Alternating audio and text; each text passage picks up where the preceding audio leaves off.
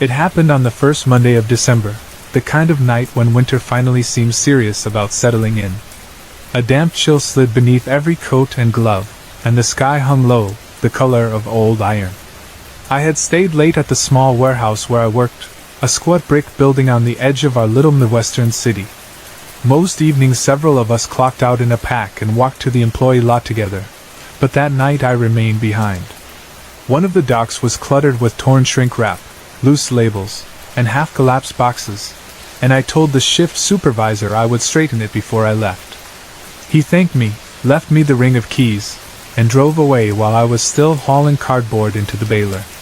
By the time I finished, every other door in the building was dark, the lot was empty except for my old sedan, and a thin frosting of ice had filmed over its windshield. The nearest street lamp flickered, buzzing like a tired moth.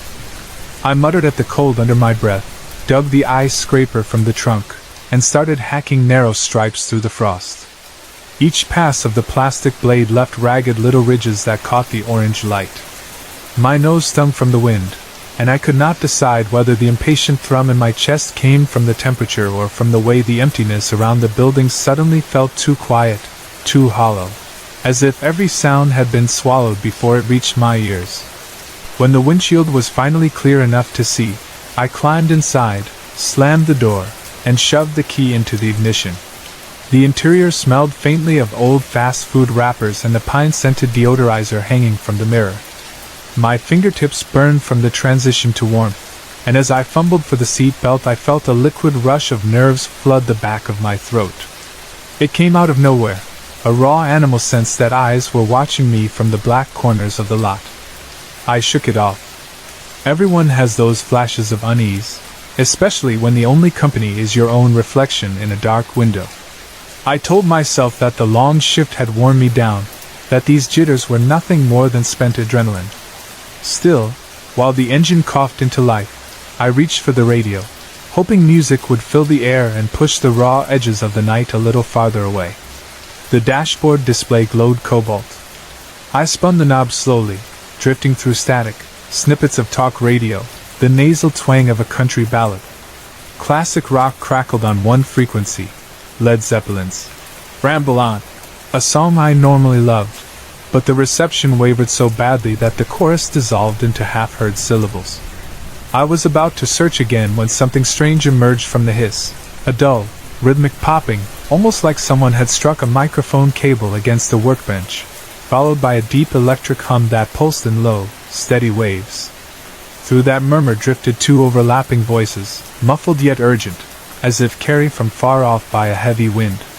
I could not make out words, only the cadence of conversation, one voice speaking, the other answering, both distorted into a metallic drone.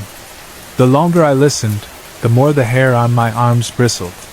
The lights in the lot dimmed, or so it seemed, as if a filter had slid over the lamp glass. That was when I noticed the green tint writing itself across the interior of my car. A pale luminous fog seeped through every window, tinting my hands, the dash, the radio, the floor mats, until everything glowed with the sickly blanch of antifreeze. My finger froze on the power button. The humming was no longer inside the radio. Even after I killed the sound, the vibration continued, flowing through the air like the bass of an enormous speaker. It shivered inside my teeth. The glow grew brighter. I swallowed. For 5 full heartbeats I stayed behind the steering wheel, too unnerved to do anything except stare at my own ghost-lit knuckles. Then instinct won. I grabbed the door handle, flung it open, and stepped out into the frigid night. The humming intensified. It poured over me in sheets, rattling through the breath that steamed from my mouth. The green light radiated outward from somewhere above, bright enough now to make the underside of the dock awning shine emerald. I tilted my head back, blinking hard against the glow. Not 50 feet above the warehouse floated a vast circular craft, smooth and silent except for that bone-deep hum. It was no clumsy disc wobbling on cables the way low-budget movies imagined. This thing was precise, the curve of a perfect compass circle, the color of wet slate where the green lamps did not bathe it. Along its rim ran alternating segments of yellow and viridian light that pulsed in measured order, first one quadrant, then the next, like a great wheel of strobing beads. No seams, no rivets, no exhaust plumes. It hovered absolutely still, indifferent to the winter wind that tugged my coat. I felt the same awe a swimmer surely feels as the keel of an ocean liner passes overhead in murky water, a private knowledge of something too large to fit inside the mind. The ship's underside covered half the sky. My thoughts slowed to syrup. For a few seconds I could neither breathe nor blink. Then the odd calm collapsed into raw fear. An animal cry burst from my throat. I lurched for the driver's door and yanked, locked. My previous slap of panic must have depressed the button. I fumbled in my pocket for keys, fingers numb, eyes darting upward at the shining wheel. The hum shifted pitch, a thin whine coiling through its center. Light flickered brighter around the edge. I jammed the key toward the cylinder but missed. The ring slipped from my trembling hand and clinked to the asphalt. I crouched, pawing the ground. Gravel bit my palm. Keys rattled, skittered under the car. Breath tore in ragged clouds. I imagined the craft opening like a colossal iris to swallow me whole. Suddenly the hum kicked up another octave to a shriek, and the disc shot aloft in a streak of green-white brilliance. It vanished beyond cloud cover in a single second, leaving only a faint afterimage on the back of my retinas and a ringing silence that seemed to mock the memory of sound. I sagged against the door. My legs quivered. Every heartbeat thumped behind my eardrums. The radio inside the car hissed to life on its own, white noise snapping and popping. Then that too fell quiet. I crouched again, retrieved my keys with frozen fingers, and unlocked the door on the second try. Inside, I jabbed the ignition, yanked the gear shift into reverse, and jerked out of the parking space so fast one tire clipped the wheel stop. The steering wheel vibrated as I corrected. I tore across the lot toward the exit, headlights painting twin cones across glazing asphalt. No way I was spending one more second beneath that yawning sky. At the first red light I forced myself to slow. The sensible voice in my head insisted that driving a sheet of black ice in a panic would only land me wrapped around a tree. I drew slow breaths, locked both doors, and steered north toward my apartment on the far side of town. The highway was sparsely traveled, one set of taillights a half-mile ahead, a lone pair of headlights creeping up in the opposing lane, nothing else. I kept the speedometer 5 miles below the limit. My hands clenched the wheels so hard my knuckles pulsed white. Cold from outside and cold from fear trickled up my sleeves, pooled under my collar. 15 minutes from home. As the road climbed a shallow ridge lined with scrub pine, the feeling returned. The unmistakable sense of being observed through glass in a zoo. The dashboard clock ticked 12:37. My headlights carved a tunnel in the dark. And then, from the passenger side window, a soft emerald luminance spilled across the interior again. My gut hollowed. I chanced to glance right. 100 yards off the shoulder, behind skeletal tree silhouettes, that ship glided above the snow-dusted field, pacing my sedan without noise. Its lights were dimmed now, throbbing gently, but the outline was unmistakable. Every hair along my arm stood stiff. If the thing meant to intercept me, no amount of throttle would outrun it, but I had nothing else to do but try. I mashed the accelerator. The engine revved, gears kicked down, tires hissed over thin frost. The craft matched my surge easily, sliding between trees as if the trunks were mere projections. It did not close the distance. It simply escorted me, studying. Twice I considered wrenching the steering wheel to reverse course, but each mental rehearsal ended with me imagining the disc pivoting to block the lane ahead, trapping me in its lambent halo. 2 miles from my neighborhood, the road snaked through low culverts and into a tunnel of oaks. Houses began to appear, porch lights glowing above Christmas wreaths, driveways chalky with salt. As I approached the first mailbox with a familiar number, the ship abruptly banked upward. One heartbeat it was there, the next only a bright spear in the upper atmosphere, then gone entirely. The sky looked ordinary, as if it had never been disturbed. I coasted into my driveway, threw the gearbox into park, and sat motionless. My front porch light illuminated the siding, calm and yellow. Frost feathered across the trunk of an old maple at the property line. Only the faint tick of the cooling engine broke the hush. Relief sagged through my shoulders, but relief is fragile. The thought that I had accidentally guided the craft directly to the place where I slept and ate and kept photographs of my family made my stomach twist.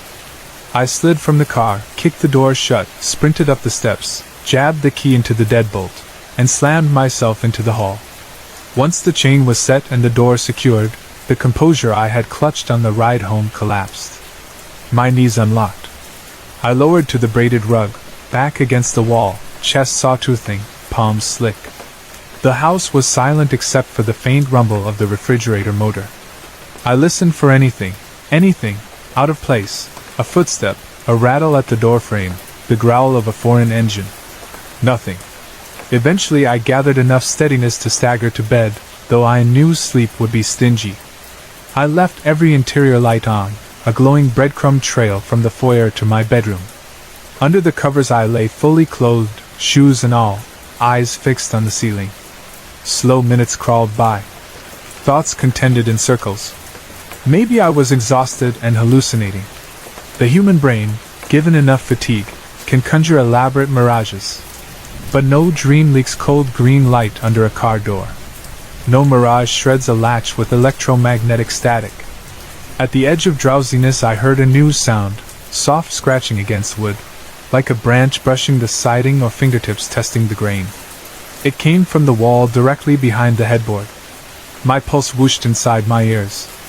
The sound repeated. I sat bolt upright. Silence. Then, from the adjacent wall with the window, the scratching resumed, thin, almost polite, as if asking admittance through the glass. I reached for the baseball bat I kept beside the nightstand, eased from the bed, and tiptoed to the window. The blinds were down, slats tilted. Through them, nothing but dark met my gaze. But as my eyes adjusted, a shape detached from the deeper black of the yard. It darted behind the trunk of the maple. My breath caught. I lifted a slat with trembling knuckles. The yard was lit only by the street lamp at the corner, weak orange glow diffused by frost. Behind the tree, something shifted, a vague silhouette no taller than a child, its limbs slender, posture stooped. A moment later a pale gray head angled around the bark. It was hairless, shaped like an inverted teardrop, broad at the crown, tapering to a narrow jaw that receded into a thin neck. Two large, liquid black eyes glistened, lidless, reflecting the oranges of the streetlight. There was no nose that I could see, only a slight ridge ending in slits. The mouth was a narrow crease that never moved. Those eyes fixed on the window. On me. Instinct rattled my bones. The creature whipped the rest of its head around the trunk, revealing shoulders, torso, arms elongated past the knee, fingers that splayed too wide. Its skin lacked any hint of fur and glimmered waxy, almost translucent. For a half-second the thing simply stared. Then, in a single fluid motion, it darted behind the tree again and vanished into darkness. A heartbeat later, a crash thudded from the driveway. My car alarm blared, horn 90 decibel urgent, headlights flashing. I jolted, sprinted from the bedroom with the bat in both hands, skidded to a halt at the front door window. On the frost-silvered hood of my car lay the overturned trash bin, lid askew, plastic clattering under the alarm strobes. Garbage lay strewn across the gravel. The creature was nowhere in sight. From the side yard came the familiar voice of my neighbor, Adam. He owned the ranch house east of mine, a cheerful man who often walked at odd hours with his terrier. His flashlight beam jumped from the sidewalk to the driveway. "You all right, Nick?" he called across the hedgerow. "Saw somebody messing around, think my dog scared them off. Must have tipped your can." I cracked the door and yelled back thanks, heart punching my ribs. Adam and I spoke for a moment through the frosty air. He said he had phoned the police.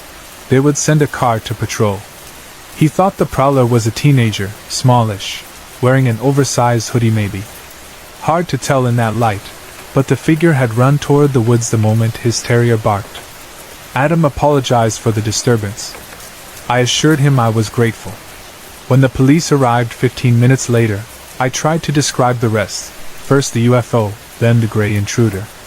My voice quavered.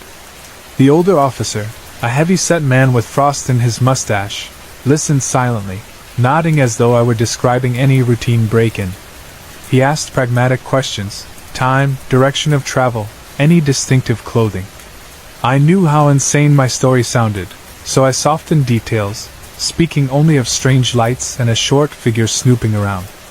He replied that I was not the first resident to mention odd lights over the highway. Probably drones, he said, though without conviction. They checked the yard, took notes, said they'd file a report. Their patience was comforting, but the moment they drove away a gulf of fear reopened. In the weeks since, nothing more has happened. No luminous disk has reappeared above the warehouse or the neighborhood. No gray form has tapped a warning at my bedroom window. Winter marched on, parking lots thawed, Christmas lights came down. Yet December's footprint remains pressed into me. Some nights, lying in the hush between heartbeat and breath, I recall the hum vibrating through my marrow. I recall the alien gaze, ancient and appraising. I know, with absolute certainty, that I did not hallucinate. The icy print of dread is too real. I finish work earlier now. I park under the brightest lamp. I keep the radio off when static creeps in. Sometimes, in the hour just after midnight, I walk to the back deck and stare at the stars, half hoping to glimpse that emerald wheel again, half praying it never returns. In those moments I understand how fragile we are, how we circle beneath galaxies like mice under barn rafters, watched by eyes we cannot fathom. Whether that craft was reconnaissance or accident, whether the gray visitor meant harm or only curiosity, I cannot answer. What I know is simple: we are not alone, and the distance between observer and observed can collapse without warning. First a hum in the radio, then a glow on the glass, then a hand, long-fingered and silent, tracing the edge of a tree in your own front yard. If you ever find yourself in an empty lot at midnight, ice clinging to your windshield, and the air thickens with a light that has no source, listen. If a voice rises in static, if unseen machinery vibrates in your teeth, if a shadow flickers in your peripheral vision, heed what fear is shouting. Get inside, lock every door, draw every curtain. And should you glimpse a pale face as old as stone peering from the darkness, know this: you have been noticed. When I think back to the winter night that changed the way I look at shadows, I picture my 14-year-old self trudging along cracked sidewalks beneath bare street lamps, a bulging trash bag of dirty laundry slung across one shoulder, and a cheap paring knife sweating in my coat pocket. Lake Station, Indiana, is not a place travelers mark on maps for scenery or romance. It is a scatter of aging rentals and apartments strung between abandoned factories, chain-link yards, and patches of half-frozen marsh. I lived there with the woman who gave birth to me. Calling her mom never felt quite right, and with my younger brother and sister. After my father died of a heart attack when I was 9, she filled the emptiness with a revolving door of boyfriends who were cruel when they were sober and worse when they were drunk.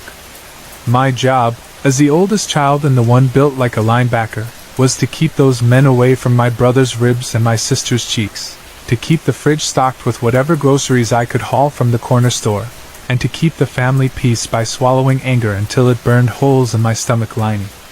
Panic attacks became ordinary. Tight chest, spinning head, pins and needles buzzing in my arms, so ordinary I treated them the way other kids treated hiccups.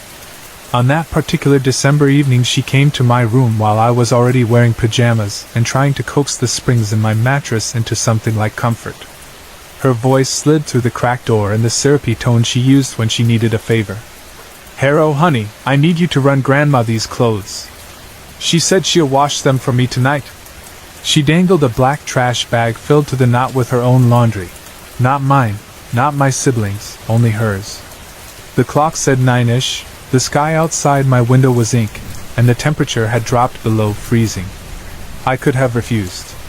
Many people later told me I should have refused, that a mother has no business sending her child through dangerous streets after dark. But refusal meant a night of slammed cabinets, maybe broken dishes, definitely tears from my siblings who could not understand why their big brother had caused another storm. I kept my mouth shut, pushed aside blankets, pulled on jeans and an oversized hoodie that smelled of sweat and floor cleaner, and accepted the bag. Before I stepped into boots, I slipped that little paring knife into my pocket. Something in the pit of my stomach insisted I would need it. Grandma's house sat 9, maybe 11 blocks east, depending which route you counted. The quickest way followed 2 half-flooded alleys and a weedy strip behind an abandoned gas station. Back there, sodium lights flickered, half of them dead, the other half strobing on rusted shopping carts. The longer route wound along residential streets where porch lights still shone and neighbors sometimes looked out windows. Normally I chose the safer path, but that night's spite steered me elsewhere. I was sick of doing favors at her bark, sick of feeling like a mule. If she wanted clean laundry, she could wait a little longer. So I hoisted the bag and turned into the dim alleys.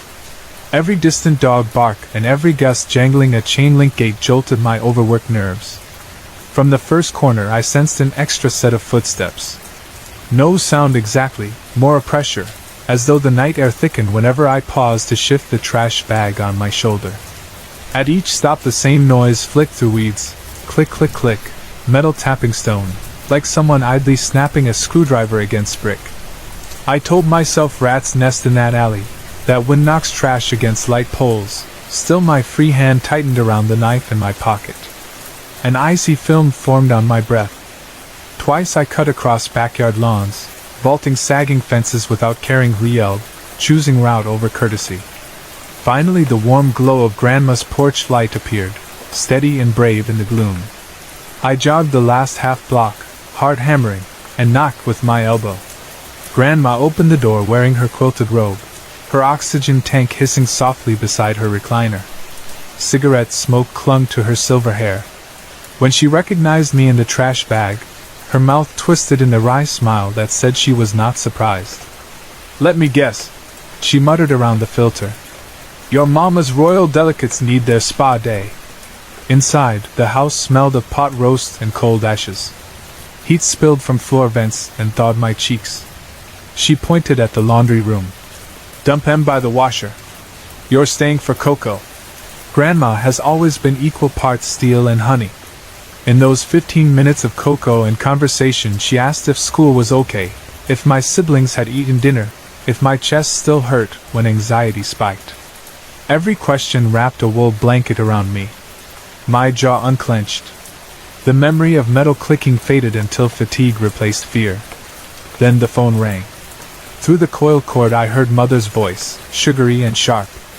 "Is he still there? He needs to get home right now. I need him to watch the kids." Grandma covered the receiver and hissed, "You can sleep on the couch tonight, you know." I shook my head. An argument between those two could light the entire block on fire, and Grandma's heart medications were already giving her trouble. Better to take the tension outside. I hugged her, told her I was fine, and promised to visit in the morning. She pressed a folded 10 into my palm. "For bus fare, in case." Even though we both knew there was no bus at this hour. Back outside I inhaled the night like cold water. This time I chose the longer, safer streets. Houses crouched under Christmas lights, each a tiny fortress of color. Yet the dread clung to my shoulders.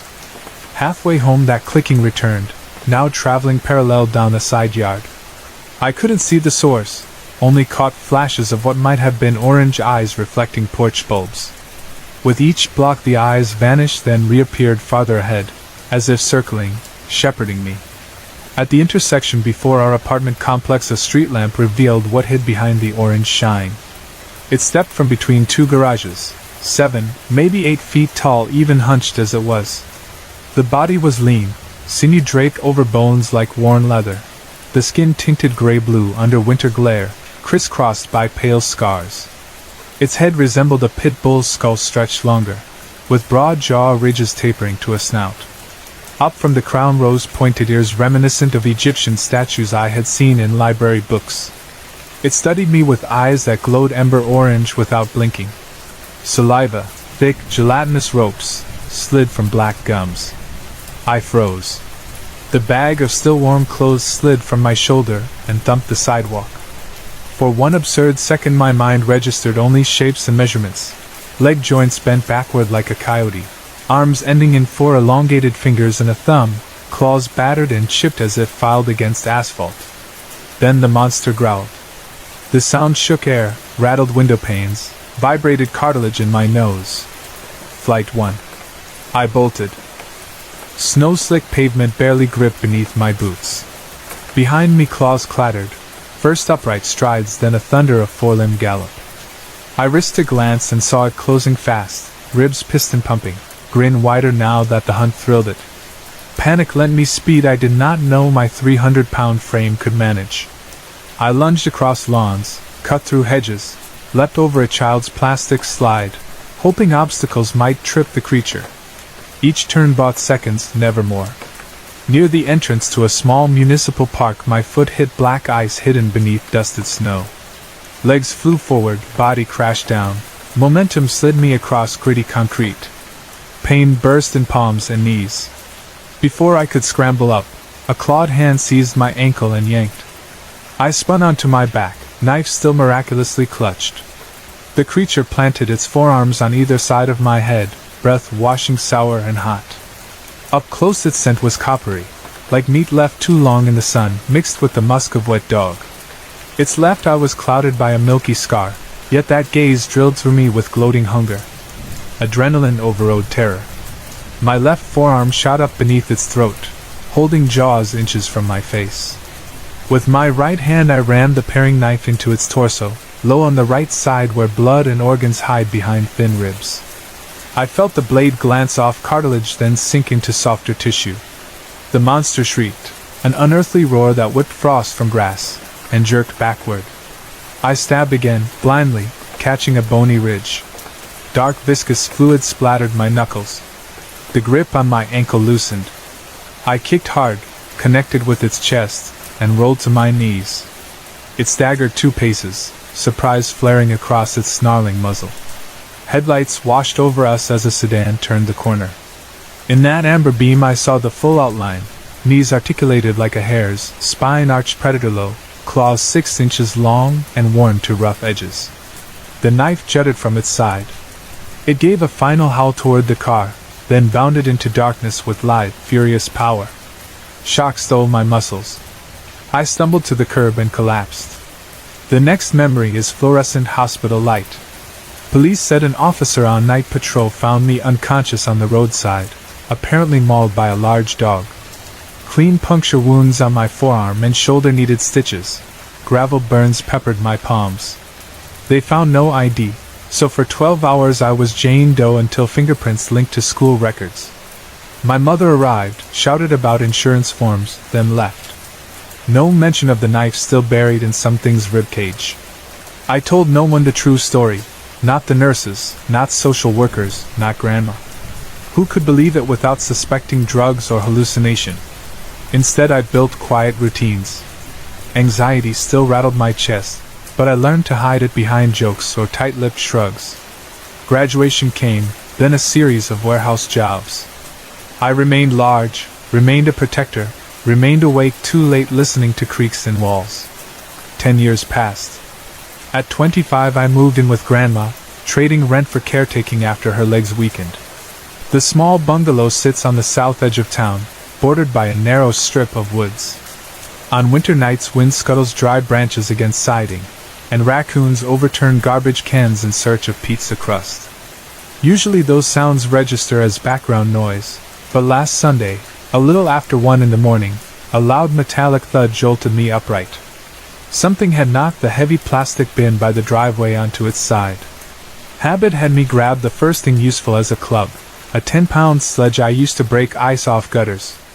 I flicked on the porch light, cracked the door, and peered out. Moonlight painted the yard silver blue. Milk carton snow patches collected along fence posts. Near the overturned bin crouched a shape lifting handfuls of dry cat food from a bowl I kept for a stray tom. For half a second I assumed it was a possum, until it unfolded. Same height. Same gray-blue flesh. The scars had whitish seams around my old knife's entry point, if my memory could be trusted in that adrenaline flash. Those ember eyes found me, and recognition flared, my recognition of it, and something in that bestial stare that recognized me. The creature vaulted the chain-link fence in a single spring. and disappeared into trees beyond the property. I slammed the door, heart slamming back. As before, I called the non-emergency police line, reported a prowler. My neighbor Adam later told officers he had been walking his terrier when the dog growled at a kid skulking near my driveway. The intruder fled when Adam yelled. Police took notes, found only small footprints in old snow. They assured me vagrants sometimes wander through, nothing more. But Adam's kid matched the creature's silhouette, under 5 feet when hunched, quick, silent, leaving barely a trace. Now I sit awake each night while Grandma sleeps in her recliner, listening to wind rattle the storm windows, thinking about orange eyes beyond the tree line. I wonder whether the creature I stabbed carried a grudge for a decade, or if I wounded a member of a larger pack, and now another scout tests the border of my life. I oiled the sledgehammer handle, sharpened a longer hunting knife, researched reinforced door frames. During daylight I checked fence lines for claw marks, snares, plot escape routes. I wished for answers. Was that thing ever truly gone, or has it watched from shadows the whole time, waiting until I lived somewhere remote enough to corner again? Does it remember the pain I caused, the humiliation of prey fighting back? Might it view Grandma as easier prey, bait to draw me out? Such questions coil like smoke, offering no conclusions. What I know is this: the Midwest is full of small forgotten places where woods press against homes, where street lamps flicker and die, where dogs snarl at nothing we can see. People assume the food chain ends with human beings because we wrapped ourselves in drywall and electricity. But underneath that comfort something older walks, clever enough to learn patterns, strong enough to tear chain fences, patient enough to wait 10 winters. If you live near a tree line and hear rhythmic clicking like metal on brick, if glowing eyes appear just beyond porch light, hold a blade close and never assume you are alone. Because once a hunter has tasted your scent, and felt the sting of your knife, it may come back for the dead. And next time the headlights may not arrive in time to interrupt the final lunge.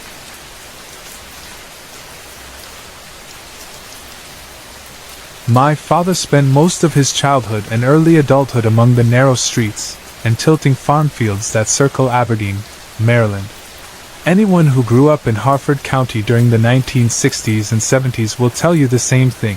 Life was work, and then life was whatever you found to quiet the noise that working left in your head. For Dad, the best medicine after 10 or 12 hours at the old Mason shoe factory was fresh air, the gentle cough of a river current, and the hope of a tug on a fishing line. From the time he was old enough to pedal a bicycle, he followed the tributaries that laced the land around the Bush River, chasing smallmouth bass in the warm months and yellow perch or fat pumpkin seeds in the shoulder seasons. By 1977 he had turned 26, broad-shouldered from lifting crates of leather uppers and rubber soles, tired in a way only factory lights can make a man tired, but still stubborn enough to carry a rod, a tackle tin, and a folded camp chair out to the river every chance he got. That summer had been brutal.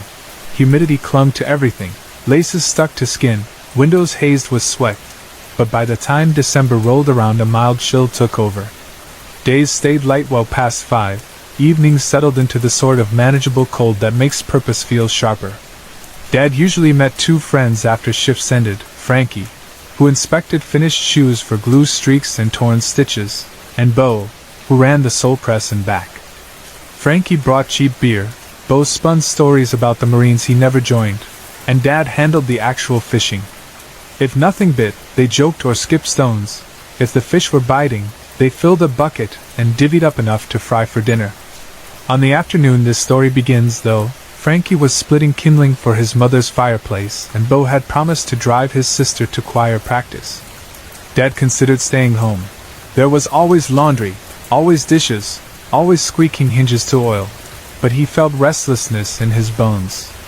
He pulled on jeans that smelled faintly of factory floor, shrugged into a flannel, slung his tackle box over one shoulder, tucked a single can of Milwaukee's Best into a pocket of his coat for later, and climbed into his second-hand Ford pickup. 20 minutes of two-lane road brought him to an overgrown way station at the riverbank, a place where an old power company once kept pylons stacked but now only rabbits and dandelions called home. He parked among weeds high enough to brush the door handles, killed the engine, and listened. The world greeted him with nothing but the crackle of brittle stems under wind. No shouts from coworkers, no hiss of machinery, no steady grind of conveyor belts. That silence, he used to say, was the surest sign God might still be paying attention to Harford County. He carried rod and chair downhill, settled on a small patch of sand beside water the color of smoked glass, and flipped his wrist until the lure settled neatly on ripples just beyond a stand of pickerelweed. Then he waited. For the first hour every cast came back unannounced, the lines slack, hooks clean. He sipped his beer, watched condensation gather, and tried to convince himself idleness was as holy as work. When the sun eased lower, streaking the river with bronze, he decided the fish had made other plans for the day. Some afternoons that knowledge irritated him. On this one, he merely shrugged.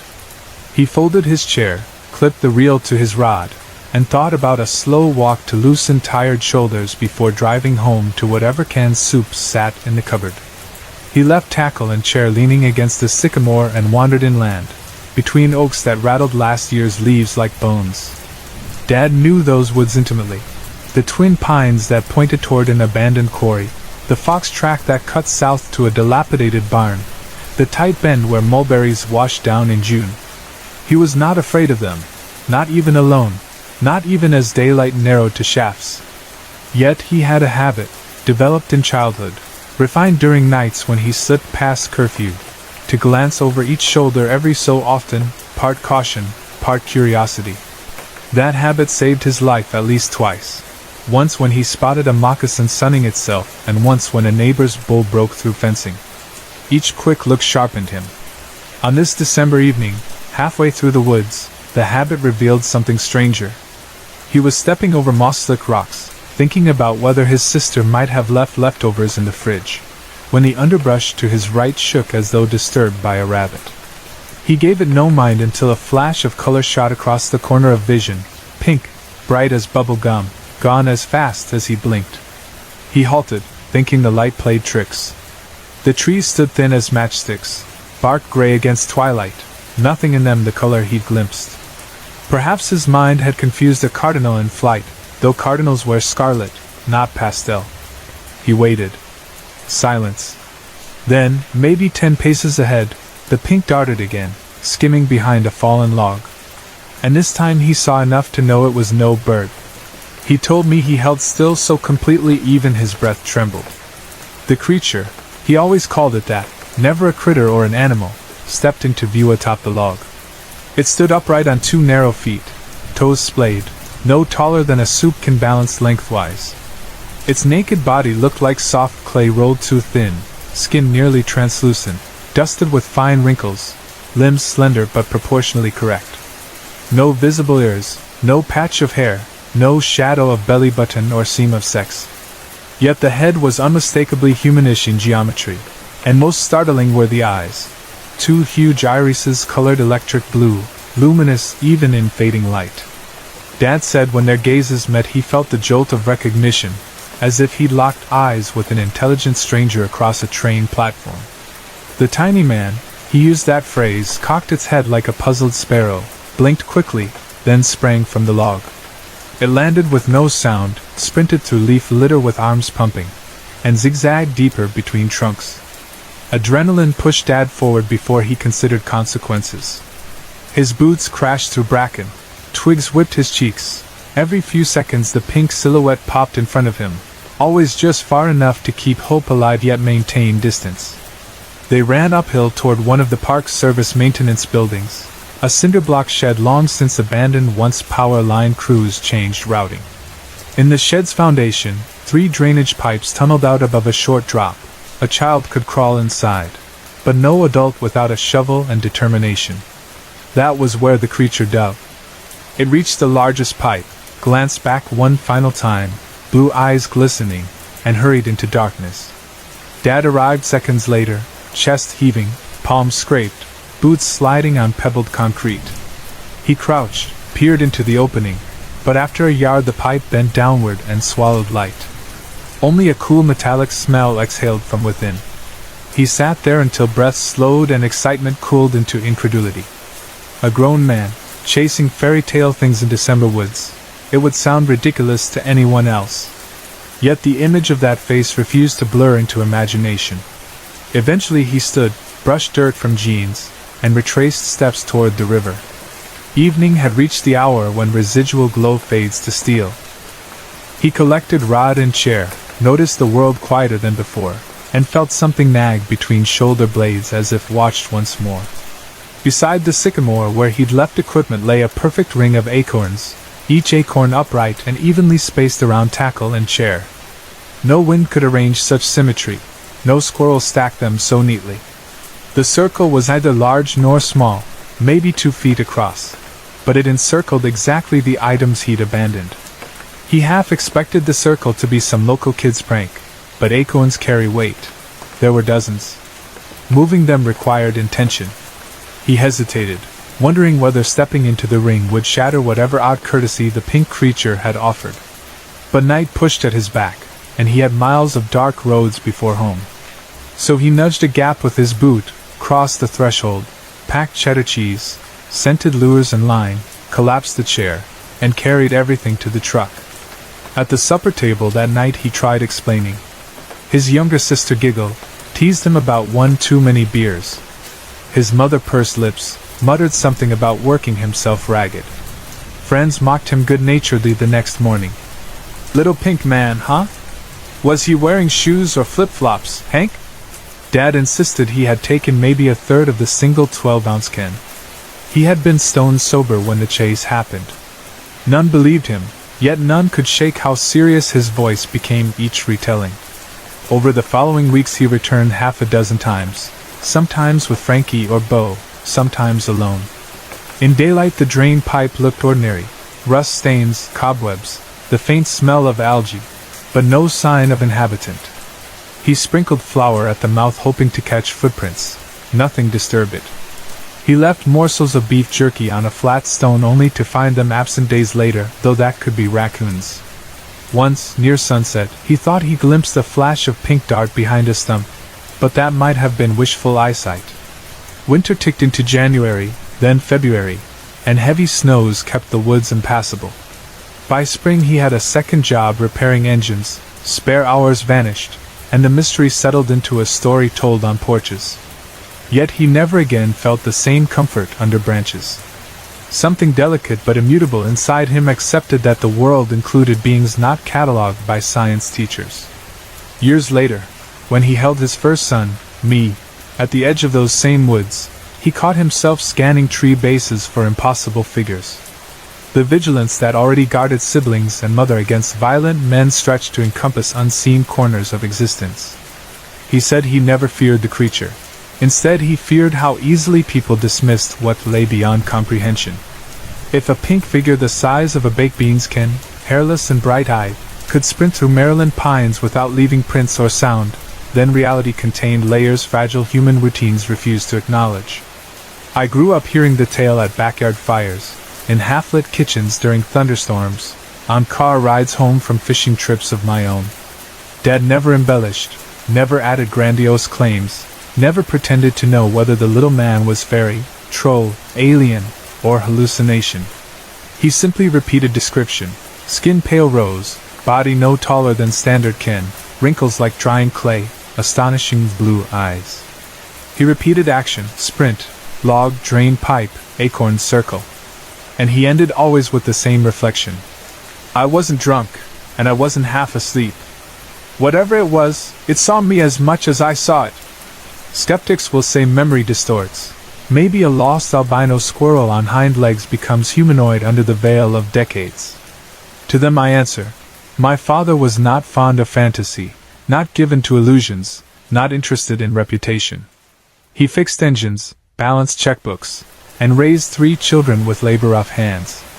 Telling the story never earned him applause, it earned rolled eyes. Yet he told it because withholding it felt dishonest. He wanted us to know wonder exists even when that wonder rattles comfortable categories.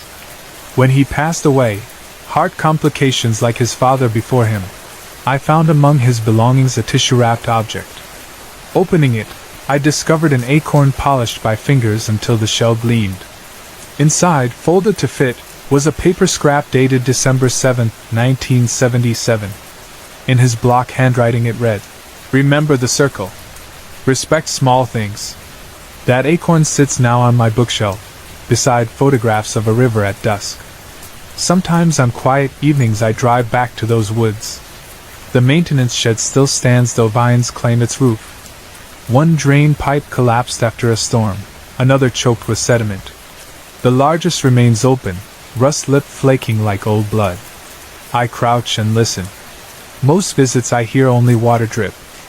Once I fancied a faint tapping, as if a pebble skipped deeper inside. I leave small gifts, salted cashews, polished marble, a circle of bottle-capped coins, then back away. Whether the creature or its kin still dwells there, I cannot know. But on the off chance something does, I prefer to greet it kindly. Belief is a brittle lattice. Too many impossible truths placed upon it, and the whole structure can splinter. Yet disbelief is equally fragile when faced with testimony faithful and unchanging across decades. My father's voice lives in that middle ground, where the improbable coexists with the ordinary. Maybe somewhere in the damp tunnels under Aberdeen a being with electric blue eyes still watches the world above, wary of large men who carry rods and cheap beer. Maybe acorns and circles are messages, maybe warnings, maybe invitations. I carry the story not because I need answers but because the telling reminds me to keep my own gaze open, to double-check assumptions, to wonder at edges. If you ever find yourself near Harford County, rod in hand, evening settling cool across the Bush River, consider wandering past well-kept shores into older stands of pine. Be quiet, be respectful, and if something pink darts by, do not assume your imagination misfired. Follow if courage nudges, but follow gently. And should you stumble upon a perfect ring of acorns guarding whatever you laid on the ground, tackle box, thermos, borrowed novel, pause before disturbing it. My father would tell you such circles are not accidents. They are evidence that some pieces of the world remain wonderfully, stubbornly out of reach.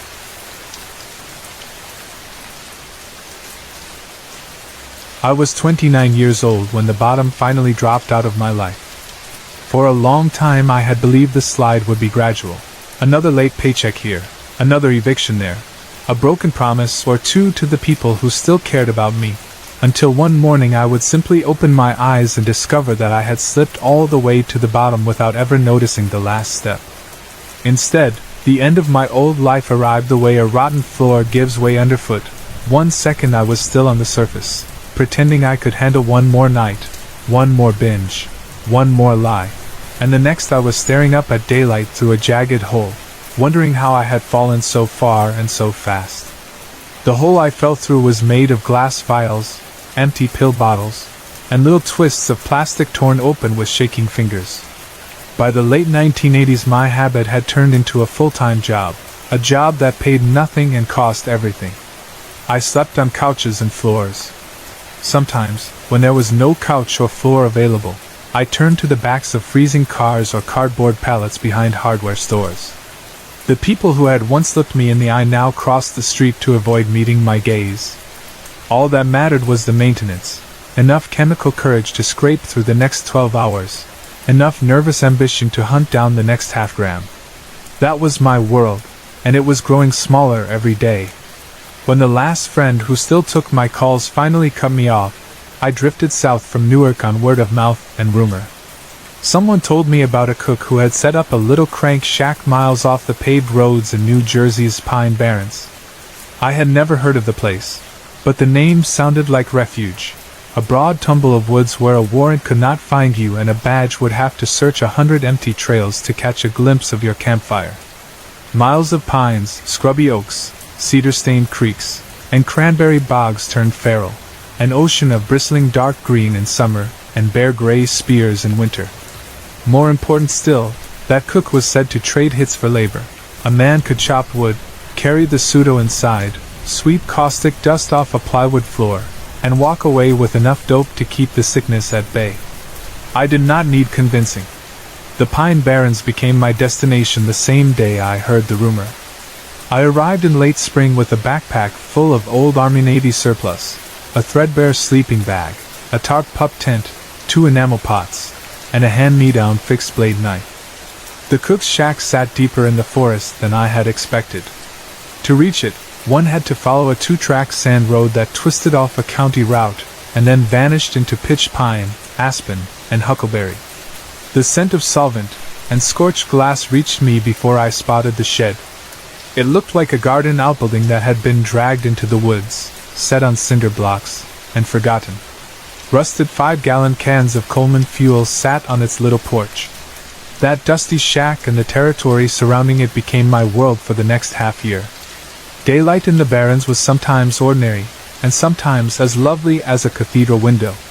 When the sun was high and the sky cloudless, a gold light sieved through the pine needles and fell in countless narrow beams. Every trunk threw a long, crisp shadow. The straight sand trails looked like chalk lines drawn between ancient green walls. Even through the veil of constant chemical need, I could feel the hush in those moments, an almost holy pause that belonged to no church I'd ever visited. But that hush had another side too, one that pressed cold fingers against the back of your neck when dusk drained the color from the trees. We all lived by the same rule: when the light went, you stayed put. No one said it straight out. Nobody wanted to sound superstitious. But every old-timer who had wintered in the barrens ended his instructions the same way. Collect firewood before twilight. Carry water back to camp by last pink sky. Roll your tarp snug. Zip your tent. If you have to move at night, you had better have a real reason, because folks who walked after dark sometimes did not walk back. I thought it was nonsense, folklore soaking into desperate minds, until the second month, when I began to hear the stories. They arrived one at a time, traded by carriers perched on stale tree stumps beside low fires. A boy from Bass River Township had seen winged shapes gliding above the wire grass on a full moon night. 2 squatters who shared a burned-out greenhouse swore a goat-hooved shadow had stared down at them through an empty pane.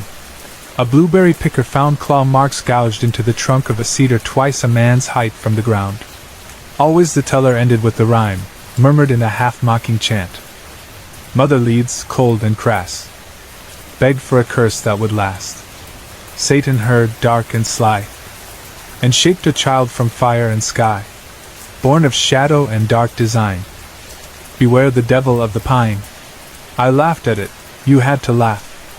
To accept such a thing would mean admitting there were terrors worse than withdrawal, and to me withdrawal was bad enough.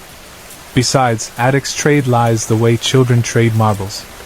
Each tale is a little round stone meant to distract from the empty holes in their pocket. So I pretended those warnings were just an eccentricity of the region. Slowly September leaned toward October, and the barrens changed clothes.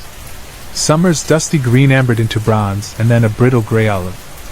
Frost traced the saw-edged gallberries. Sunlight turned brief, a weak lantern glimpse between black bars of branches. That was when the dealer who ran the crank shed vanished. One morning I returned from a 2-day scavenge to find the door hanging open, the lithium-stained coffee filters littered across the sandy yard, the beakers missing, and no sign of the cook who once joked he would die in that shack. No goodbye, no stash left behind, only the smell of burnt pseudo still clinging to the plywood walls. Word spread fast, law had swept through.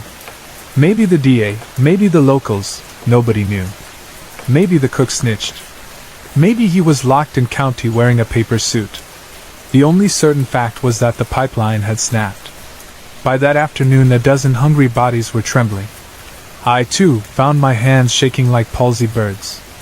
The first 24 hours are always the worst for me. The ache behind the eyes, the crawling skin, the sudden waves of sweat that cool into cold grief. By the second day my joints felt stuffed with sand and my thoughts looped in paranoid spirals. I pictured badge-carrying men in flak vests wading through the brush, flashlights slicing the dark, dogs sniffing the ground. Each time a pine cone fell I flinched. Terror has a smell, and that smell clung to me as thick as wood smoke. Night too found me squatting beside an underfed fire, unable to sleep, certain that headlights were sweeping the invisible ridge a mile away. Somewhere past midnight I rose, disassembled my pup tent, and loaded every ragged possession into my pack. My logic made perfect sense at the time. The farther I walked, the farther the search dogs would have to travel before they tasted my odor. I marched until I could not feel my toes. By dawn I had gone deeper than ever before, stomping into a stretch of stunted pines so dense the branches knitted overhead. There I cleared a patch of sandy soil, struck a little blaze of needles and dead twigs, and tried to rest. Sleep would not visit. Each minute the flames dwindled a little and my heartbeat thumped a little louder in the hollow behind my ears. I scolded myself. You haven't used in 2 days, your head is fried, that's all. But the forest seemed to have other opinions. A pop rattled in the canopy, wood on wood, a branch breaking, or perhaps 2 pieces slapped together. Pop, then quiet. 5 minutes later another pop, closer. Stop it, I told myself. Owls hopping, raccoons dropping half-rotten pine cones. Nothing stranger than that. Still, each new report struck nerves like hammer blows. When a heavy thump jarred the ground, I could no longer pretend. Something big had fallen or climbed or leapt. Silence pooled. I felt the hush press so tightly around me I could hear my own blood whistling. No soft night breeze, no cricket chirp. Even the small hiss of resin in the firewood faded. I heard my breath ragged in my nostrils. Then the silence outlasted courage. I slipped a flashlight from my pack, placed my palm over its lens, and moved in short, blind slips through undergrowth toward where I thought the noise had come. Each time I parted my fingers the dim beam revealed snarls of branches, a few yards of churned soil, nothing more. 20 paces from my fire I found the chop zone, limbs as thick as baseball bats scattered like jackstraws, ends sheared fresh. Some force had landed among the crowns and driven limbs earthward. My jittery brain insisted on an image of a bear climbing, breaking loose. But black bears did not leap tree to tree, and certainly not at that weight. Suddenly a sharp sniffing, almost like a horse's exhale, reached my ears. Instinct slammed me to one knee. I steadied the light, thumb poised to blaze full power. Slow as frost forming, I unhooked the beam. No shape there. Only more broken limbs. Pivoting, I swept an arc. The third arc painted a tall figure, white, broad, half hidden behind a pitch pine. At first my eyes made it a man in a long coat. But no man that big wore a coat that white. I snapped the light dark and smothered my breathing. The animal shifted, snorted, cracked brush underfoot. Something about the rhythm tickled memory. Stabled horses on my uncle's farm pawing dusk earth. There was no barn here. I risked full light. The creature stood revealed, an enormous horse, perhaps all of 17 hands, its coat ghost-bleached under the flashlight. It faced away, side-quarter to me, tail tangled in grapevine. Relief gusted through me, thinning the adrenaline scum. A runaway farm horse, lost in the endless woods. My chuckle fogged the beam. A farm horse explains nothing, I thought, but it's less dangerous than a bear. Still, why here, why now? I took a tentative half-step, meaning to verify the sight. The horse turned its head. Eyes glowed red as embers. Not reflected red, self-lit, like coals stirred. The sight froze my marrow. I stared into those coals, saw no pupils, no gentle confusion, only a burning awareness fixed on me. The creature threw its weight back, reared, shrieked a nightmare trumpet, and came down in a spray of soil. Then it charged. Branches whipped. Earth shook. I dove sideways. Heat of breath blasted my ear. It thundered past my left shoulder, tail snapping like braided rope. I rolled, regained my knees, flashlight tumbling. I expected crackling in the distance, a second charge, but the forest went suddenly silent again. The white form had vanished. Leaves barely quivered. My beam probed emptiness. In that vacuum 2 possibilities circled, hallucination or haunting. Either my neurons, starved for stimulant, had staged an opera, or something older than the pines had broken from legend into flesh. Ask a desperate man which explanation comforts him. I chose the hallucination. But hallucination or not, the encounter sealed one decision. I packed my camp at sunrise, ignoring the gnaw of hunger, ignoring the bone-deep fatigue that ached like notched ice inside muscles. I aimed my feet west, toward the nearest county highway, intending to surrender the wilderness and face whichever law awaited. Even prison walls seemed friendlier than those thousand watching trunks. Withdrawal carried its own crows. Each mile I walked, prickles lifted on my scalp. Eyes seemed to peer from every slash of shadow. Once I heard a child's laughter far off among the pines. Impossible, absurd. I kept walking. Sunlean newward, then down slope. The red needles underfoot drank sound so thoroughly I began humming just to prove my ears still heard. Late afternoon dimmed toward evening. That was when high branches whispered in calm air. A soft whooshing, as if cloth flapped high above, yet no wind reached my cheeks. The treetops directly over me swayed, while the neighboring crowns remained still. I tilted the dead flashlight upward, saw nothing. A pinecone dropped, bounced off my pack. Then branches shattered overhead. Something massive traveled through the canopy, cracking limbs as though mere matchsticks. I staggered, then ran, knees aching, each jarring footfall sobbing through cartilage. Whatever followed, it kept pace above. With splintered boughs collapsed behind me. A final crash thundered ahead, unseen but close. I skidded to a halt, heart thrashing. Silence fell anew. Blood thrummed in my eardrums. I lifted the inert flashlight, a useless talisman. My mouth tasted copper. Slowly my pulse eased. Carefully I stepped forward. 10 yards on lay a clearing ringed by black-jawed pitch pines. No branches on the ground. No white horse. No broken treetops visible in dusk gloom. Only hush and the faint smell of something, like wet iron. I stood until my lungs quieted. Nothing moved. Nothing cried out. Again I told myself, chemicals in the brain, you've heard the stories, now the brain scripts its own. Withdrawal paranoia. Yet beneath that rational whisper a colder intuition murmured, something has marked you. I limped on. Darkness rose. At last scattered township lights glimmered beyond the pines.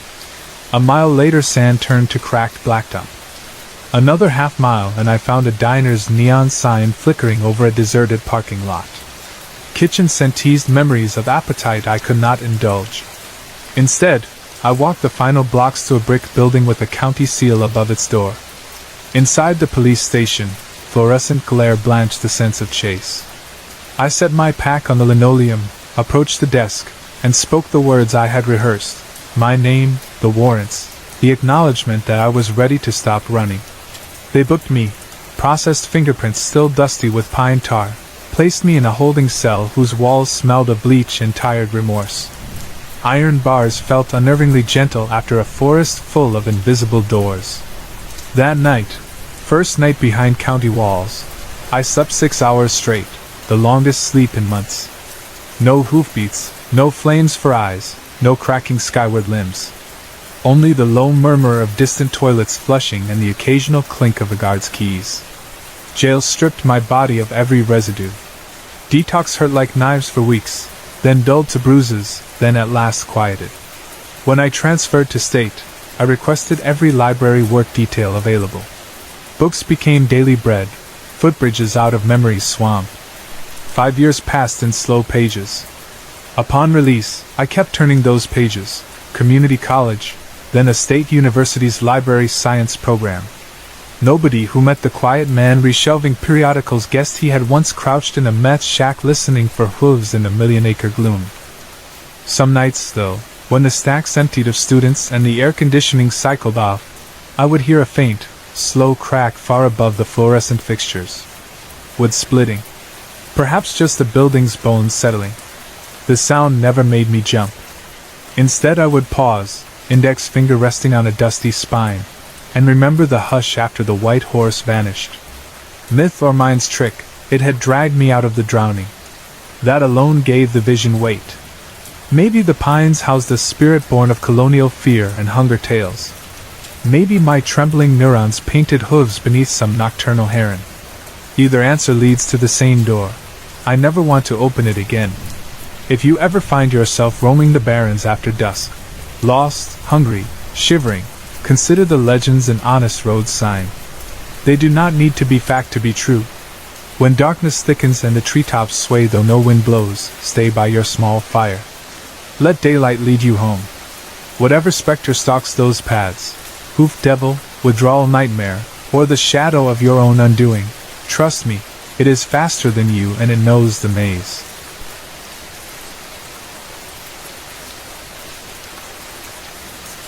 I was born and raised in the north of England, in a county that presses its shoulder against the Pennines and looks southeast toward the Peak District.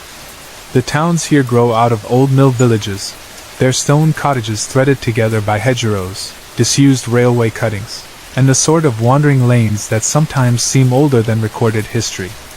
If you drive 10 minutes in almost any direction, you can climb into true moorland, bracken, heather, sheep, stone walls snaking over stark hills, then descend into valleys where small rivers twist beneath dripping alders and the ruins of water wheels.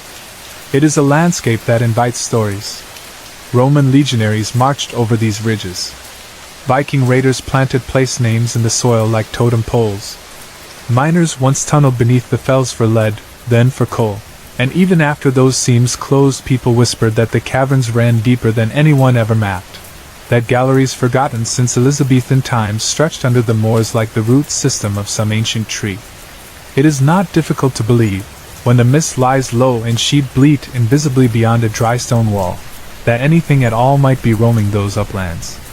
Because my friends and I grew up in that culture, none of us considered ourselves gullible or superstitious in the usual sense. We tracked the weather app for good hiking days, swapped YouTube clips about astrophotography, and argued over whether satellite trails spoiled a photograph more than light pollution from Manchester. Yet at the same time we all accepted, half-consciously, that our hills had personalities. You do not tramp the West Riding without feeling watched now and then. You do not cross Kinder Scout after dark without a certain prickling at the neck. Most of the time those impressions fade as soon as you reach a pub's doorway and the smell of chips wraps around you like a blanket. Yet every so often something happens that seems to confirm the uncanny. My own set of somethings began, as far as I can date them, on a warm Saturday night in mid-June 2021. The day had been bright and still, one of those rare English summer days when clouds look like white brush strokes and the sun sets slow enough that it feels indulgent. At 11:30 the sky clung to a last bruised blue along the northwest horizon. I had been at my friend Tom's flat in a converted mill outside Holmfirth. Around midnight we kicked out the embers of the barbecue, wiped ketchup off our fingers, and decided a short walk would help the beer wear thin before we turned in. Tom's collie Mix, Pippin, trotted behind us on a long lead. The three of us followed a footpath that wound uphill toward a disused quarry, past the Victorian reservoir, and then joined an unlit single-track road that served maybe 2 farms farther up. No traffic. No lamppost except one sodium orange lantern at a junction 100 meters ahead. I noticed the change in Pippin first. One moment the dog was snuffling hedge bottoms, the next he froze with one paw lifted, ears pricked forward at some dark patch above the trees. I glanced up automatically. The moon, fat and nearly full, hovered above the ridge like a bulb behind thin paper. Its light silvered the rowan leaves on the verge, but the sky beyond the moon was black, pure black, with only a few bright spear points of stars. Against that blackness something moved, a shape so mad it drank whatever scant light brushed it. The silhouette cut across the moon's lower edge, erasing its gleam for less than a second, and in that second I saw outlines sharp enough to burn themselves on my retina. Imagine the wing of a fruit bat scaled up until the span fills half a motorway lane. Membranous, slightly scalloped at the trailing edge, ribs stretching from a forelimb joint to delicate claw tips. Now imagine 2 wings together, attached to a body no thicker than a transit van but longer, leaner, serpentine even, tapering into a tail with a suggestion of a spade-shaped fin at the tip. The head, what I managed to glimpse, was narrow, thrust forward like a fox's snout, yet its brow ridges made me think of a reptile more than a mammal. No crest, no frill, no horns that I could discern, just that elongated skull tilting side to side as though the creature scanned the ground below. It never beat its wings more than once. One lazy downstroke seemed to carry it upwards, then it tucked and soared on invisible lift. I swear I heard nothing, no leather flap, no hiss of air. And the oddest detail lodged in my brain even while adrenaline soaked my stomach, the street lamp's halo never touched it. Everything under a sodium light usually shows tinges of amber, but that shape remained a hole in the sky. Light parted around it like water around a rock. 2 seconds, perhaps 3. Then the thing glided behind a knob of hillside and Pippin barked as if a gun had gone off. Tom shouted, "Did you see that?" I croaked back something like, "Saw, what exactly did we see?" We stood there until the cold dew found its way through our trainers. Eventually we walked home fast, heads swiveling. The pub laughter from down in the valley sounded impossibly far away. Next morning, sober and sheepish, we tried to rationalize it. Perhaps a flock of geese overlapped to form a single outline. Perhaps a paraglider. Perhaps an unusually large heron carrying a branch in its beak. Each explanation frayed as soon as we voiced it. Tom admitted he had not seen any feathered edge nor legs dangling. The image refused to clarify. The more we stared at our recollections, the less plausible they became. In the end, we agreed to file it under strange and not mention it to anyone but a couple of close mates. For months nothing further happened. Life returned to everyday rhythms, office commutes, weekend rambles, occasional stargazing trips up Snake Pass where the Milky Way sometimes hazes faintly across the south. Then last autumn, late September 2023, it happened again. Only this time I had a witness other than Tom. Ellie, another friend from university days, visited for a weekend of hill walking. Saturday evening we drove to a viewpoint above Lady Bower Reservoir to photograph moonrise. The day had been drizzly. By dusk torn clouds raced overhead, revealing patches of navy sky. Ellie set up her tripod, dialed in a 15-second exposure, and clicked the shutter. When the camera finished its cycle, she looked at the preview screen and frowned. "Odd smudge," she muttered. She zoomed the frame until a dark slash filled the LCD, a blurred triangle bisecting a star cluster. "Could be a fast-moving bird," she said, but the angle felt wrong. The blur lay across the star field at a steep diagonal, as though the object had streaked along the upper troposphere rather than across foreground. She retook the shot. This time we watched the sky with naked eyes during the exposure. 10 seconds in, Ellie whispered, "There!" I pivoted. High above the reservoir, where shredded vapor reflected moonlight like torn silk, I saw a colossal wingtip emerge between clouds. Just the tip, curved slightly at its apex, falling away into struts like the finger bones of a bat. Judging scale was impossible, yet that single wing section looked wider than a commuter jet's tailplane. It lingered only long enough to snap my breath, then the clouds swallowed it. The second exposure finished. Another smear marked the frame. We drove home in near silence. On my kitchen table we spread OS maps, tracing ridges that linked our two sightings, Kinder Plateau, Bleak Low, Black Hill, then northward into the South Pennine chain, eventually bending west into Lancashire. Caves honeycomb those moors, some natural limestone systems, others abandoned mine shafts sealed by iron gates. Even more riddle Snowdonia across the Welsh border. After midnight we found ourselves Googling UK dragon sightings, as though teenagers again. Folklore sites popped up with tales of WYRMS and Linorms. One blog collected modern anecdotal reports, hikers glimpsing winged silhouettes near Stanage Edge, shepherds hearing massive air displacement overhead on moonless nights, climbers finding scorched moss near a cave mouth in Crewe Midwell. None offered evidence beyond shaky phone photos and wide-eyed testimony, yet every account described the same bat-like wings, the same charcoal hide glinting like wet slate. I tried to dismiss it. Ellie insisted we at least consider the absurd seriously, creatures unknown to science, surviving in remote pockets, emerging only under cover of darkness. She pointed at the distances involved. A flight path from Snowdonia to the high peak is barely 100 miles. A golden eagle could manage that in a couple of hours. Scale the wingspan up and the time shrinks further. If, she added, they exist. She emphasized the if, but her eyes kept sliding back to the camera's LCD where that dark blur looked too solid to be photographic artifact. That night I lay awake, listening to wind racket tiles, and pictured an immense form drifting between drafts like a sailfish riding currents. What, I wondered, would such an animal eat? Deer? Sheep carcasses? Could it thermoregulate enough to endure British winters? Maybe it spent cold months deep in cave systems warmed by geothermal seep. My speculations felt half ridiculous and half inevitable. Myth, I realized, often flowers where ecology provides hidden niches. Days later, back at work, snippets of regional news fed my unease. A farmer near Hope Valley reported 6 ewes missing in one night, no trace except torn fencing 15 feet high.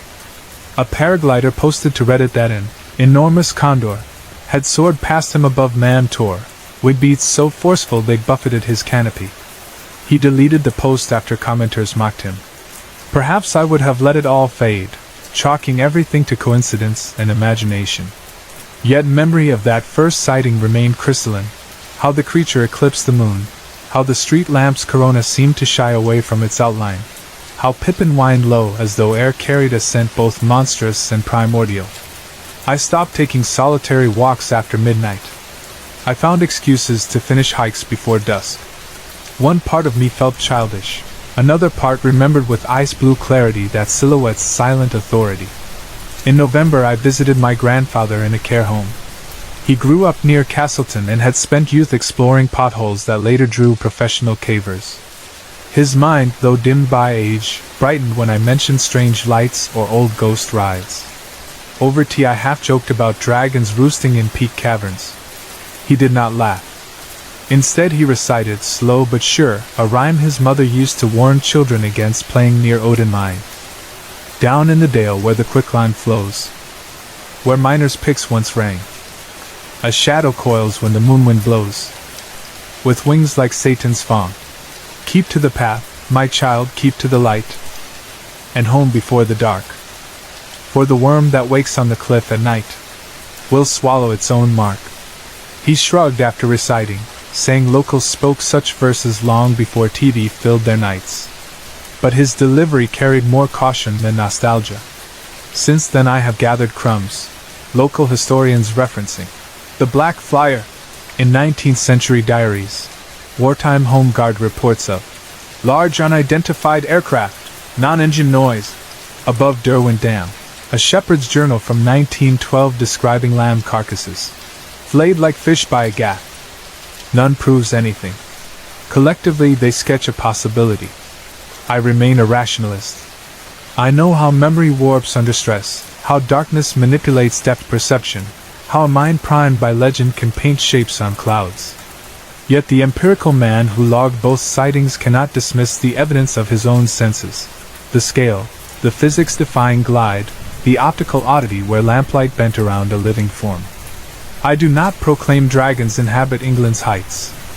I say only that on 2 distinct nights I observed massive aerial animals unlike any species known to UK fauna, and that their behavior matched descriptions our ancestors codified into myth. Tom still walks the dog after dark, but he carries a high lumens torch now. Ellie prints her photograph large and shows it at lectures about night photography as an example of environmental motion blur. She never states what she thinks caused the blur. I keep my silence publicly. Privately I scan the twilight horizon whenever I cross the Pennine watershed. If you find yourself hiking Bleak Low under a hunter's moon, and you feel the wind still without warning, and you notice the sheep go sudden hush, look up. Perhaps you will see nothing except cloud tatters sliding past the stars.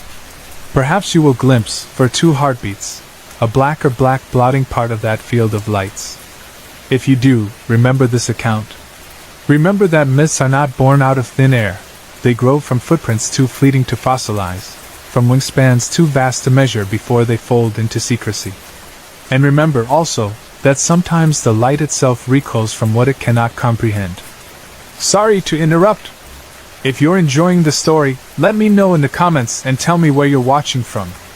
Don't forget to like and subscribe for more.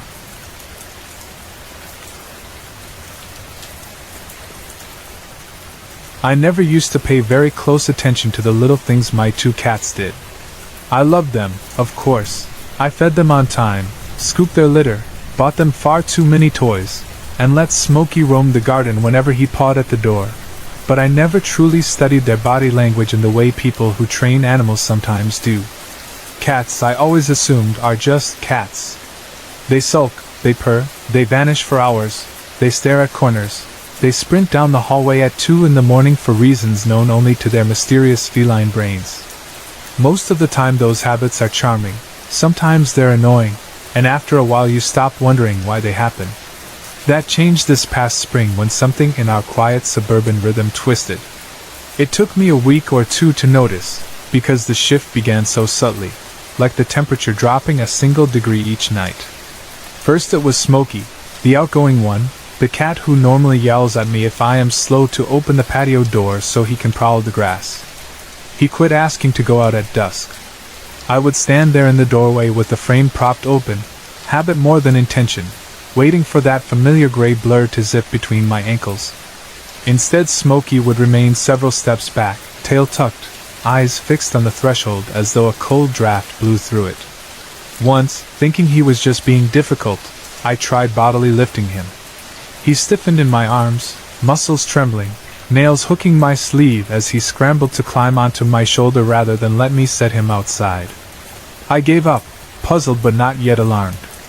Merlin, by contrast, had always been the calmer, more indoor-oriented cat.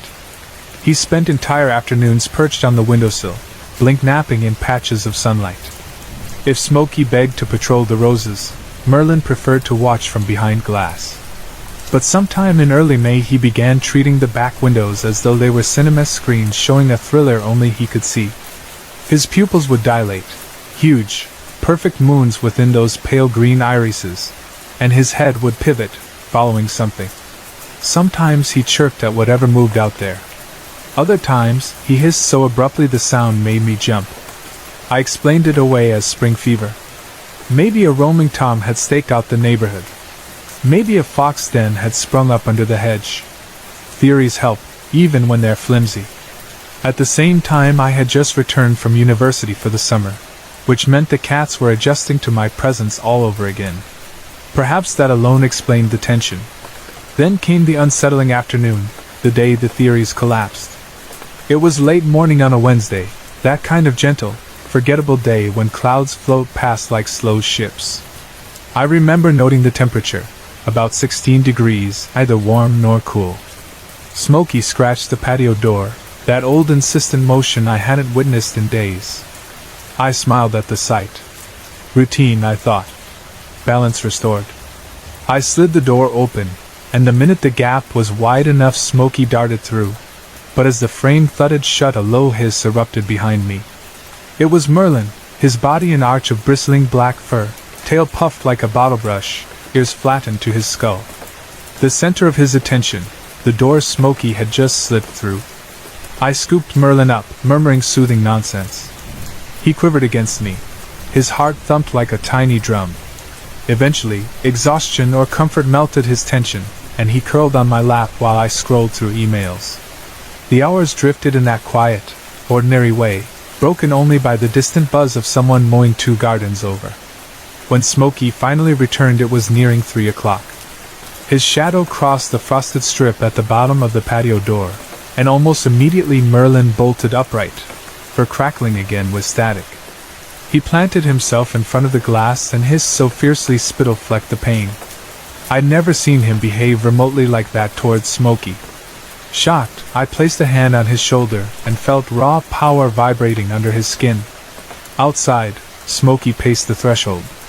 Or rather, something paced there, wearing Smokey's shape like an ill-fitting suit.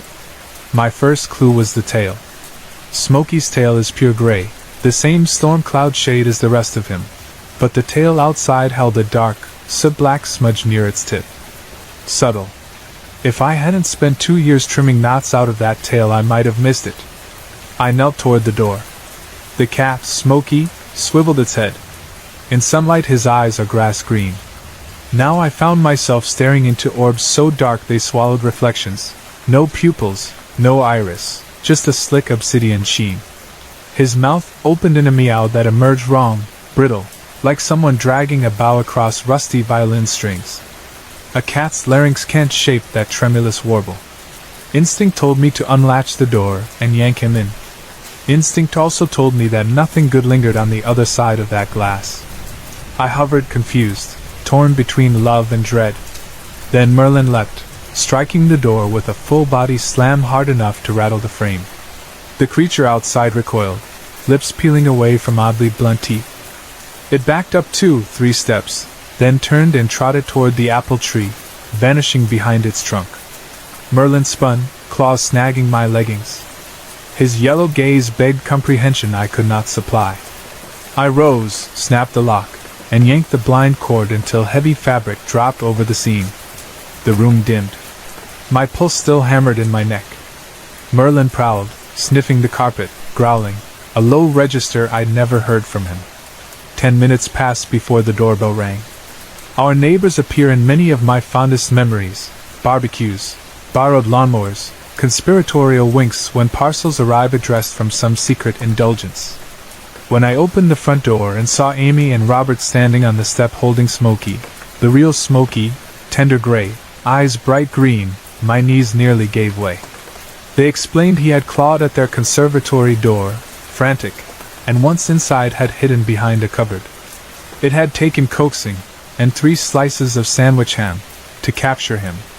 "Something must have frightened him," Amy said. Her tone scolded and soothed at once.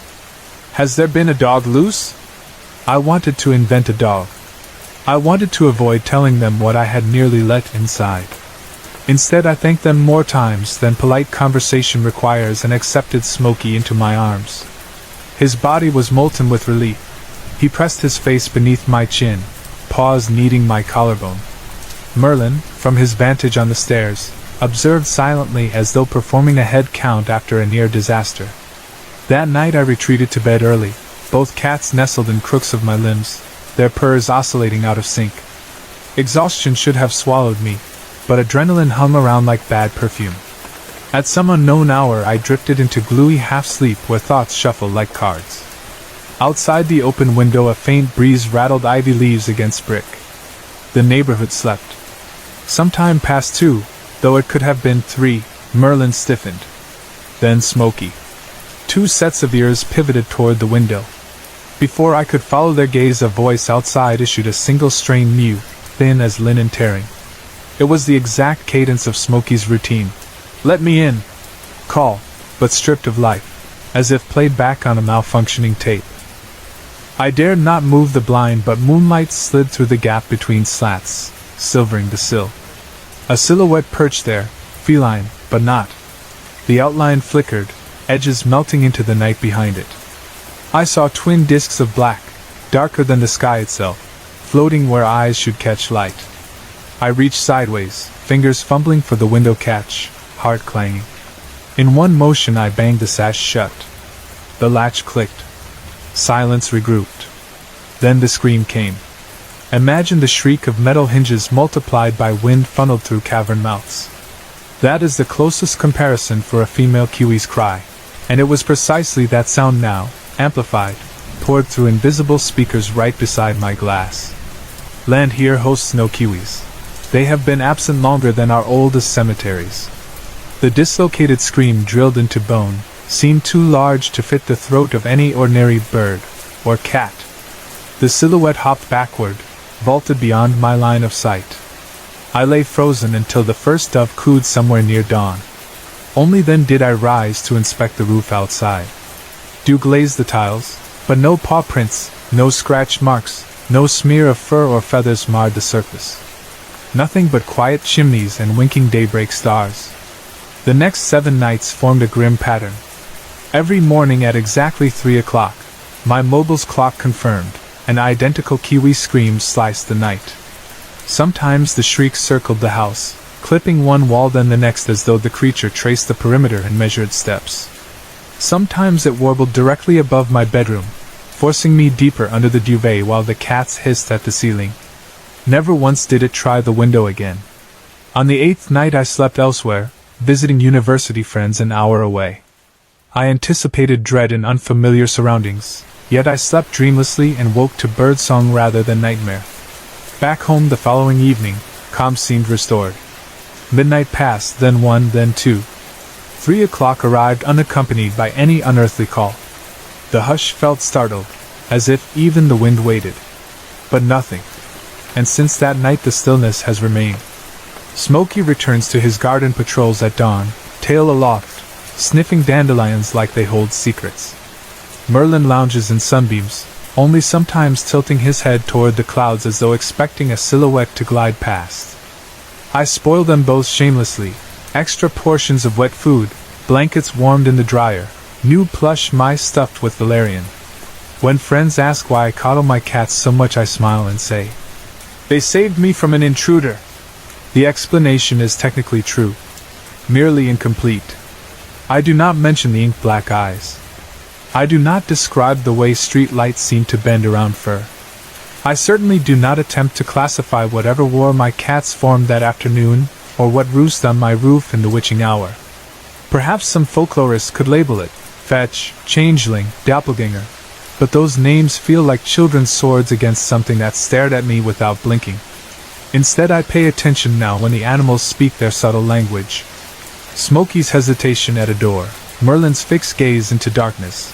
These are data points worth heeding. They map unseen borders between safe and unsafe, natural and uncanny. Humans like me stumble over such borders because we chase schedules, phones, habit. Our pets move by older charts. Summer evenings I still sit on the patio reading.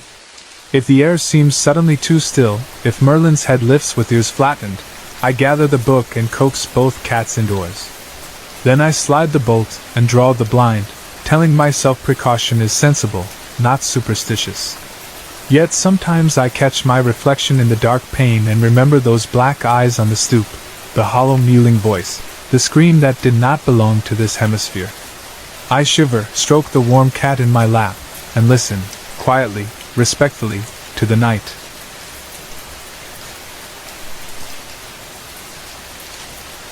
I spent a little more than 5 years in uniform, a small-town patrolman working the back roads and neighborhoods most people only drive through when they have to, but those years felt like a lifetime. Old-timers warned me the job would compress time that way. They said one night on patrol could hold more living than a month off duty, because every call, every traffic stop, every suspicious figure in the rearview mirror stretched your nerves so tight they hummed. A decade after I turned in my badge, that still feels true.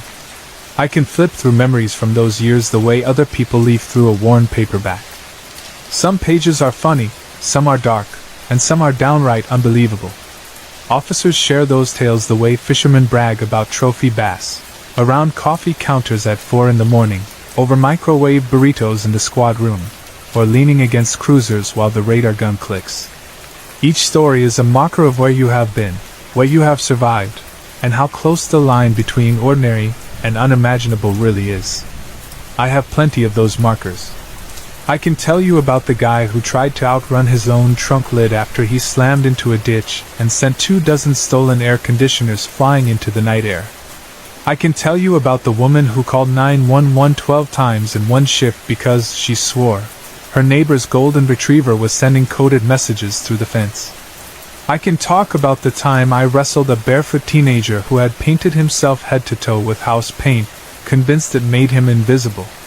These are the tales I used to trade without hesitation, stories that stretch belief but stay within the elastic boundaries of what human beings might do on too much adrenaline, too much booze, or too little sense. But there is one memory that never makes it into those coffee counter sessions. I have never told it face to face. Not even to the handful of partners who would have believed me on faith. I am older now, out of the life, settled into a quiet civilian routine, and the distance has not dulled the edges on that night. If anything, the silence around it has honed them.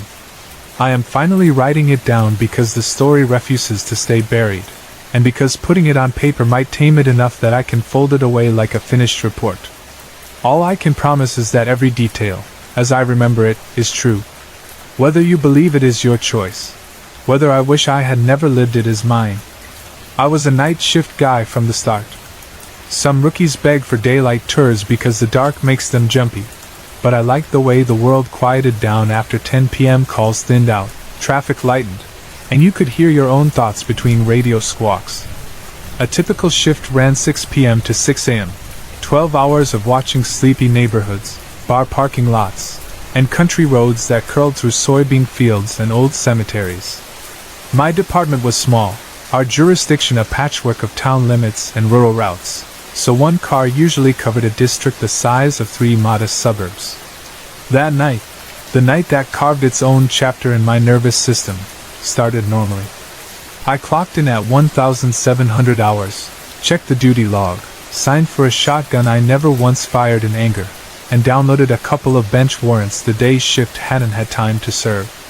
Nothing high priority, failure to appear on a reckless driving ticket, unpaid child support, that sort of thing. Easy work if I stumbled across the subjects, but hardly worth hunting for in the dark.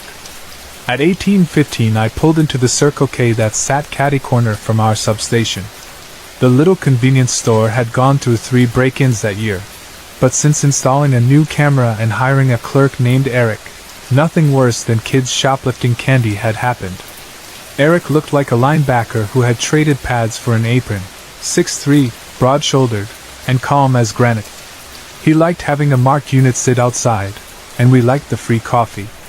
I filled a tall styrofoam cup with what passed for Colombian blend, let it cool while I jawed with Eric about football, then hit the road.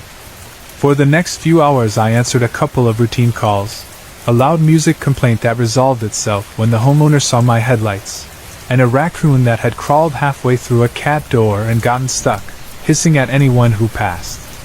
The raccoon call took longer than the music complaint. It took 2 of us and an old wool blanket to wiggle the unhappy bandit back outside. By 02:30 the radio had gone silent. I parked on the shoulder of a farm lane, wrote the raccoon incident report in the dim glow of my laptop, and listened to cicadas rising and falling like distant engines. Those were the nights that lull you into thinking nothing in the world could surprise you anymore.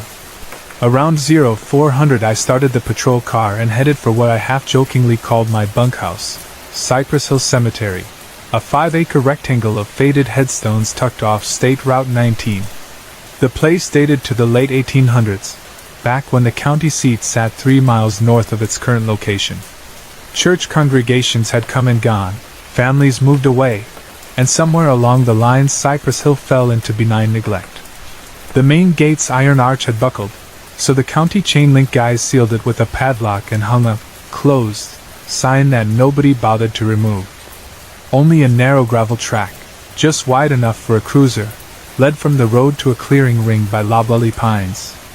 I discovered the spot my second month on duty, and it became my unofficial rest stop. No city lights, no passing traffic, just cicadas in summer and wind in winter. I could angle the patrol unit behind a thicket of Yupon holly and kill the engine.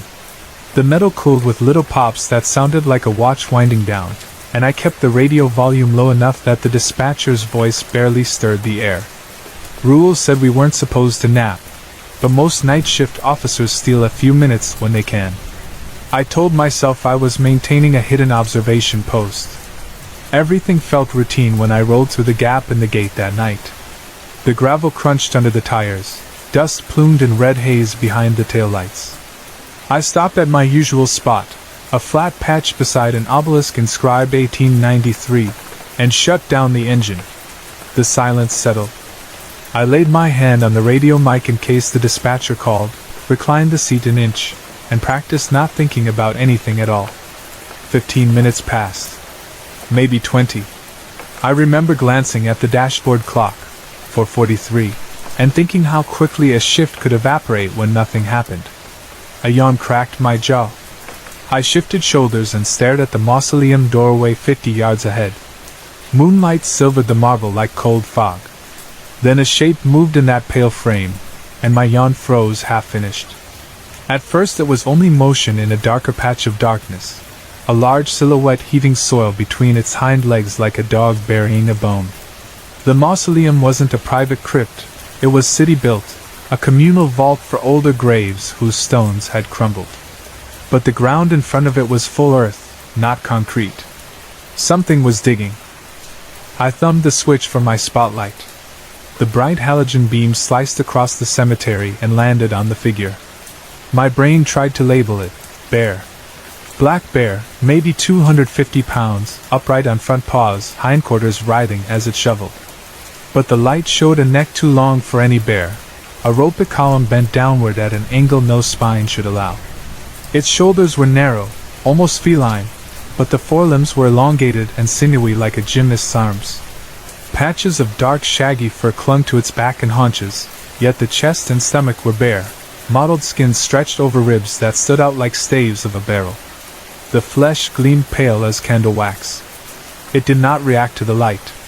Dirt flew, thigh muscle-corded claws, or something claw-shaped, scythed through earth. Then the creature's head rotated. I do not mean it turned its shoulders. The torso stayed locked forward.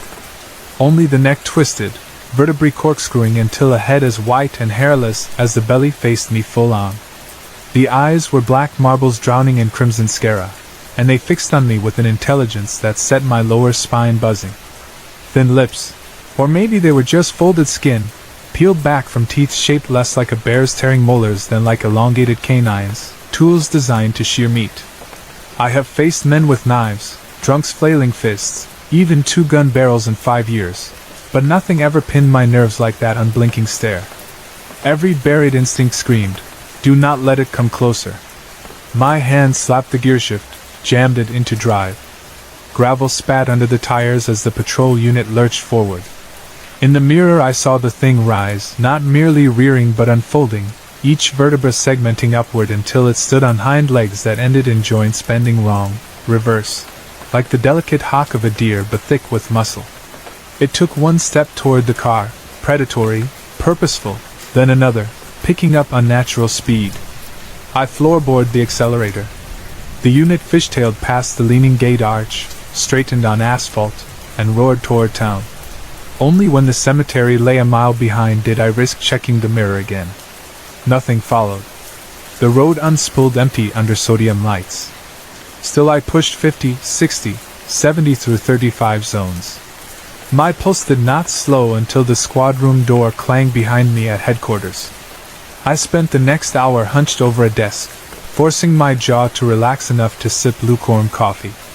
The fluorescent hum felt safe, almost ordinary. I told myself the caffeine jitters were receding from my hands. At 5:55 I logged off, left the warrants unserved, and signed the cruiser over to the day shift guy who eyed me like I'd seen a ghost. Later, when the sun was up and the world looked sensible, curiosity chipped at fear. I pulled up the department's online incident queue. There, time-stamped 11:12 a.m., was a fresh report: Cypress Hill Cemetery, grave desecration, open tomb, body removed. An elderly groundskeeper, arriving for quarterly maintenance, had found a grave gaped open. The coffin, a century old, had been splintered. No remains remained. Deputies chalked it up to grave robbers wanting relic bones. The file was flagged for further investigation, but county detectives had bigger fish. Unless someone tried to pawn the coffin's brass fittings, nobody would chase leads. I stared at the screen until lines blurred. The beast's neck twisting, the shovel-swiped claws, the oily black eyes, I was as certain of them as of my own hands. Could withdrawal have conjured such vivid hallucination? Very bad dope fiends sometimes see shadow people. Any EMT can confirm that. But I had been clean 6 hours that night, coffee replacing chemicals, mind foggy but not tripping. No, something dug that grave. Something stood on 2 legs and stalked my cruiser with a dead man's grin. For weeks I told no one. Coworkers chalked up my jumpiness to lack of sleep. They were half right. Sleep came fitful, haunted by images of carcasses slung over ragged shoulders disappearing between tombstones. I begged sergeants to keep me on city beats. Nights off, I found myself driving loops past churches, craving daylight even at midnight. Eventually I settled on a private truth. Whatever I had witnessed at Cypress Hill belonged to the cemetery in the same way a storm belongs to the sky. It had no interest in sidewalks or cul-de-sacs. Let the dead bury the dead. Let the living patrol liquor stores and backyards.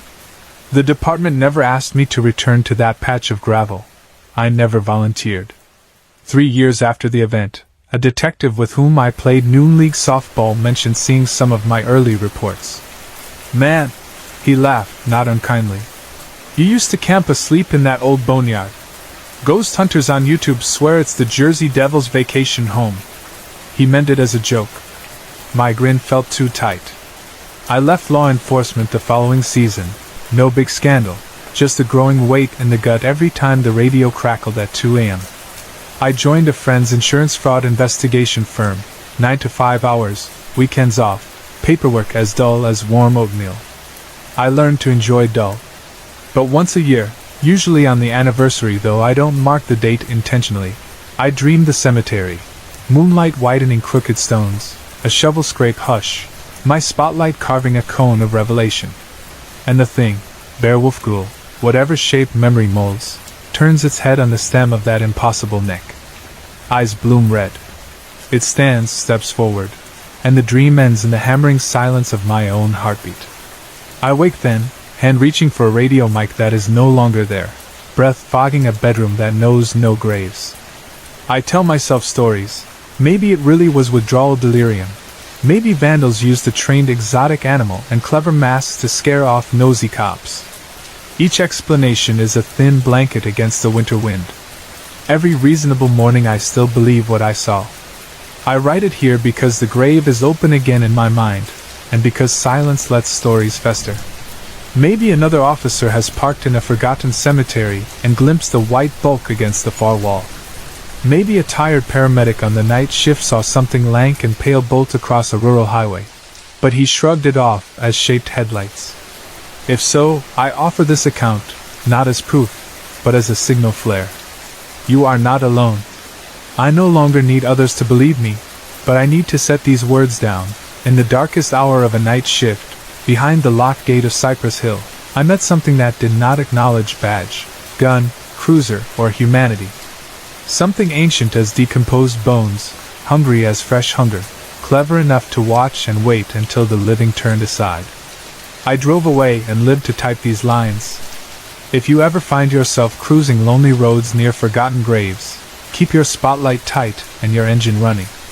And if a shape rises from a moonlit pit and stares you down with coals for eyes, understand that the thin blue line ends at the cemetery gate. After that, it is just you, the dark, and whatever has come to claim what lies beneath.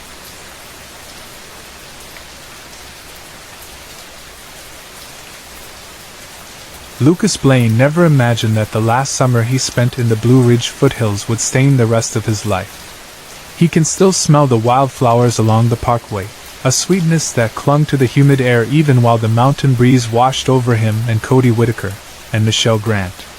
The three of them had been bound together since they were scrawny, loud-mouthed 12-year-olds racing bicycles through their sleepy North Carolina town.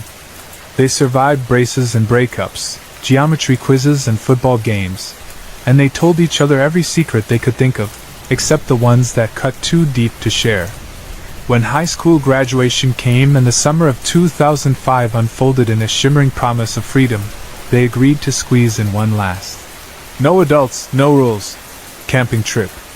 They chose Red Hollow because it lay off a forgotten spur of the Blue Ridge Parkway, close enough that they could reach it in Cody's battered Ford Ranger, but remote enough to feel like the edge of nowhere. Lucas remembers Michelle in the passenger seat with her mud-streaked boots on the dashboard. She teased Cody about the music pouring from the cracked speakers, classic rock cassettes he'd stolen from his dad's workshop, and Cody clapped back with a grin that said he valued her irritation more than praise. Lucas sat in the rear jump seat, notebook balanced on his thigh, watching dappled sunlight flick across Michelle's auburn ponytail. She carried herself like someone perpetually prepared, shrugging off every setback by tightening her ponytail, hitching her hunting knife down into the heel of her boot, and smirking at danger. Cody, blessed with the opposite temperament, barreled headlong into whatever raised his pulse, river rapids, girlfriend drama, or horror stories told around fire pits at 2 in the morning. Lucas drifted behind them, a quiet receiver of their impulsive energy, scribbling his own half-baked songs and observations in cautious cursive. Nobody called Lucas the leader, not out loud, but Michelle once said that when Lucas wasn't there something essential was missing, like a key note in a chord. They reached the turnout just after 5 on a Friday. Red Hollow wasn't on any official park map, but local hikers whispered about its unmarked trails, its abandoned logging cabin, and the weird quiet that settled in the low ravine once the sun dropped. Lucas had jotted coordinates in his notebook, numbers overheard in a hardware store conversation, and Cody followed them until asphalt surrendered to a rutted fire road. The truck groaned up the incline, dust spilling behind the tailgate. When the road petered out beside a sagging forestry gate, they parked, shouldered their gear, and slipped between century-old poplars glowing gold in late afternoon light. That first evening felt like every carefree plan the trio had ever sketched in algebra class. They found a fern-ringed rise near a trickling creek, pitched the two-person tent and a tarp lean-to, and scavenged kindling beneath rhododendron branches. Cody produced a half-empty bottle of Evan Williams from the depths of his pack. Michelle swiped it, took a solemn swallow, then passed it to Lucas, who coughed through the burn and laughed when Cody jeered. By dusk they crouched around a small, crackling fire, the valley below submerged in shadows and the sky overhead widening into a brilliant parade of stars. Cody roasted hot dogs on a whittled stick. Michelle recited grisly local legends in her most theatrical camp counselor voice. Lucas dragged charcoal in his notebook margins, sketching silhouettes of pine trunks and constellations. They lost track of whose idea it was to mention the Wendigo. Michelle claimed the tale belonged to Algonquin lore, an emaciated spirit that once had been a man, doomed to wander the wilderness craving human flesh. The version she related involved a Civil War deserter who supposedly starved in these very mountains. Lucas listened to the popping sap inside the logs and felt a chill ripple through him despite the fire's warmth. Cody rolled his eyes, accused Michelle of pilfering plotlines from late-night horror movies. But his bravado faltered when a distant owl hooted, echoing off unseen ridges. By midnight they crawled into sleeping bags, tipsy and tired, convinced the night would close like any other, with dew on the rain fly and birdsong prying their eyelids open at dawn. Lucas can chart the rest of the story in brief flashes, moments stamped so fiercely into his memory they sometimes intrude like waking nightmares. The first flash is the smell. He stirred at sunrise to the copper tang of rot mingled with damp earth, a smell dense enough to coat his tongue. He unzipped the tent expecting to see a dead squirrel tangled in guy lines, but nothing obvious lay near camp. Cody shuffled out behind him, gagging. Michelle crouched at the creek, ladling water into her canteen, her brow furrowed in disgust. Rotting carcass, Cody theorized. Maybe a raccoon? Michelle didn't argue, but she scanned the undergrowth, shoulders taut. Lucas could tell the stench upset her more than she admitted. They spent the morning exploring switchbacks that spiderwebbed across the slope. By noon even Cody fell silent, glancing sideways as though expecting to glimpse something lurking between trunks. The odor lingered, waxed, waned, then flooded back strong enough to sting their nostrils. Flies buzzed in clusters though no carcass revealed itself. At 3 they located the cabin. From afar it resembled every decaying outbuilding in these mountains, slanted roof, moss-filmed shingles, door askew. Up close, it radiated an oppressive hush, as if the surrounding forest had conspired to mute itself. No birdsong, no cicadas, not even leaves rustling. The interior smelled of damp lumber and iron. Shafts of light pierced warped planks, illuminating warped floorboards strewn with toppled chairs, rotted bedding, and the yellow jaw of a deer. Cody rummaged through debris, retrieving a rust-flecked hunting knife whose edge remained unnervingly sharp. Michelle approached the stone hearth and ran a glove across chiseled scratches half obscured by soot. Lucas followed, squinting. The symbol looked crudely circular, maybe 4 inches wide, with uneven spokes radiating outward. He couldn't tell if it was meant to represent a sun or some monstrous eye. Either way, it unsettled Michelle enough that she insisted they leave at once. Dusk crawled into the ravine sooner than expected. Mist coiled between trees, swallowing landmarks. The trail, so clear on the trek up, now forked where no fork had been. Cody's compass needle developed a lazy twitch. Michelle tried to navigate via the creek, but the banks braided into unfamiliar channels. Each time they suspected they'd regained a known path, the rotten copper odor engulfed them anew, stronger, accompanied by the rustling of understory too deliberate to be mere wind. They first saw it, capital I, Lucas later wrote, beside a lightning-scarred oak. Height impossible to estimate, distance muddled by gloom. All Lucas remembers is proportion, limbs too long, torso distended, angles wrong. He remembers hearing Cody whisper a profanity that died in his throat. Michelle reached for her boot knife, but the blade looked pathetically small against that silhouette. Lucas lifted his headlamp, thumb shaking on the switch. A washed-out beam cut across bark and vapor and found the creature's eyes. Twin coals, dull red at the core like banked embers. The face suggested a deer skull stripped of muscle, cheekbones sunken, jaw tapered. Yet slivers of desiccated flesh clung here and there, giving the illusion of twitching expression. "Run," Michelle breathed, though Lucas swears her lips barely moved. He couldn't lift his feet. The creature cocked its head, jerking with an audible creak. Its mouth opened tediously wide.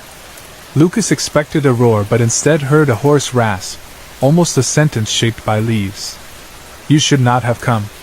The words slid across Lucas's mind rather than through his ears, as though the voice bypassed hearing. Cody tugged Lucas's sleeve, snapped him free of paralysis, and the three bolted downhill.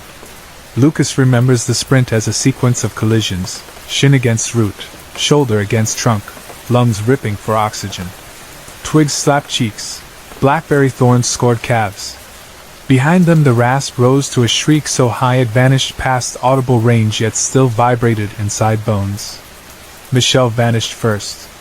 One moment Lucas felt her elbow brush his. The next she was gone, footsteps extinguished.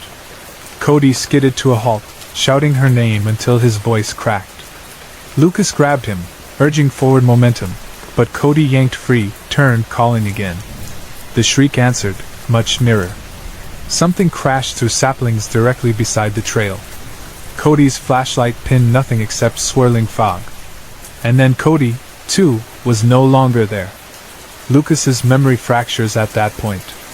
He recalls sprinting alone, repeating their names, sobbing.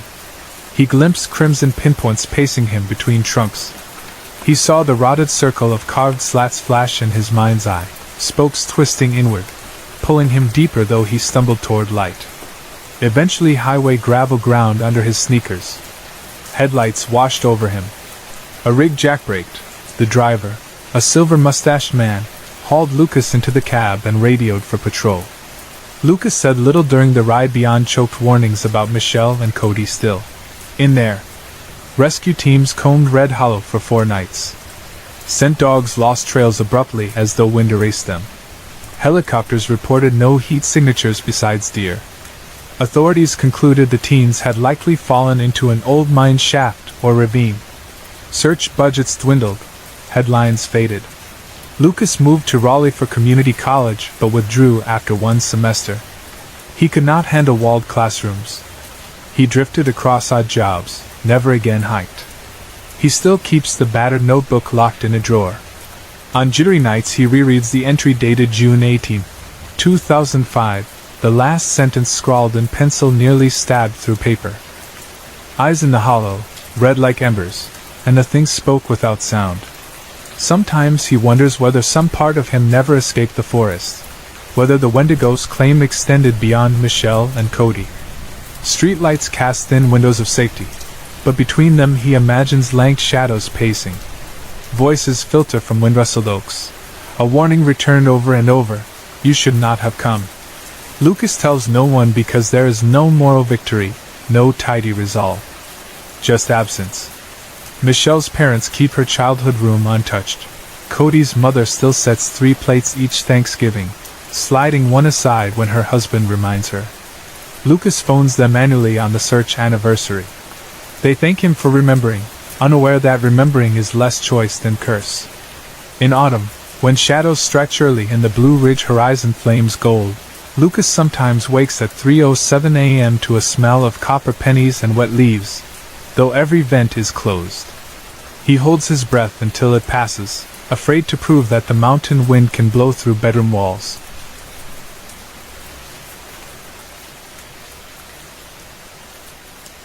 I was 9 years old the summer my parents decided a family trip to Colorado Springs would be the best way to pry me from my usual routine of backyard science experiments, late night documentaries, and dog-eared dinosaur magazines. At that age I thought the entire world should revolve around fossils, geological eras, and anything remotely connected to paleontology. My room back home looked less like a child's bedroom and more like a second-hand museum exhibit, complete with plastic skull replicas, jars of interesting pebbles, and posters that matched each era of Earth's history to its signature creatures. If a day passed when I didn't have dirt beneath my fingernails from poking around in the garden for specimens, it felt wasted. My parents, kind, patient, equal parts amused and bewildered, spent many Saturday afternoons driving me to local rock shops and open spaces where they swore something ancient might still lie beneath the soil. So when I learned we would head west, through plains and into the dry hills of Colorado, I imagined we would visit one of those polished fossil halls or organized dig pits. The sort of place where volunteers in khaki vests hand you a paintbrush, show you how to whisk away loose grit, then snap pictures while you squint up at the camera. Even as a child, I knew vacation activities were often curated. I didn't expect to find anything ground-shaking but dreamed I might at least trace my fingers over genuine dinosaur tracks. The press of skin and muscle captured in stone eons before anything called itself human. The drive was long enough that our van felt like a small house on wheels, stuffed with snacks, folded maps, and my grandfather's steady stream of desert folklore.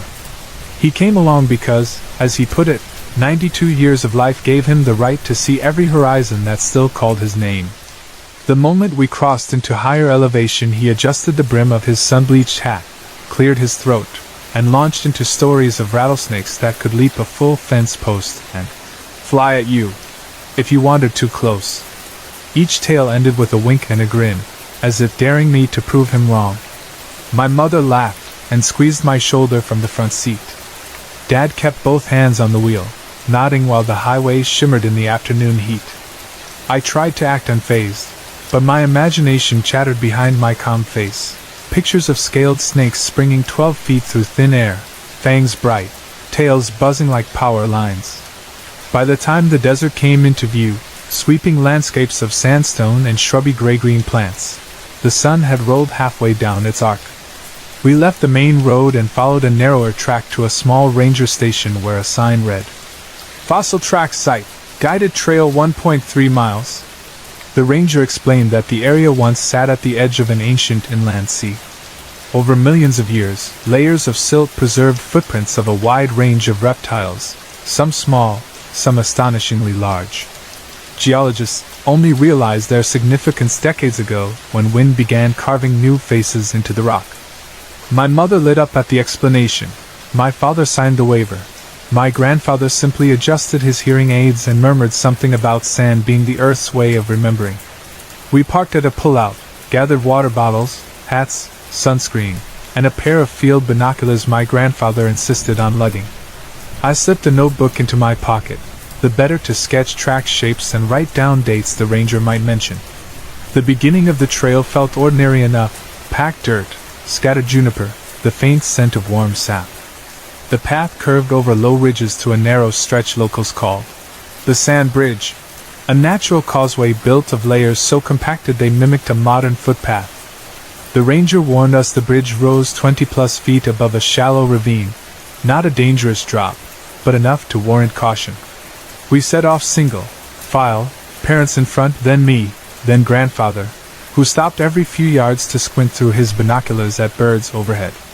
Halfway across, the desert revealed itself in wider panorama, rippling dunes on one side, a mosaic of stone flats on the other, broken occasionally by clusters of twisted pinyon and scrub pine. The air was cooler than I'd expected. I felt I could stand there 10 minutes breathing the warm dryness and never sweat. The sun hovered behind a feathering of high clouds, silvering the sky instead of glaring white. My parents marched ahead, lost in conversation, something about dinner plans, I think. My grandfather told me a final rattlesnake anecdote, chuckled when I rolled my eyes, and quickened his pace to catch up with my parents. I lingered toward the center of the bridge, wanting to memorize the view. Studying the landscape felt like reading one of my paleontology books, except this page stretched in every direction and glowed with early evening light. That's when something moved below. One moment my eyes traced a sinuous dry wash running south. The next they locked on a small shifting pattern in that wash, hardly more than a ripple of sand at first. Then a figure resolved, pale ivory against buff rock, body stooped forward, arms longer than most adults I'd met. The posture reminded me of textbooks that illustrated early hominids transitioning between quadrupedal and upright gaits. Yet this creature wasn't covered in dark fur or muscle. Its limbs were so slender they looked carved rather than grown, and skin, if I can call that surface skin, matched the sun-bleached sand so closely it nearly disappeared whenever it paused. Nothing about the creature hinted at flesh in the usual sense. No rosy blush where ears should warm. No pigmentation. No hair. No obvious ears at all, in fact. The shoulders protruded like stretched bird bones, and the backbone traced a high arch, each vertebra sharp enough to count. At full height, if it had fully straightened, I'm certain it would have towered 7 feet, maybe more. I say certain because distance deceives children, yet the underside of the bridge sat only a short descent away. The figure moved as though weightless, one deliberate step at a time, swinging its elongated arms in a pendulum rhythm counter to each stride, exactly the way humans swing arms while walking upright, except with those arms the arc looked exaggerated, as though too heavy or too long for the frail torso. But the most disconcerting detail was how wholly indifferent the creature seemed to us. No sign it heard my grandfather's earlier chatter, no sign it saw my outline above. Its head remained forward, gaze fixed beyond the ravine, as if drawn by a sound or scent mere humans could never detect. Something about that focus, like a sleepwalker on a mapped mission, scared me more than any snarling predator. A predator's attention you can read. This blank disinterest felt otherworldly. I stood rooted. My mind flickered through explanations, a publicity stunt, someone in a costume for an indie film, an emaciated desert hermit venturing from a hidden shack. Logic strained but found no foothold, because how could anyone remain that colorless, that thin?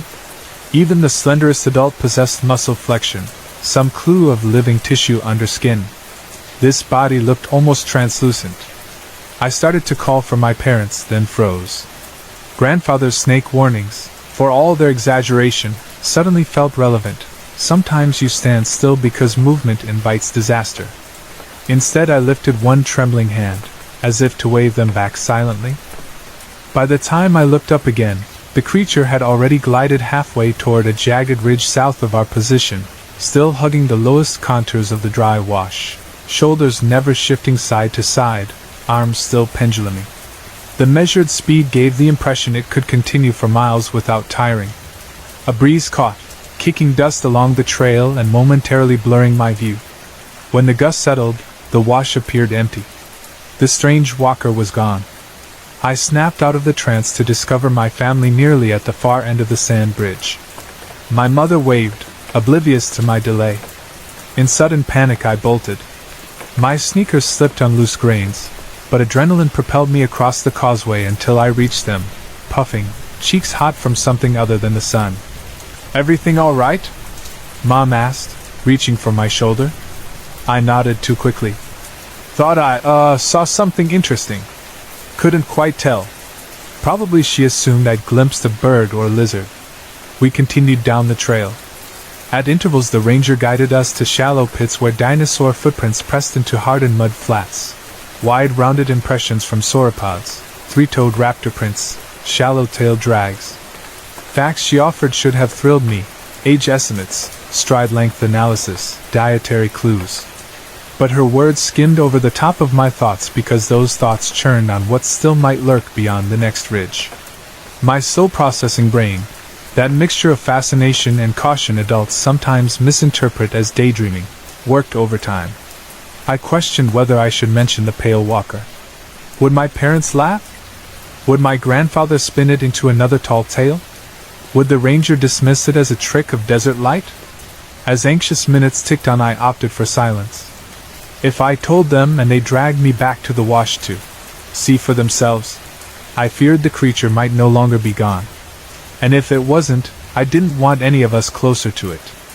The excursion lasted another hour and a half. I scribbled half-hearted notes, when the ranger paused at particularly deep tracks, drawing shapes without labels. My parents snapped photos of me kneeling near a sauropod's front foot impression. In each picture my smile looks crooked, eyes drifting to the left of the lens, watching the horizon. When we climbed the path back to the parking area, late twilight crept over the desert, turning everything purple and orange. Wind pressed cool against sweat on my neck, raising goosebumps. The small ranger station closed already. Our van sat alone under the dim security light. I looked one more time across the open flats before climbing in. The distant silhouettes of sandstone towers stood motionless. No sign of movement, no unnatural shape. That night we stayed at a modest hotel on the edge of Colorado Springs. Street lamps haloed the parking lot, and the soft hum of air conditioning filled the room. Safe, ordinary noises. I lay awake well past midnight replaying the scene. The creature's sun-bleached pallor, that fluid yet fragile stride, the visible line of its spine. If it had looked up, I kept wondering, what eyes would I have met? Did it have eyes at all, or sockets blank as cave entrances? Every unknown detail deepened the unnerving image until fatigue finally overwhelmed me. Years passed. Family albums preserved the vacation as a sequence of cheerful snapshots.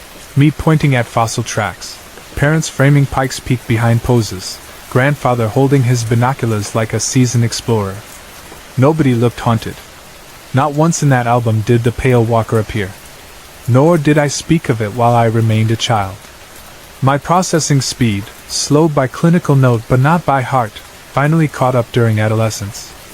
I began researching folklore of the American West, scanning for any mention of desert entities, pale, tall, arm-swinging in human fashion. I found references scattered in indigenous legends to sand spirits that guard sacred places, sometimes described as towering figures cloaked in dust the color of bone. I read more mainstream paranormal catalogs that grouped pale crawlers, or bone walkers, with broader shape, shifter myths, though accounts varied in size and habit. Some witnesses swore these beings traveled in family groups. Others claimed they roamed alone, driven by hunger for salt or water or something stranger. A handful suggested the creatures were simply lost humans mutated by environmental extremes. Suspending disbelief, I still found no account perfectly matched what I saw. But the questions remained. Why did it avoid notice? Why that hunch as if weighed by invisible burdens? What drew its unwavering focus through the wash? And how many similar footprints might lie hidden, unremarked upon, between the dinosaur tracks marked for tourists? When I turn the memory over now, I still picture the fragile line of vertebrae. The desert that day was mild, yet the creature's form screamed of desiccation, as though survival demanded stripping flesh down to essentials. Hunger or purpose propelled it. They read almost the same when written into bone. I sometimes imagine following silent steps, discovering where the pale walker finally directed its attention. Perhaps the ridge concealed a cave network, perhaps water seeping up where no map recorded a spring, perhaps evidence of other creatures equally improbable. Or perhaps it was simply moving, like nomads and ancient animals, guided by instinct alone. I didn't tell this story for many years because I worried people would treat it like my grandfather's rattlesnake tales, entertaining exaggerations to spook a child. Yet the older I grow, the more I believe childhood experiences often hold truths adults prefer to blur. My grandfather's snake stories did one practical thing beyond amusement. They kept me alert, cautious, respectful of spaces not entirely ours. That may be why I saw what go-ahead adults overlooked. The desert is wide, but a distracted adult vision can be narrow. I am not certain what name belongs to the figure I witnessed. I can only say I met a moment that refuses to fit inside tidy boxes of science or imagination. And whenever sand runs through my fingers now, I remember the shape of a spine arching beneath pale skin and a silence so deep even the desert wind paused, making room for something other than ourselves to walk its ancient ground.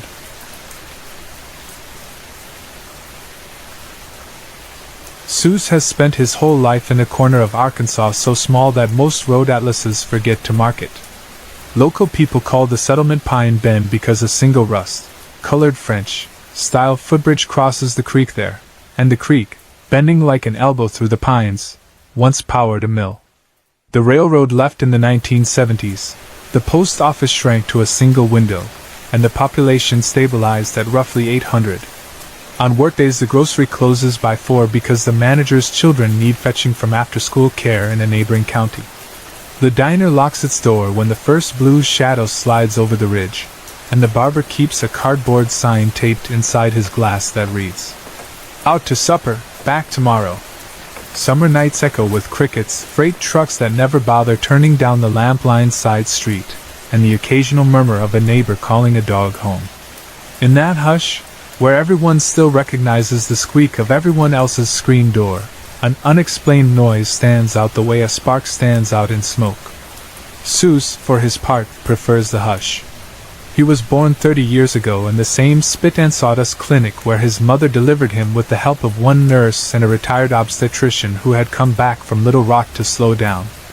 He is the sort of man who greets sunrise from a porch swing with a cup the color of tar, loves yard work more than most folks love Friday nights, and can fix almost any piece of machinery given a decent set of wrenches. When he speaks, his drawl is soft, and when he jokes, a steady habit, his laugh tilts sideways like wine through leaves. That June morning the town woke under a fog thick enough to stain shirt cuffs, a fog that draped low in every dip between yards and that turned each cedar post into a pale suggestion. Seuss took it in stride, shrugged on a faded flannel though the summer was already warming up, and slid open the screen to the porch. By habit he struck a match against the rail and set briquettes blazing in the rust-rimmed grill he favored over newer models.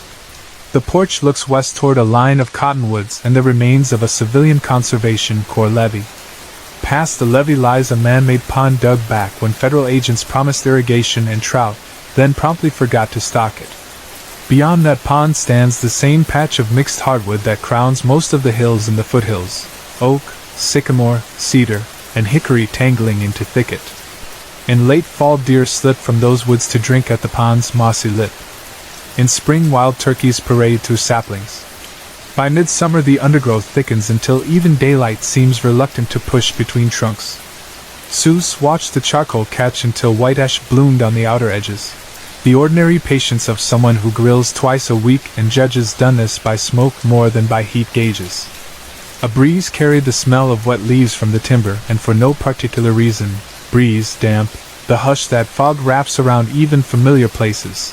He felt the back of his neck prickle. Rustling touched the edge of hearing. Light footfalls perhaps. The weight you notice because everything else is quiet enough that you can suddenly make out your own breath. He turned half expecting to see one of the neighbor's dogs nosing along the levee. Instead he met only trees layered in mist, trunks fading upward into gray. The rustle settled and he chalked it up to a rabbit or armadillo. He bent toward the coals again. Then a voice floated across the yard. Recognizable, precise, every syllable placed like a coin on a table. "Hey, yes," the caller said, dragging the S the way Seuss's cousin always did on lazy afternoons. "Come help me cut this tree." The words alone were not strange. His cousin had coaxed Seuss into chores many times with that same sentence. The oddity lay in timing. The tree in question had fallen the day before and the two men had spent half a Saturday limbing, sectioning, and stacking it behind the workshop. There was no tree left to cut, and no reason for the cousin to be anywhere near the woods because everyone in the house, cousin's girlfriend, and Seuss's aunt, were inside finishing breakfast when Seuss stepped onto the porch. Still, the voice sounded so perfect Seuss nearly answered out of reflex. Another rustle followed. The bushes marking the borderline where levee meets pond shivered like something parted them from within. Fog pressed down, muting distances. Seuss stood absolutely still. Again the phrase drifted out, each tone matching memory with such precision that yesterday's sweat clung to his palms. "Hey, S, come help me cut this tree." Only this time he noticed the catch in the vowels, a faint scratch, like the slide of a needle across an old phonograph record, something mechanical hidden under breath. The charcoal snapped. Seuss blinked hard, closed the grill lid to smother flame, wiped his hands on his jeans though no grease marked them. He backed toward the door, eyes never leaving the place where branches moved. When he finally ducked inside and latched the chain, the house smell, coffee dregs, frying fat, vanilla lotion, struck him as impossibly vivid, the scent of normal waking life in a town where nothing uncanny ever happens by daylight. He rubbed his thumb along the inside of his wrist until his pulse slowed. In the kitchen his cousin sat at the table, one hand entwined with his girlfriend's, half listening to the aunt tell something about a church bake sale. No one had left the house. No one wore work boots or carried a chainsaw. Seuss's cousin looked up, grinned, and asked how the coals were coming.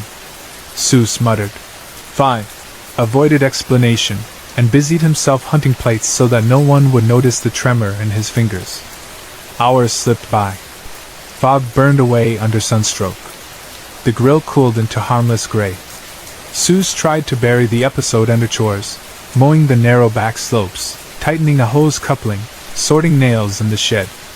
Yet every creak of lumber reminded him of that phonograph whisper. By early afternoon the aunt announced she was driving into town for flour, and that lunch could wait until Seuss lit fresh coals. He forced a smile, agreed, then wandered back indoors when she left.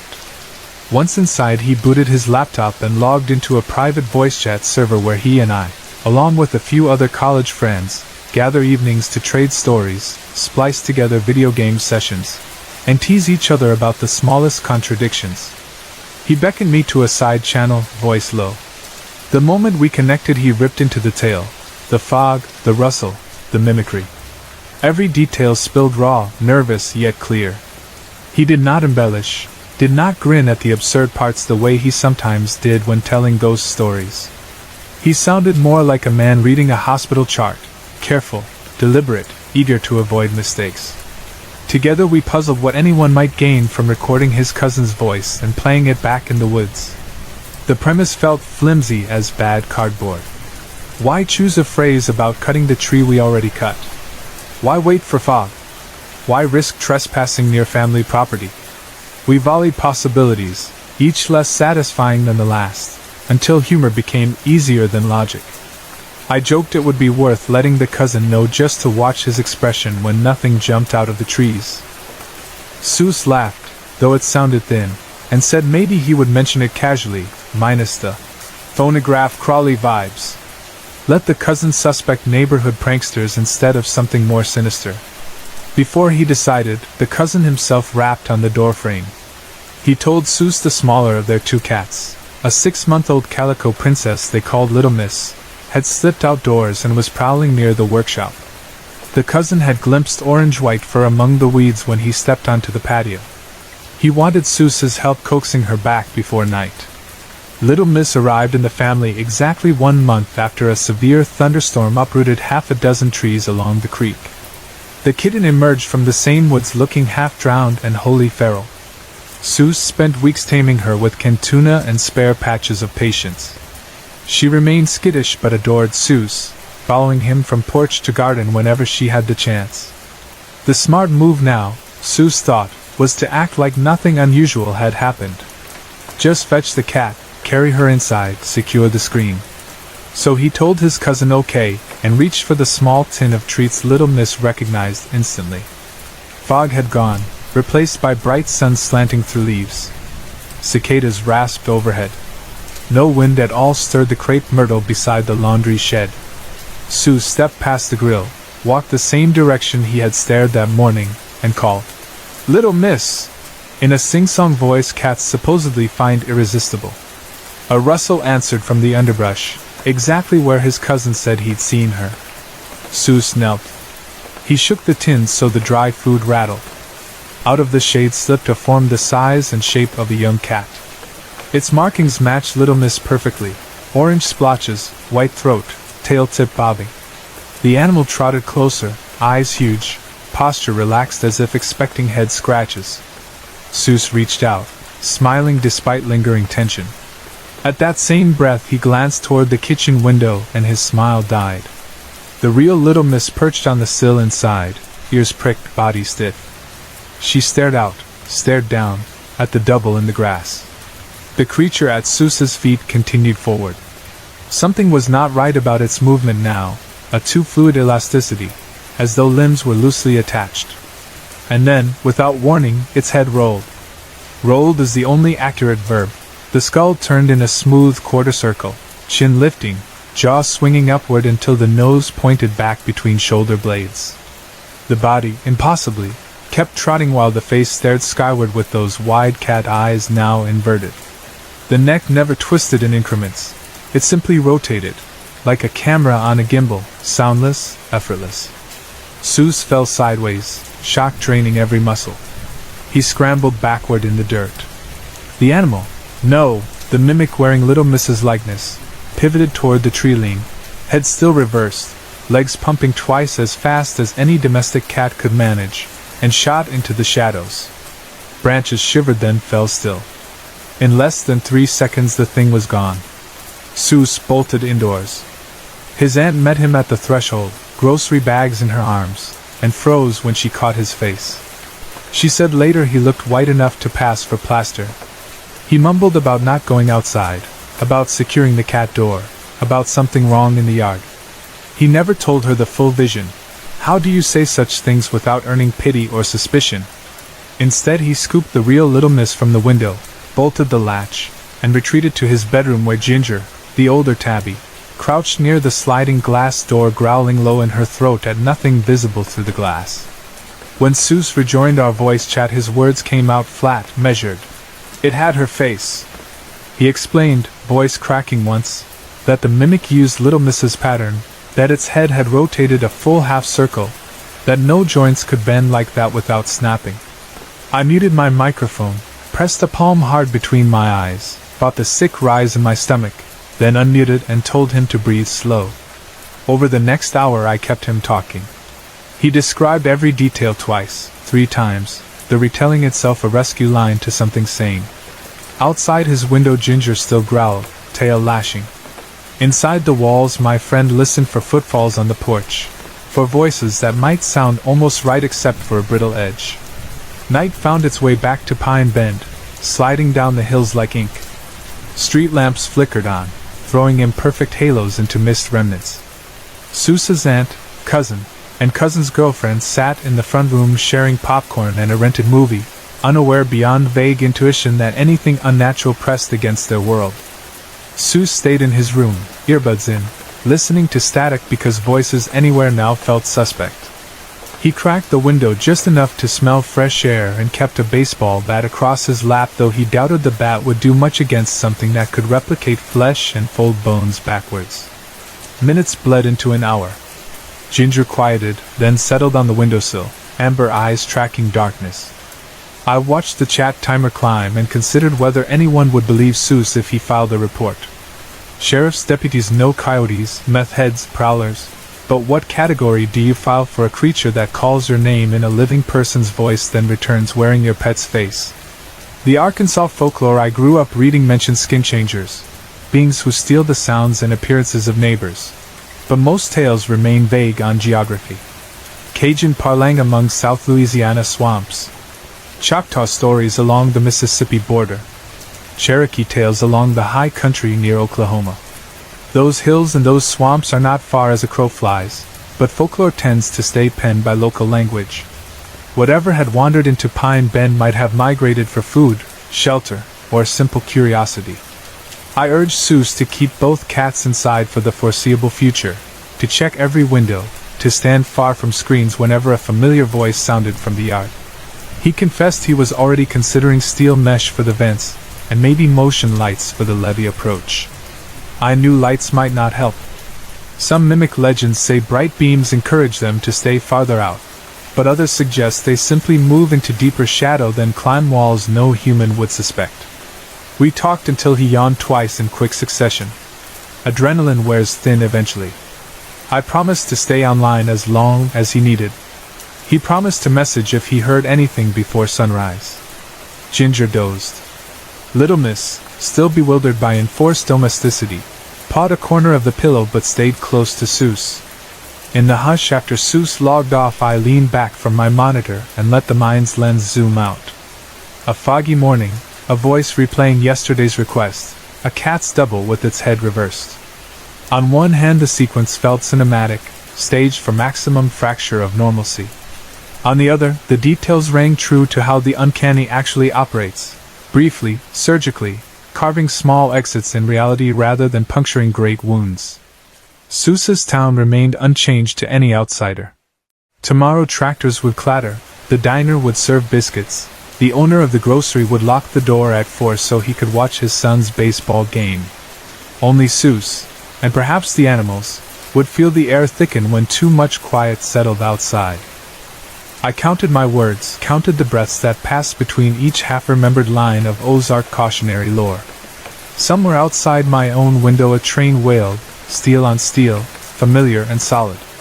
Yet I thought of Seuss's levee, pond water still as a mirror, and the idea that something hungry might be practicing speech there, learning intimacy through stolen sentences. I hope it never comes closer than that. I hope if it tries, Seuss will see it early, will retreat again, will keep himself and all wild bright creatures he loves safely behind closed doors. Some stories end quietly with distance maintained. Others find their sequel years later in another hush, another fog, another voice that almost, but not quite, belongs.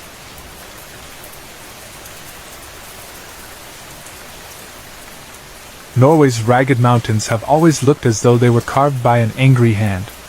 Wind scours them, snow crowns them, and the valleys between feel older than the languages spoken there. Generation after generation has fought under their icy peaks. Vikings once pushed their narrow ships up deep fjords and raided across the ridge lines. Local clans later quarreled over pasture land or fishing rights. Yet, for all the battles the range had seen, nothing felt quite like the moment when the Nazi army marched north in 1940. It was not simply the sound of guns or the sight of gray uniforms, those things any soldier could understand. It was the sense that the land itself recoiled, as though something ancient and proud was being choked. I was young then, but not so young that I could avoid the fight. At Narvik, French, British, Norwegian, and Polish forces struck back against the Germans, and for a little while we won. We pushed them off the docks, seized their supplies, and watched their wounded stumble into the icy water. Our victory was real, but it lasted barely long enough to feel the warmth of it. Orders changed. The Allies withdrew. Their ships set sail and vanished into gray waves, leaving us alone with a stronger enemy. When the Germans returned, they arrived like a flood that had learned the shape of every valley. They planted checkpoints on village roads, dragged families out of cabins for questioning, and nailed propaganda posters on church doors. The rest of the world felt impossibly far away. I had fought at Narvik, and because of that, my name appeared on an SS Nord list. Those men were mountain specialists, trained for snow and stone, ruthless because the high country demands it. They set out to hunt the bandits, who still carried rifles and hope. Some of my friends wanted to keep ambushing supply routes, but we barely had ammunition. Others whispered about slipping into neutral Sweden. I chose a different path. I decided to vanish into the forested interior, traveling as light as possible, trusting in thick timber and raw distance to hide me until winter passed. The further north I walked, the wilder the country became. Pines rose so tall their tops disappeared into mist. Glacial lakes sat like black mirrors, too cold for ripple or wave. The silence there felt richer than any sound, rich enough to swallow a footstep, a heartbeat, even a prayer. I thought I knew the woods, but after a few days on my own, an uncomfortable feeling settled over me. It was not the fear of soldiers. That was simple and sharp. This new feeling was broad, slow, like a shadow stretching behind each spruce. I sensed something ancient watching, something that weighed each of my movements the way a hawk measures a mouse beneath snow. I remembered tales the Sami people used to tell, stories about the Stalo, a lone giant who guarded mountains. My grandparents had shrugged at such legends, calling them bedtime tricks. But bedtime tricks do not make a grown man's skin prickle. By late October, dawn arrived in a dim gray, and daylight lasted little more than 7 hours.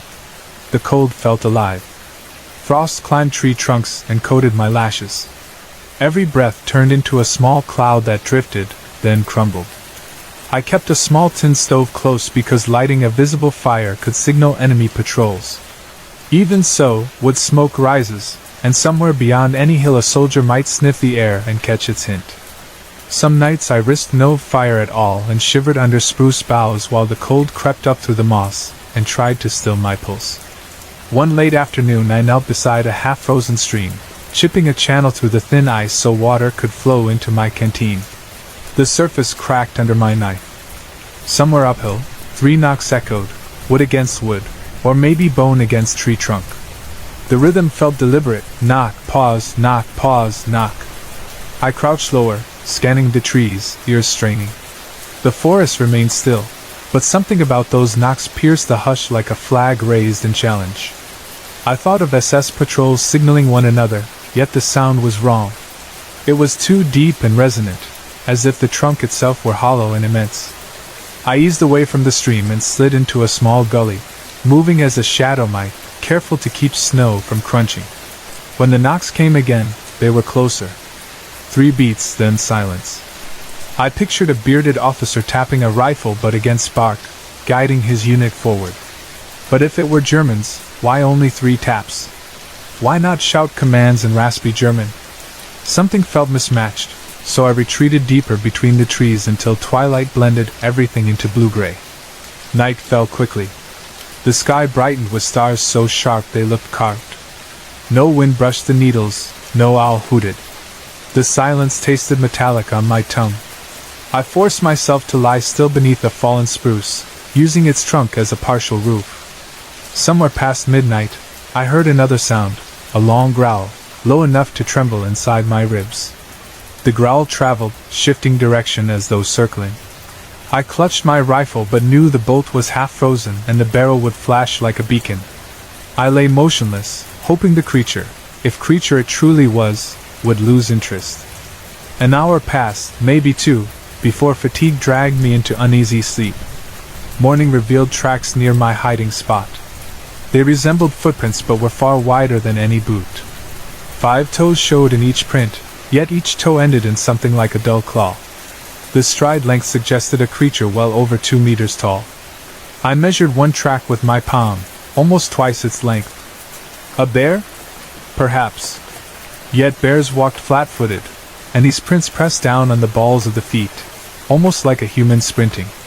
Snow had drifted into the impressions overnight, blurring details. I felt both dread and curiosity, the same twin emotions that drive hunters to chase something larger than themselves.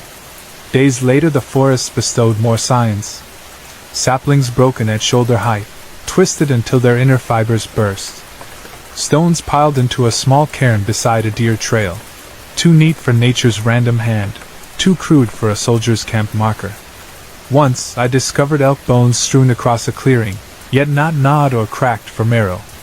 They lay arranged more like the spokes of a wheel, ribs pointing outward, skull perched at the hub, antlers widened as if in warning. No wolf pack I knew treated a kill that way. Snowstorms intensified. Wind carved drifts that came up to my thighs, forcing me to zigzag along ridges and frozen riverbeds. Each time I paused to catch breath, my ears sought the triple knock, half dreading, half anticipating it. I began to dream of those knocks, wooden, ancient, echoing through dark corridors of pine and spruce. Sometimes I saw shapes lurking behind trunks, hulking, hunched, shoulders broad as ox yokes, their legs bending in ways no man should. I told myself stress was breeding illusions. German voices eventually returned to the narrative of my days. One dusk, I spotted 3 soldiers moving single file along the slope. Their white camouflage capes fluttered behind them like startled birds. They carried skis on their backs and machine pistols across chests. I slid belly first behind a drift and watched. Their faces looked taut, eyes scanning side to side, hands gripping weapons too tight. They kept glancing over shoulders, not only ahead. They, too, were being hunted. That realization tightened my throat. These were trained killers, yet something in these woods had made them sweat.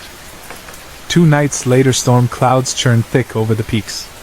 The wind shrieked at tree lines, swirling snow into horns that bit flesh. Visibility dropped to a few meters.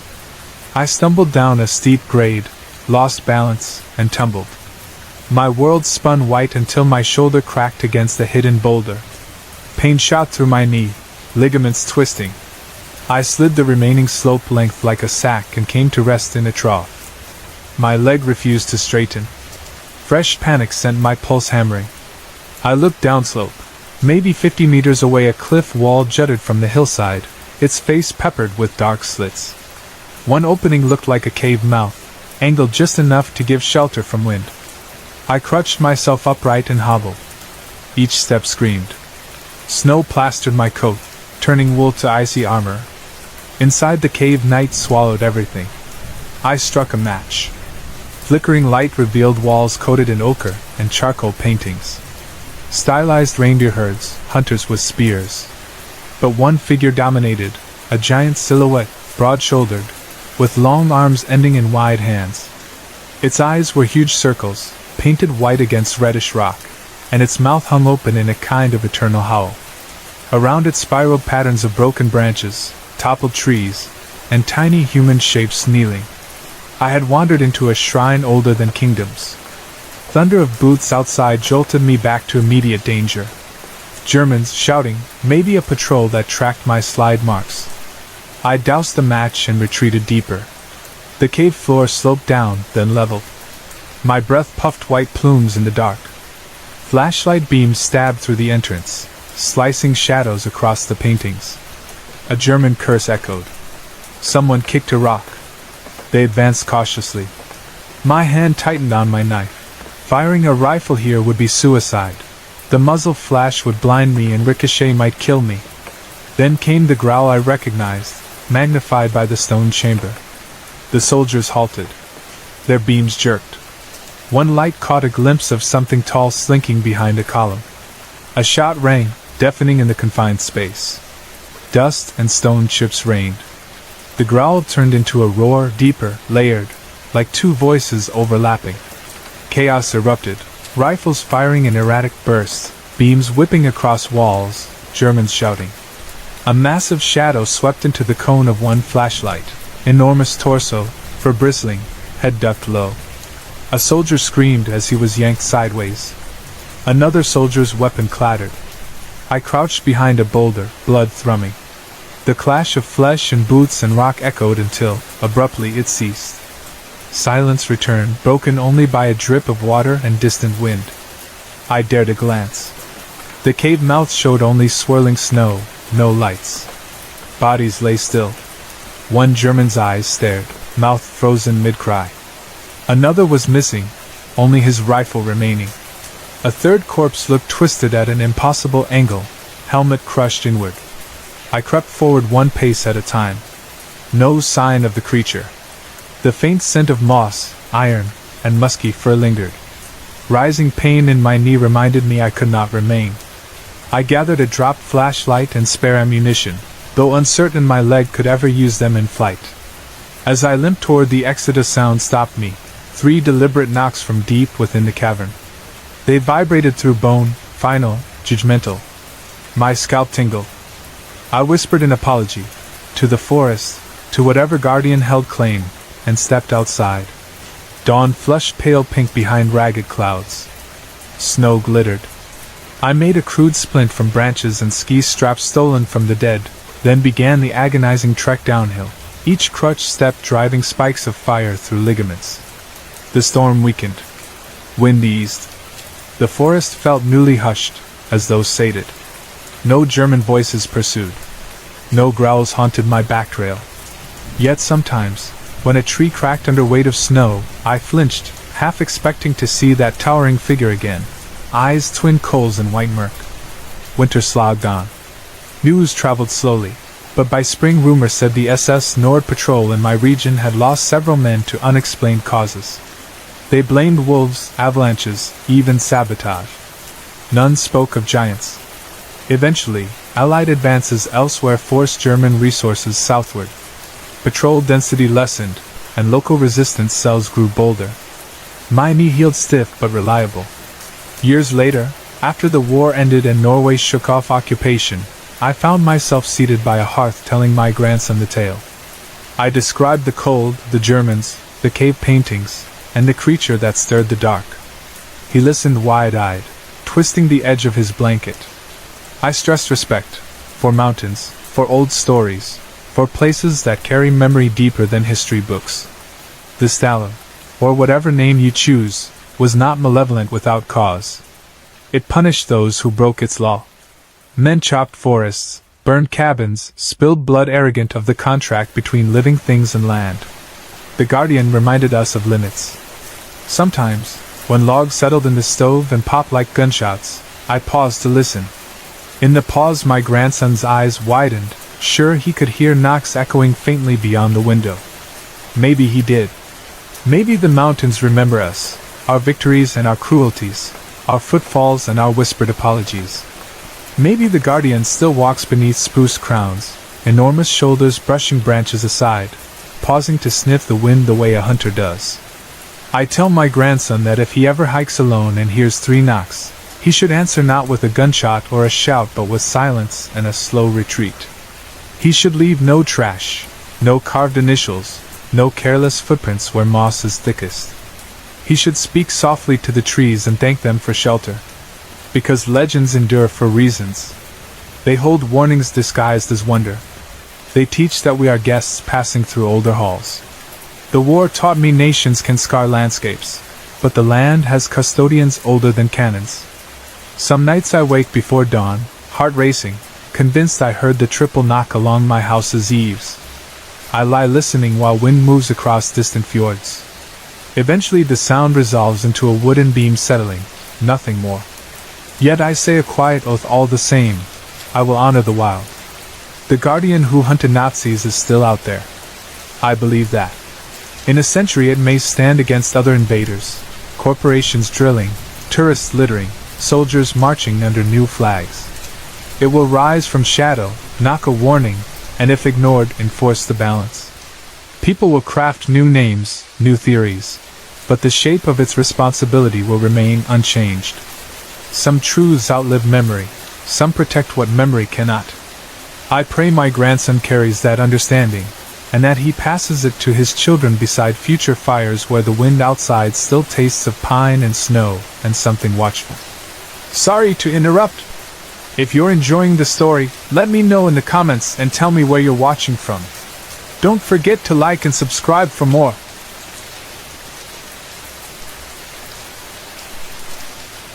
I wish I could tell you that what happened on the night of October 28, 2023, was simply another call in the life of a small-town deputy. I wish I could laugh about it over coffee and donuts, or put it in a report with a neat conclusion, mountain lion case closed. But the truth still clings to me like a cold raincoat I can't peel off, and if I lay awake long enough the memory creeps back, vivid as the first hour I lived it. I remember every mile of the drive, every sour breath of wind, every shape my flashlight carved out of that relentless darkness. I remember the old rancher's quivering voice on the dispatch audio, too, pleading with us to come quickly before whatever prowled his pasture returned to finish the job. And I remember the eyes, too furious, red coals flaring deep in the woods, too high for any cougar, too intelligent for any bear. I had been on shift since 5 that afternoon, patrolling back roads that snaked through foothills and lonely farms in the western corner of North Carolina. It was late October, the kind of night when autumn truly settles in, stripping the last gold leaves off the trees and tossing them across the blacktop. Cold rain arrived before sunset and never let up. By the time dispatch pushed the 911 audio to my cell, the county air felt carved from ice. The call came through a little after 11. The caller, a rancher named Howard Briggs who'd lived on the same isolated spread for 60-odd years, was breathing so hard I could hear the wheeze rattling in his chest. He kept repeating a single phrase. It wasn't natural, until the dispatcher calmed him enough to get a location and a sketch of what had happened. Something tore through my place, he finally said, voice raw. Chickens ripped apart. Lambs, Lord help me, mauled so bad I can't even tell heads from tails. Big as a freight horse, deputy, bigger than any bear. For black as a coal sack. And the eyes. I ain't never seen eyes burn like that. In my cruiser, I set down the radio and felt a skeptical frown tug at my mouth. Howard was past 70, widowed, lived alone out there except for livestock. Maybe he'd been drinking. Maybe a big cat really did slip down from the Blue Ridge and raid the pens, and in the dark it looked like a nightmare on 4 legs. Still, something in his tone cut through my doubts. He sounded broken, The way anyone sounds after they've watched something they love destroyed in front of them. I hit the lights and rolled out, tires humming on wet asphalt. The farther west I drove, the worse the storm became, sheets of rain hammering the windshield. Red and blue strobes bounced off pine trunks and barbed wire fences, then vanished into the fog. I took one wrong turn down a dirt lane, cursing under my breath, because the county roads twist like someone spilled spaghetti across the map. 10 minutes later, I found the correct drive. 2 fence posts leaning under the weight of a rusted cattle guard, a mailbox stenciled with Briggs in faded white paint. No porch lamp guided me. The only glow was the moon smearing through clouds, dull as tarnished silver, and the cruiser's headlights sweeping across puddled gravel. The farmhouse was wooden clapboard darkened by decades of weather, windows blank. I parked near the porch, engine idling, radio crackling. When I stepped out, rain needles pierced the brim of my hat and slid down my collar. A sour, metallic smell rode the wind, coppery, like old pennies held too long in a sweaty palm, mingled with the fetid odor of damp straw and something rotting. Howard waited inside the screen door. He was tall but stooped, overalls soaked, gray hair plastered to his forehead. Under the porch bulb, his face looked chalky, eyes rimmed red. He gripped a pump-action shotgun in one hand, but the muzzle drooped toward the floor as though even the weight of the weapon was too much. "Thank the Lord you're here," he breathed, voice thin. "I tried to get a lamp on, but the power keeps flickering." "Let me take a look," I said. My own voice sounded calm, professional, like I'd rehearsed it for years, though my stomach fluttered with nerves I hadn't felt since rookie days. "You mentioned chickens and lambs?" He just nodded, lips working.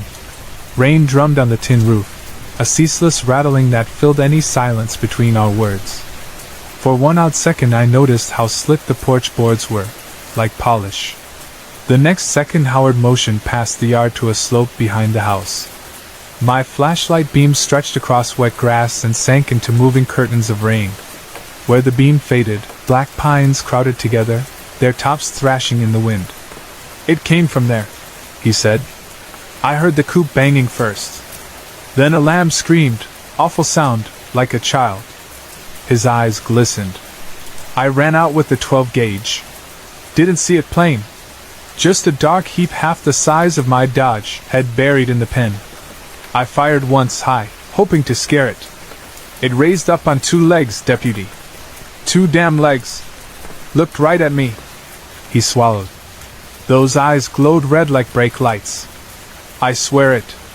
Rain hissed off the eaves. Somewhere behind the house, from the direction of the barn, a metal hinge squealed. I clicked off my flashlight to preserve night vision and unclipped the holster strap on my sidearm. "Stay inside," I told him. "Lock the door. I'll check your stock." He hesitated, as if leaving me alone outside felt wrong. Then he shut the door behind him. I crossed the yard, boots sinking into muck, and reached the chicken coop first. It was little more than plywood walls and a corrugated roof, maybe 20 feet square.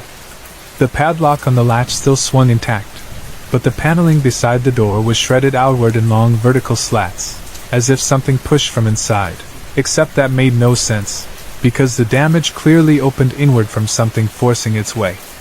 My flashlight revealed feathers plastered to the wet wood. Many feathers were blood glued to the mud. Inside, inert shapes lay where they'd fallen, a dozen hens broken, necks twisted, entrails trailing like crimson ribbons onto the drenched straw. A hole the size of an oil drum yawned in the rear wire mesh, leading to a churned path of mud. The lamb pen sat another 50 yards back.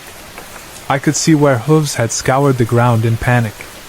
3 lamb carcasses lay in disarray, white fleece stained black by rain.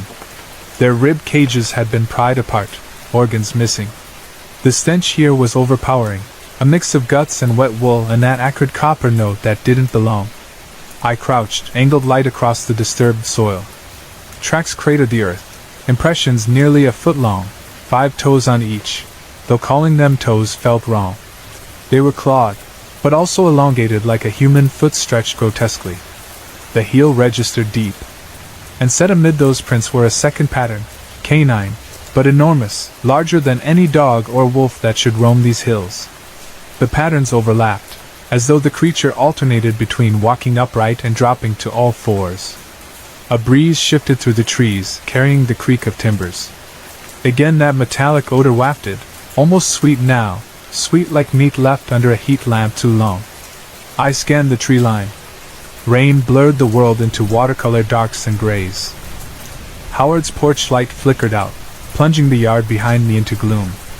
My radio crackled. Static. Nothing from dispatch. All at once I felt exiled from the human world, stranded in a realm where myths gnawed reality's edges. I told myself to focus, breathe steady, treat this like evidence at a crime scene.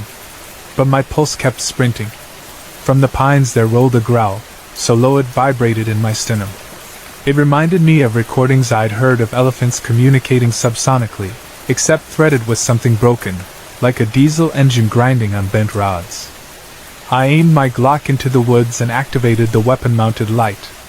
Between trunks, the beam cut a white path through steam. Leaves dripped. Creeks gurgled from underground springs swollen by rain. Nothing moved until, 30 yards in, a shape detached from the shadows. It stood bipedal. I know this because shoulders lifted above undergrowth, then a head rose higher still. Drenched fur hung in clumps, black against black. The creature's chest expanded and contracted, each breath visible in the cold as plumes of mist. For a heartbeat it just watched. Then the head tilted. The red eyes ignited. I cannot overstate the wrongness of those eyes. They were not reflections from my light. There was no green bounce, no yellow flare typical of animal retina. These glowed from within like coals stoked in a forge. And in their brightness I saw intelligence, ancient, indifferent, voracious. The creature inhaled, nostrils flaring. Its mouth opened. I glimpsed fangs curved like sickles. A noise burst forth, a scream and a howl fused. It scraped nerves raw, shook rain from branches, and seemed to press the night itself outward, as if sound became pressure. Adrenaline wrenched my limbs into motion.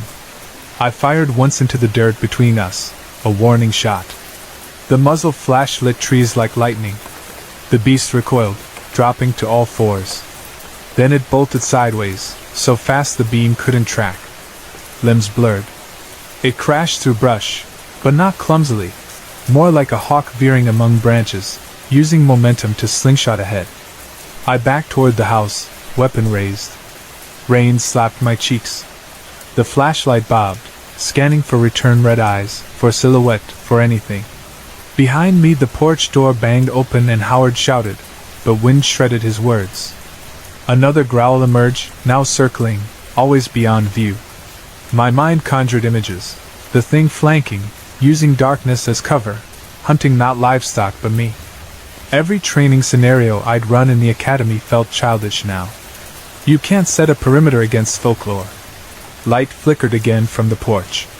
Then I heard wood splinter where the chicken coop once stood. A squeal of nails tearing from boards echoed, followed by the crash of a roof collapsing. Whatever lurked in those trees was dismantling the structure effortlessly, as if demonstrating power. A primal instinct shouted, "Leave." I stepped onto the porch, barreled through the door. Howard slammed deadbolts. We stood in pitch black, both breathing like we'd sprinted mile repeats. The only illumination came from thin lightning pulses flashing through curtains, revealing snapshots of the living room, deer antler chandelier, peeling floral wallpaper, framed portrait of Howard with his late wife. As thunder faded, silence returned, until a new sound replaced it. On the tin roof overhead something paced. Heavy claws clicked, methodic, exploring. Soggy paw steps slid near the chimney. We listened, not daring to whisper. The steps stopped. Rain hammered. Then came a metallic scrape. I pictured talons testing shingles, seeking leverage. Wood creaked above the front door header, dust drifting from the jam. I raised my radio again. Static. Towers were up. The storm hadn't downed them. Yet the channel droned empty, like every unit in the county dropped off grid simultaneously. The ceiling groaned. Howard thrust cartridges into his shotgun. Lightning flashed again, painting his gaunt features in stark relief. I felt tiny, as though the house itself were a toy barn, and the creature outside a child leaning down to peer inside. A sudden crash rattled the walls.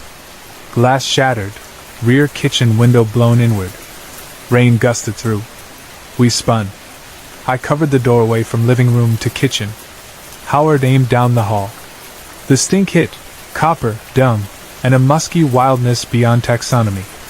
Something shuffled across linoleum, claws tapping like dogs crossing tile. Then silence, punctuated by refrigerator hum and rain dripping off cabinets. My vision tunneled, all senses funneling through that doorway. Seconds dragged. Nothing emerged. I edged closer, muzzle first. The flashlight beam cut a cone through dust motes and steam from my breath. The kitchen was empty except for pooling rain around shards. Cabinet doors hung ajar, some ripped free. A loaf of bread lay on the floor, slices scattered. Claw marks scored pale paint on the far wall before disappearing back out the shattered frame. It could have rushed us. Instead it retreated. Why? To toy? To instill fear? Predators often test prey, sapping their resolve before the kill. I realized with creeping dread that the creature was hurting us. A guttural bark erupted outside, followed by thuds on the porch. Front door this time. Hinges shook. Wood splintered around screws. My mind flashed to the symbol Howard had carved in his coop door, a crude cross, a tradition older farmers used to ward off sickness. But superstition wouldn't halt this. We retreated into the hallway. Howard's voice was hoarse. Storm cellar. Through the pantry. Another crack.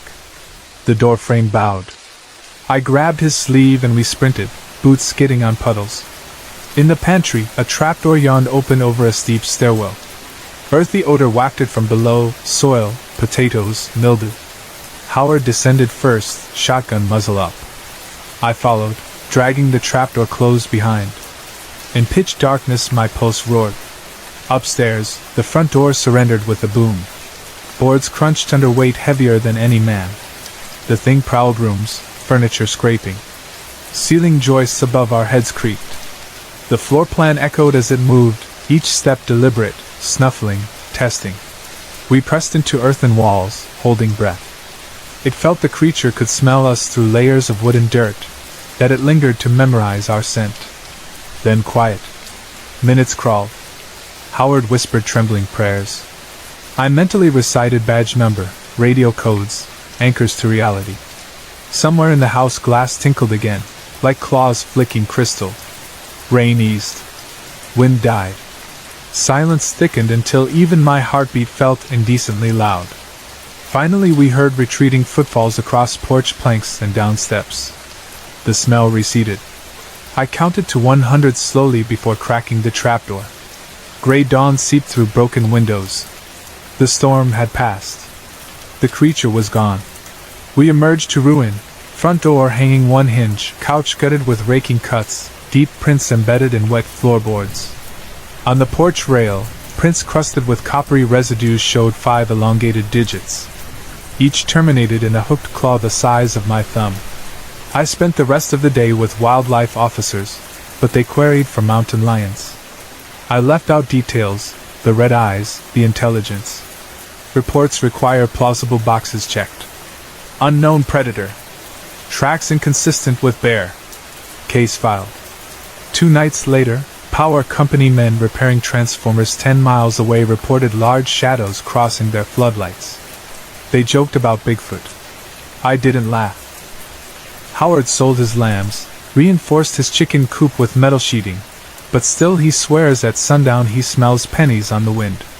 He's taken to sleeping in town with his sister. I patrol different counties these days. Yet sometimes, on lonely back roads, rain thrums my roof and woods press close, and I recall that growl reverberating inside my ribcage. I keep scanning tree lines, expecting twin embers to bloom. People ask why I stay on night shift. I just shrug. Hard to explain that daylight feels safer, but truth lives in darkness. Monsters thrive where stories end. Some nights I flip off the cruiser's dash lights, roll down the window, and smell damp leaves. When the wind is right, a distant copper tang rises, a warning on the air. Then I crank the siren, flood the forest with blue strobe, and remind myself I'm only hunting speeding teenagers, not midnight things that walk on 2 legs and 4. I never believed in legends. Now I believe in silence, in listening to old men who know their land, and in leaving unexplained tracks undisturbed. Because out there, beyond the edges of patrol routes and cell phone towers, something solitary still roams. It rips coops open like tissue, tears lambs as though plucking dandelions, and studies farmhouse doors with thinking eyes. It knows the taste of fear, and it glows.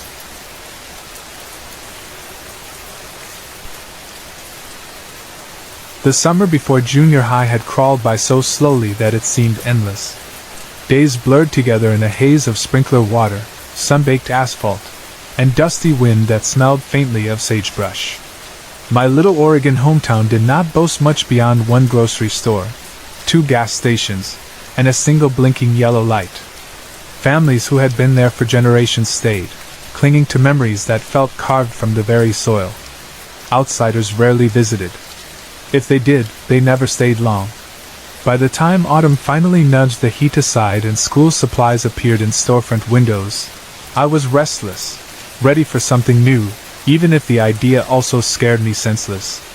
That something new turned out to be a larger junior high campus nearly 30 miles away, buried in the sprawl of a small city that felt big to me. My mother decided on the switch for the most practical of reasons. Each weekday, she drove beyond that city to her job, a patch of fluorescent-lit cubicles where she processed insurance claims. It was easier, she reasoned, to drop my little brother and me at our grandparents' house before dawn, let us eat bowls of oatmeal at their scarred kitchen table, then catch a district bus that swung through their neighborhood. The ride was free. The school's sports programs were better. The decision seemed logical. Still, on my first day, standing in a hallway that smelled of waxed linoleum and distant cafeteria tater tots, I felt as if I had been transplanted to another planet. By the end of September, though, the campus no longer felt like alien terrain. The unfamiliar corridors acquired names in my memory bank: the science wing, where the air always carried a hint of formaldehyde; the library corridor, where the walls were painted a soothing shade of light blue; the gym entrance, an echo chamber of sneakers squealing across polished hardwood. Gradually I learned faces, too, some freckled or framed by braces, others hiding behind shaggy bangs or woven braids. These new classmates zipped from period to period with the confidence of homing pigeons. At first I stumbled behind, but I caught up. To carve a place for myself, I joined the wrestling team. The decision surprised a few teachers who still pictured me as the quiet kid in the back row of social studies class. I was not especially large, about 140 pounds if I skipped breakfast, but I remembered backyard rumbles from earlier years. My friend Grant, his older brother Connor, and a revolving cast of neighbors who spent summer evenings turning their lawn into a makeshift wrestling mat. Connor took wrestling seriously. He had a battered trophy on his dresser and practiced takedowns on Grant and me any time he could trick us into it. We pretended to hate the ambushes while secretly learning the craft of balance, leverage, and scrambling out of danger. At my new school, those half-remembered lessons came back, like muscle memory waking after a long nap. I listened to the coach's instructions, mirrored each drill, and discovered that my body already knew some of the movements. By the season's midpoint our lineup looked formidable. Teammates in lighter and heavier classes racked up wins. Momentum spread like static in wool. Late in February we stormed into the district tournament, and left with a trophy we had no business lifting, first place for the first time in many years. Better yet, 6 of us punched tickets to the state meet. I still recall the moment the medal settled onto my sweat-damp neck. The metal felt almost hot against my skin. My ears rang with a mixture of cheers and disbelief. Euphoria lasted until Monday, when grown-up realities barged in. The state meet sat across Oregon, beyond snow-capped highlands and miles of forest.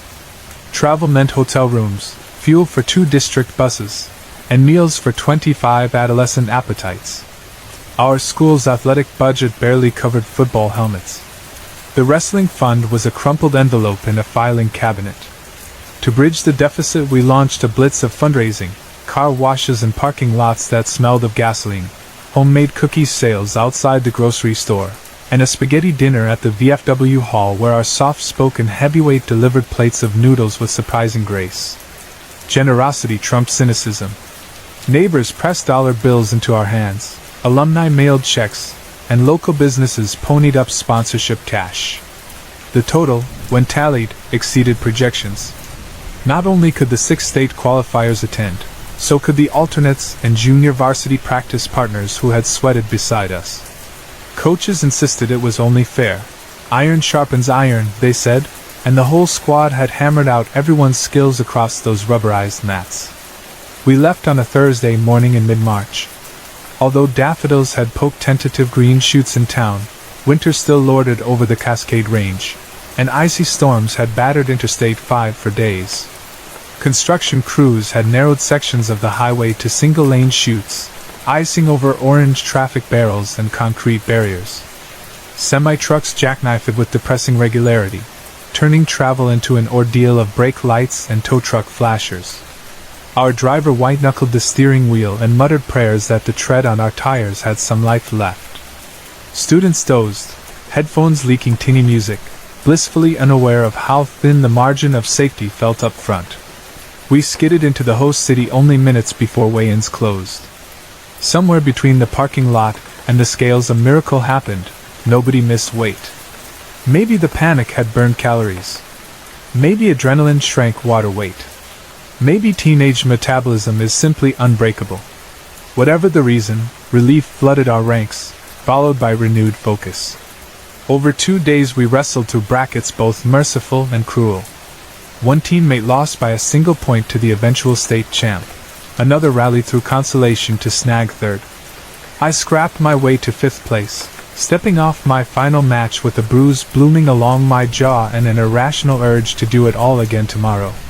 No one advanced to regionals, but our coach declared the tournament a triumph and spent the last of our funds at McDonald's. To this day the smell of salt, grease, and industrial-strength cleaning solution transports me to that night. Sweaty athletes packed into booths, gold medals clinking against chipped formica tables, ketchup packets exploding under careless elbows, laughter echoing over the hiss of French fry baskets. It was nearly 7 p.m. when we buckled into the activities bus for the long ride home. The skies already sagged with gray. Weather alerts pinged the driver's phone, winter advisory, heavy snowfall at higher passes, gusting wind. No one cared. We were teenagers cradling large sodas and bragging about takedowns. The assistant coach distributed blankets pilfered from the hotel to curb shivers once the bus heater surrendered to mountain air. Our head coach had persuaded the district office to approve a detour. Instead of retracing Interstate 5 with its miles of construction, he would steer east on a smaller highway, then loop north along Highway 97, where traffic was light and lane closures rare. The catch: the route added an extra hour, stretching our ETA past 2 a.m. Teachers had promised leniency on Monday assignments. Parents, worn down by months of travel and early morning weigh-ins, simply wished us safe passage. For the first hour conversation surged, stories about near pins, debates over who in history class secretly liked whom, predictions about next year's varsity lineup. At the 90-minute mark even Cody, king of hype, drifted into drowsy silence. I plugged earbuds into a CD player the size of a dinner plate, let a rock ballad lull me toward half-sleep, and watched frost spider across the windows. Snow arrived without warning. One moment the highway shoulders were bare, the next curtains of white swallowed the dotted lines. Tires hummed on powder, then crunched as drifts built. Wind scythed across the asphalt, swirling flakes into mini tornadoes that smashed against the windshield. The bus slowed to a crawl. The world beyond the glass shrank to the reach of the headlights. 2 cones of visibility where flakes raced like hyperspace stars in an old sci-fi movie. Time warped. 5 minutes felt like 50. Each gentle curve of the highway demanded complete concentration from the driver, who leaned forward, chin jutting, as if proximity could sharpen his view. Somewhere behind me a seatmate groaned, clutching his oversized soda cup. The chain reaction began, whispers of, "I gotta go," followed by shifting feet, then louder protests. Wrestling builds mental toughness, but it cannot shrink a 16-ounce bladder. The coach ignored complaints until a distinct whimper reached his ears. He stood in the aisle, bracing against lurches, and announced we would pull over at the next safe turnout. We cheered half-heartedly, more relieved than rowdy. Minutes later the driver angled onto a wide shoulder cut into the slope of a long downhill grade. 2 yellow caution signs warned truckers to check brakes. No streetlights pierced the darkness. Only the bus's hazard flashers pulsed red against whirling snow. Coach delivered instructions in his no-nonsense tone. Stay within arm's reach of the bus. Pair up. Don't wander. This storm will swallow you fast. He stationed the assistant coach at the front bumper, tasked him with counting heads. The door hissed open. Cold slapped every inch of exposed skin. Snowflakes, fat and wet, blasted sideways on a relentless gust. Boys poured down the steps, boots crunching into drifts already rising above ankle height. They scattered along the roadside like marbles, each desperate to carve a few inches of privacy. I exited late, delayed by fumbling with my winter jacket zipper. Most spots near the bus were claimed, punctuated by shouts of, "Back off!" and, "Dude, seriously?" Wanting solitude, I trudged toward the rear bumper, then kept going, hugging the metal flank until taillights burned behind me like distant embers. The road shoulder sloped downward into a shallow ditch before a wall of ponderosa pines. I descended a few steps, turned my back to the bus, and finally unzipped. Snow stung my ears. Wind muffled laughter above. Relief lasted seconds, replaced by unease. I could no longer hear banter or see the bus clearly. Only swirling white and a dim glow survived. I zipped up, intending to retrace footprints, when a voice sliced through the turbulence. "Where is everyone?" The words drifted on the wind, trembling, almost childlike. I pivoted, scanning. Snow erased depth perception, shapes merged with shadows. I cupped hands to my mouth, shouted, "Back by the bus!" The shout dissolved into the storm. No reply. An irrational dread prickled. The voice came again, closer yet fainter, as though spoken by someone exhausted. "Don't leave me!" Every instinct screamed to retreat, but compassion rooted me. A teammate might be lost, disoriented in whiteout. I waded deeper, knee-deep now, shouting names. Snow billowed, limiting vision to an arm's length. Then, 10 feet ahead, a hint of color flickered, a bluish glow, subtle, pulsing like bioluminescence beneath waves. Shape coalesced, a human outline, translucent, edges blurring into snow. No features, only that ghostly blue saturating a figure no taller than me. It lifted an arm in a slow beckon. Peace, unnatural yet irresistible, washed over my nerves, smothering fear with warmth. My muscles loosened. The air smelled not of pine and diesel but of lilac and fresh rain on pavement, scents of late spring afternoons long gone. Snow deepened to my thighs. Each step sunk me further. The phantom glided backward, always just beyond reach, gesture persuasive, wordless plea echoing, "Don't leave me." Another step, and snow crust gave way. I dropped waist deep into powder. Panic flared as chills soaked denim. The bus felt the universe away. Footing uncertain, I teetered until a hand clamped my shoulder, solid, alive. "Wrong way!" Coach barked, breath fogging in the dark. The spell shattered. The lilac aroma vanished, replaced by exhaust and sweat. The blue figure winked out, as if a projector died mid-frame, leaving only swirling snow. Coach hauled me upright, guiding me back to the road. He didn't release his grip until my boots clanged on the bus steps. "Head count again," he announced. His voice quivered with anger masking fear. Inside warmth, I collapsed onto a bench. Snowmelt pooled under my sneakers.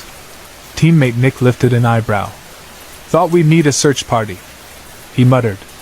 Roll call found every wrestler present. The driver shut the door, eased onto the highway, and crawled northward.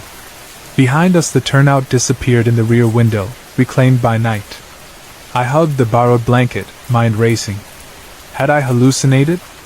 Fatigue, wind, swirling high-beam glare can spawn illusions.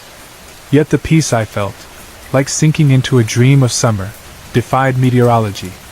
In whispered folklore, mountain travelers speak of frost phantoms or snow maidens, spirits who lure wanderers off cliffs or into drifts where cold closes their throats. I had read such tales in a library book once, dismissing them as yarns spun by ancestors who lack scientific explanation for hypothermia. Science offers no explanation for blue luminescence pulsing in a humanoid silhouette, nor for a scent of lilac blooming in sub-freezing air. It cannot quantify the precise moment when comfort overrides survival instinct. The storm lessened. By 2:15 a.m. we rolled into the school parking lot, welcomed by sodium vapor lights haloed in mist. Parents whisked sleepy sons home. Coach pulled me aside. "You were 20 yards from the bus, maybe more," he said quietly. "Snow that drops into a culvert.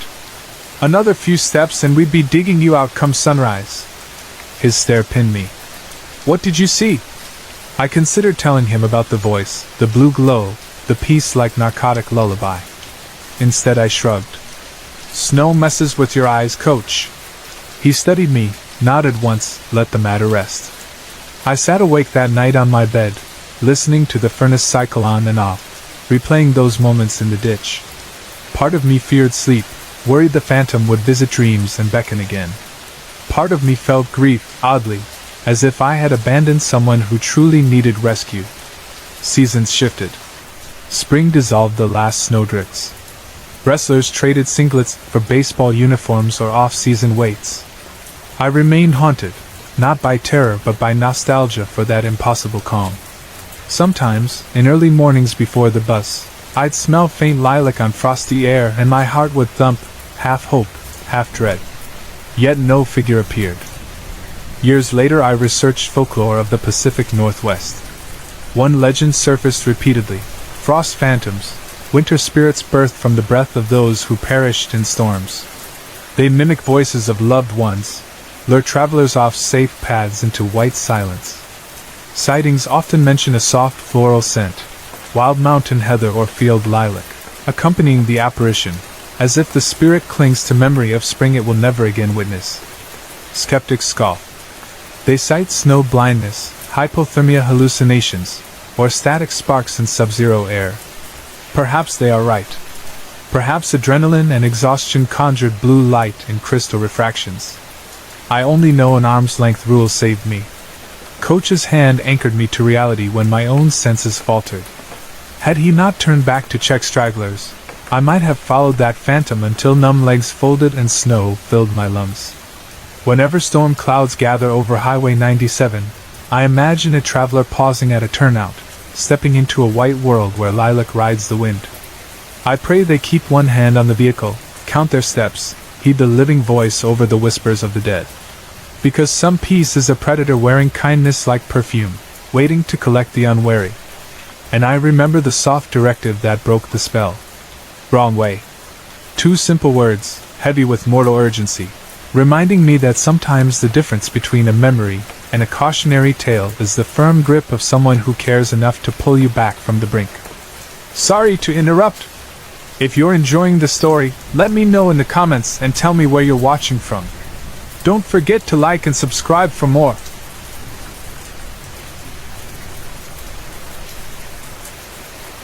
I still remember the excitement that filled my aunt's living room the night we decided to take a spur-of-the-moment road trip.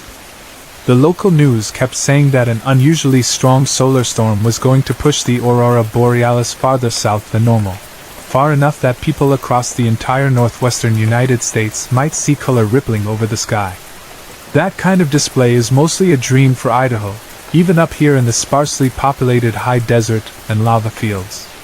We weren't going to pass up the chance. My aunt, always ready for any midnight adventure, called me and my cousin around 10 o'clock in the evening and told us to grab coats, blankets, and anything else we thought we might need. She promised to swing by my place in half an hour to pick me up.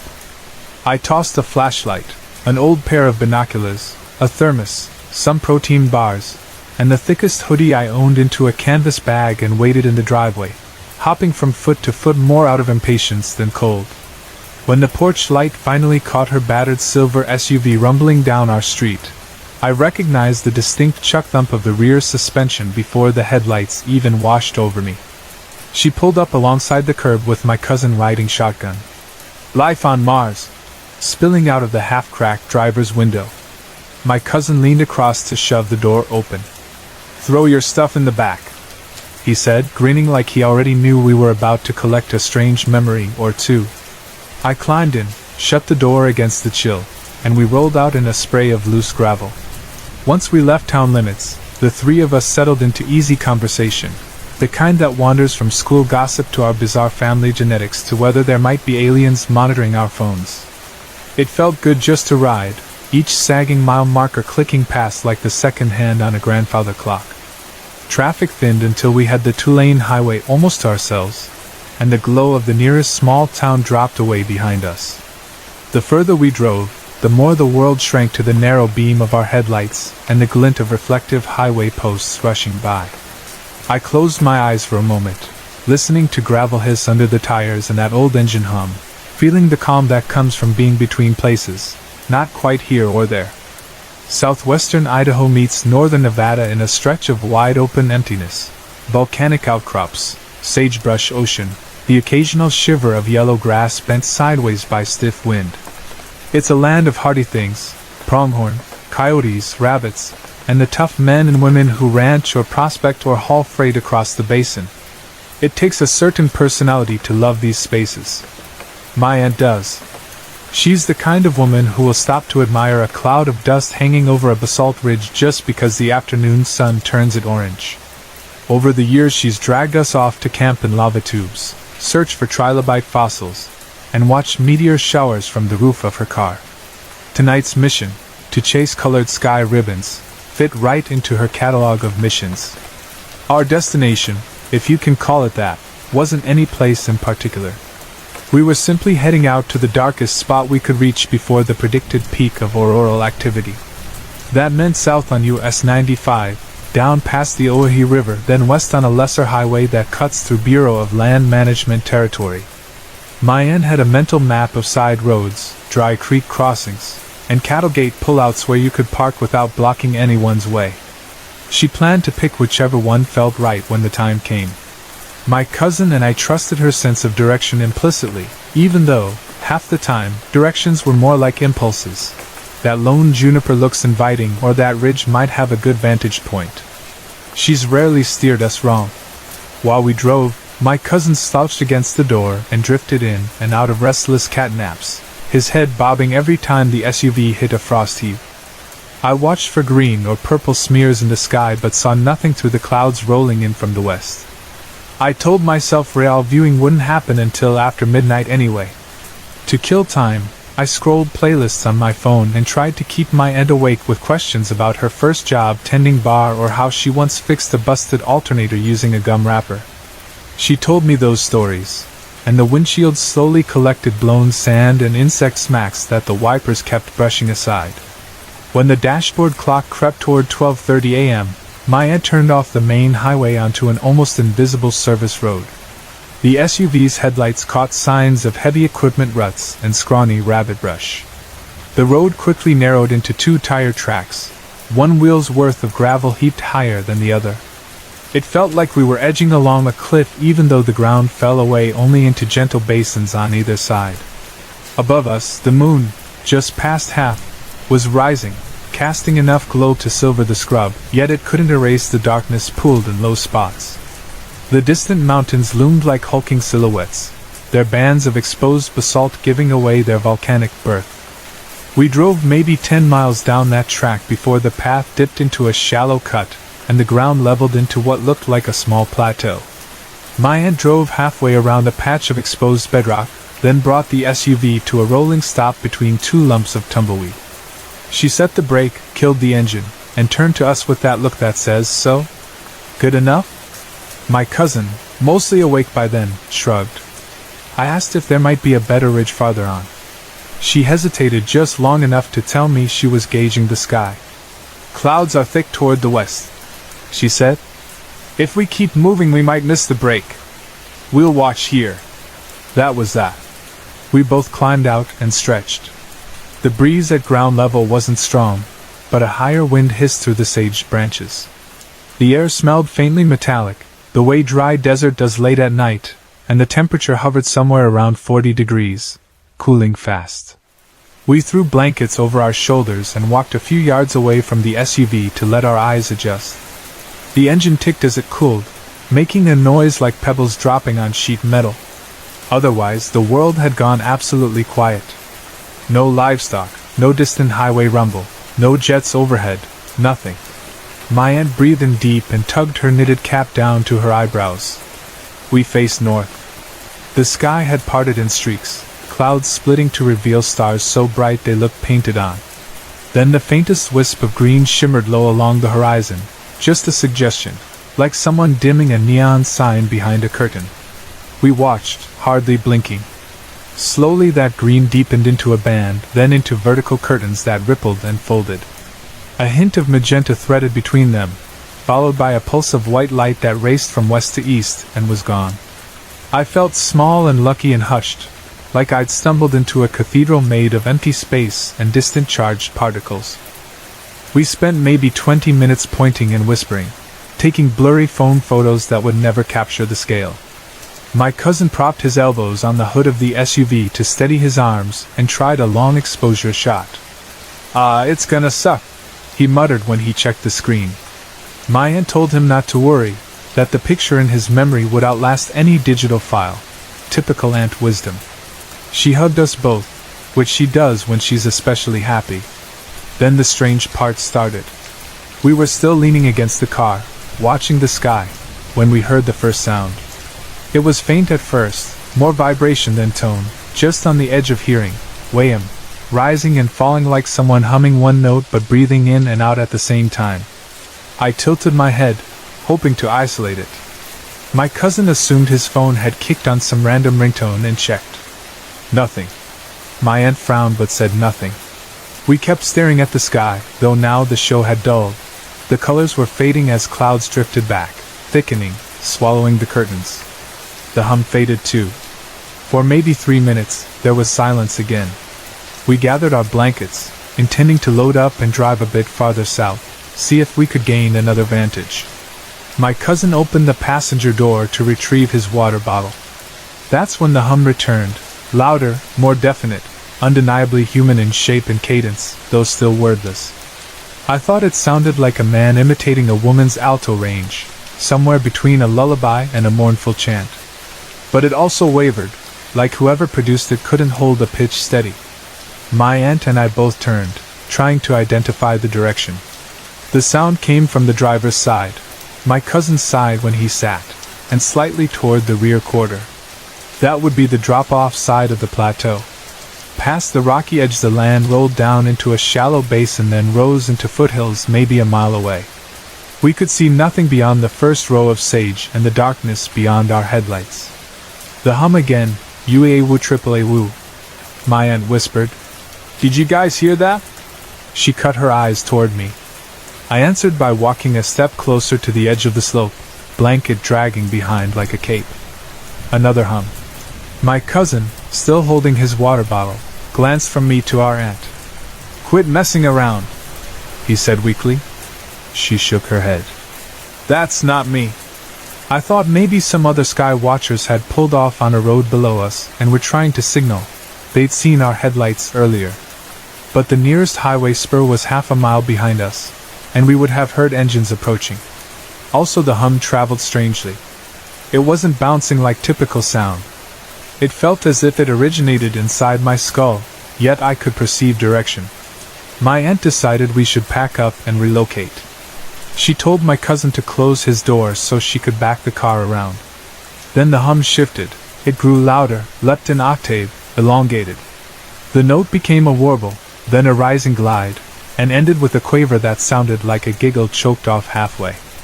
I felt goosebumps crawl up my arms under the blanket. We looked at each other with new seriousness. My aunt muttered that she didn't like this. My cousin chuckled and said maybe it was some hikers messing with us. My aunt didn't reply. She climbed behind the wheel, forced the key, and coaxed the engine to life. The headlights, which had been off to preserve our night vision, flared. They lit the tumbleweed clumps and the basalt scabs, and, just an instant, something else. 20 feet beyond the back bumper, on the edge of the plateau, stood a shape.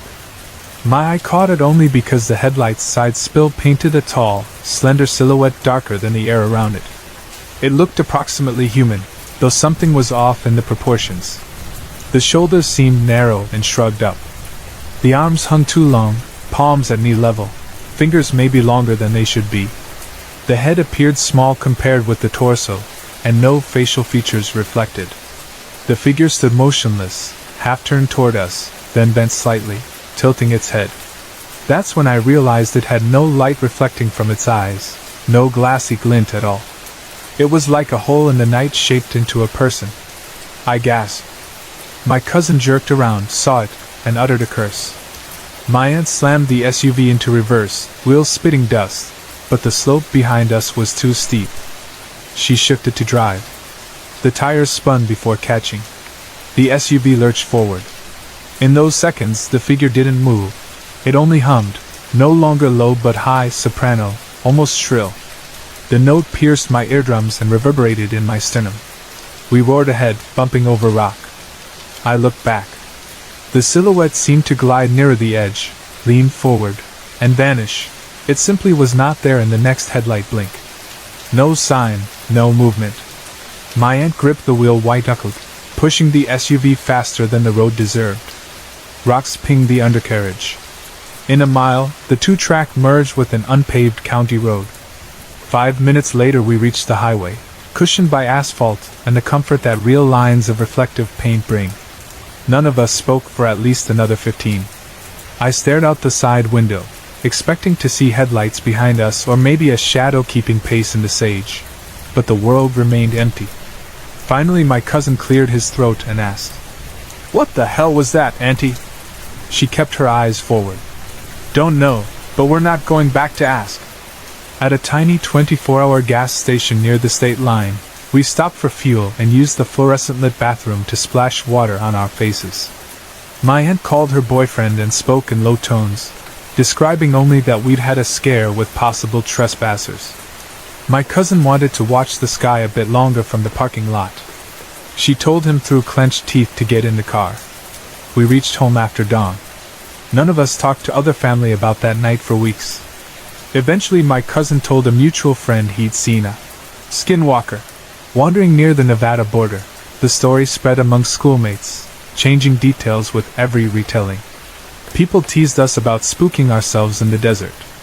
I laughed along, but inside I held two vivid impressions, the unnatural hum vibrating bone, and that shadow figure leaning into the headlight beam like it smelled a joke only it understood. A month later I decided to research local folklore beyond UFOs and cryptid forums. I found sparse references to wailing or humming voices along this particular highway. A retired rancher's blog from the early 2000s noted that stock occasionally stampeded at night after pipes in the wind sang.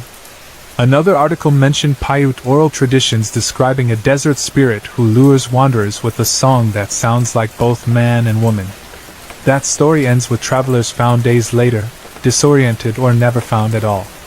These bits didn't offer answers, only affirmed that we weren't the first to report such a phenomenon. I wondered whether we might have encountered an acoustic oddity, wind funneling through basalt cracks to produce standing waves, amplified by the hush of night. Yet no geology paper could explain the silhouette I saw. My aunt has her own theory. She clings to the old stories of shapeshifters, beings who borrow voices to trick humans off safe ground. She believes the hum tried to draw us away so we'd slip on those rocks or wander into a gulch we couldn't climb out of. She's not superstitious about many things, but she won't drive that service road again. She sold the SUV 6 months later when the transmission died. She claimed the hum had cursed it. My cousin keeps insisting it was an elaborate prank, maybe desert squatters wearing night vision goggles to scare off interlopers. He jokes about going back with a bullhorn and blasting them right back. But I notice he never actually organizes that return trip. As for me, I replay the scene whenever I hear wind whistle through power lines or when I see aurora photos online. The hum still vibrates in memory, and the figure still wavers at the edge of headlights. I stick to better traveled overlooks now, though even there, the desert night can feel alive, waiting. If the northern lights ever promise another rare visit, I'll probably go again. Curiosity is hard to smother. But I'll bring more friends, keep the engine running, and listen with caution, because the high desert keeps secrets in its wind, and not every voice that drifts across those plains belongs to something you'd want to meet. When people talk about childhood, they usually remember summer afternoons, favorite cartoons, or the simple thrill of discovering something new in the yard. My memories, however, include a pale figure whose face had no mouth and whose eyes were two dark pits that swallowed the light around them. Until recently I kept the story locked inside, convinced that I must have imagined everything. I was a nervous kid, and adults always assure children that nightmares fade once dawn arrives. Yet some nights, even decades later, my hands still sweat if I lie awake too long, half expecting to see that same figure return. I grew up in a small town in Kentucky, tucked between rolling farmland, patches of forest, and the steady hum of crickets at night. The house we lived in sat near the edge of town, close enough to neighbors that you could smell barbecue on weekends, but far enough into the trees that the backyard felt like its own pocket of wilderness. My parents worked hard and often late, so my older brother and I spent a lot of evenings entertaining ourselves, video games, comic books, pitching a baseball between us until the porch light clicked on. When I was 7 or 8, my parents decided to buy bunk beds to give us more space in the shared bedroom. We begged them to keep the bunks separate, mainly because climbing down a ladder in the dark felt like broken bones waiting to happen. They agreed, and we positioned the two single beds on opposite walls. A small wooden nightstand rested between them, just wide enough for a lamp, a crank-handle alarm clock, and the stack of Goosebumps paperbacks we traded back and forth. I was a careful kid. Before I crawled under the covers, I always made sure the closet door was latched, the hallway light was off, and the cord of my little phone charger stretched safely to the outlet. I also insisted on leaving that lamp within reach. I was not afraid of losing my way to the bathroom. I was afraid of what might be waiting in the darkness if I stepped onto the floor. My parents blamed cartoons and my own imagination. They were partly right. I loved spooky stories, especially the late-night shows that mixed urban legends with grainy, real footage. But enjoying ghost tales is different from believing one will crawl into your room. Even at 7, I knew most monsters belonged to the TV screen. I turned on a lamp because sometimes shadows looked like faces, and every kid knows faces in the dark can ruin a night's sleep. One weekend my brother and I had stayed up too late, making a fort out of blankets and shining flashlights through the fabric like mutant stained glass windows. By the time we dismantled the structure, stacked pillows, and scrambled into bed, it was almost midnight. Mom marched in, tucked us in, kissed our foreheads, and reminded us to hit the light. My brother clicked it off.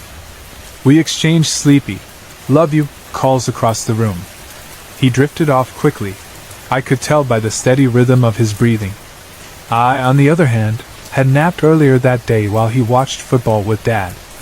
I was wide-eyed now, staring at the phone in my hands. YouTube had just become my favorite universe. That night I searched for a playthrough of Fran Bow, a game equal parts puzzle and nightmare. The creepy music and odd cartoon drawings lulled me. My eyelids sagged. I set the phone beside me and yanked the charger wire until the plug clicked into place. The lamp was already dark. Sleep came fast. I slipped under like a swimmer into deep water and floated there for what felt like a moment, or maybe hours. When I surfaced, something was wrong. Bright light stabbed my eyes. The bulb in the lamp glowed as if someone had deliberately twisted the knob. Confused, I squinted at my brother's bed. He lay turned toward the wall, oblivious. Then I noticed it, a figure perched lightly at the foot of his mattress. Even with the glare of the lamp, the creature looked almost luminous, skin so white it was closer to the blankness of printer paper than normal flesh. It was child-size, but its limbs were thin as deer legs and held no shape of muscle or fat, just smooth rods of bone beneath skin. The torso seemed too narrow to house real lungs. Most terrifying of all were the details that were missing. No mouth, only the faint rise of cheeks tapering into a small dent where lips should be. Above that dent sat 2 holes, tiny black pits marking nostrils. And just above the nostrils stared 2 circular eyes, blacker than the deepest well, so empty they felt like tunnels to somewhere else entirely. Those eyes locked onto mine. Instinct shouted one command: move. I threw back the blanket and lurched upright. The movement startled the creature. It jerked its head, then scuttled across the hardwood floor with an insect's quickness, too fast, too controlled, to the shadowy space beneath my bed. I heard no voice, only the frantic scratch of fingernails or claws scraping wood. Fear froze my voice. I wanted to wake my brother, but the words stuck. Instead, I did the strangest thing. I turned the lamp off. Darkness washed over me, and in that instant I believed, childish or not, that if I acted like nothing had happened, the creature might vanish. I lay down, pulled the blanket up to my chin, and waited. My heart thudded in my ears. Eventually exhaustion seduced me back into uneasy sleep. When my eyes opened again, the lamp was ablaze. This time complete paralysis locked every joint. I could not rise, could not swing my legs over the side, could not cry out. Even my tongue felt weighted. I could only look up, down, side to side with rapid jerks of my pupils. The creature had returned, inching up along the mattress until it crouched on the blanket near my knees. Head bent so near my face I thought I could feel cold air radiating from its skin. Those empty eyes peered into mine, assessing, maybe deciding. I wondered if it smelled fear. I imagined rows of hidden teeth sliding open beneath the skin on its blank face like some horrific flower blooming. For what might have been seconds or full minutes, it did not strike. The paralysis receded without warning. I could breathe again, then flex a finger, then clench my fist. In that flicker of courage I blinked, and the thing was gone. No scuttle, no scrape, no hiss, just absence. The lamp was off once more. My brother still slept peacefully. Had I screamed?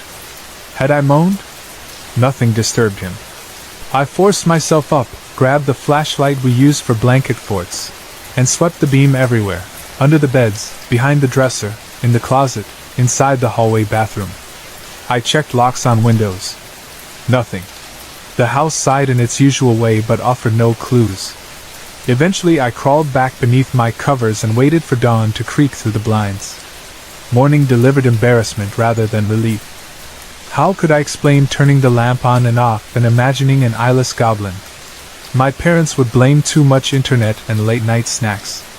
My brother would laugh and call me a baby. So I shelved the story in the back pantry of my mind. Weeks passed. Summer melted into early autumn. School resumed, wrestling practice consumed afternoons, and I mostly forgot that white shape, until my body betrayed me. I began wetting the bed again, something I had not done since kindergarten.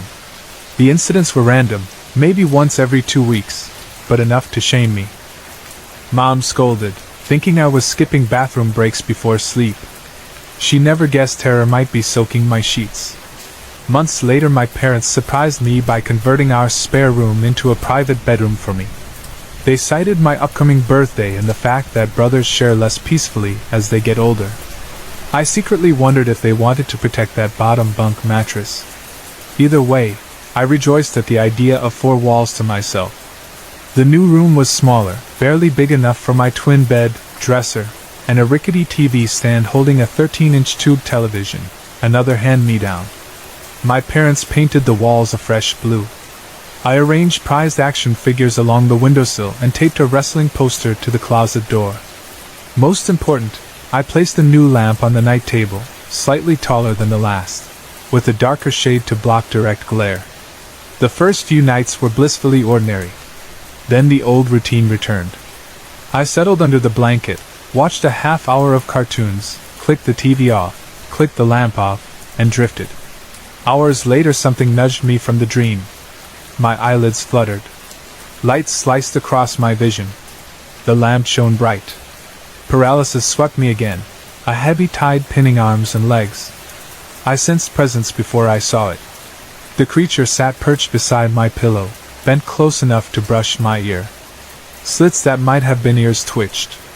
Its eyes, void orbs, reflected nothing.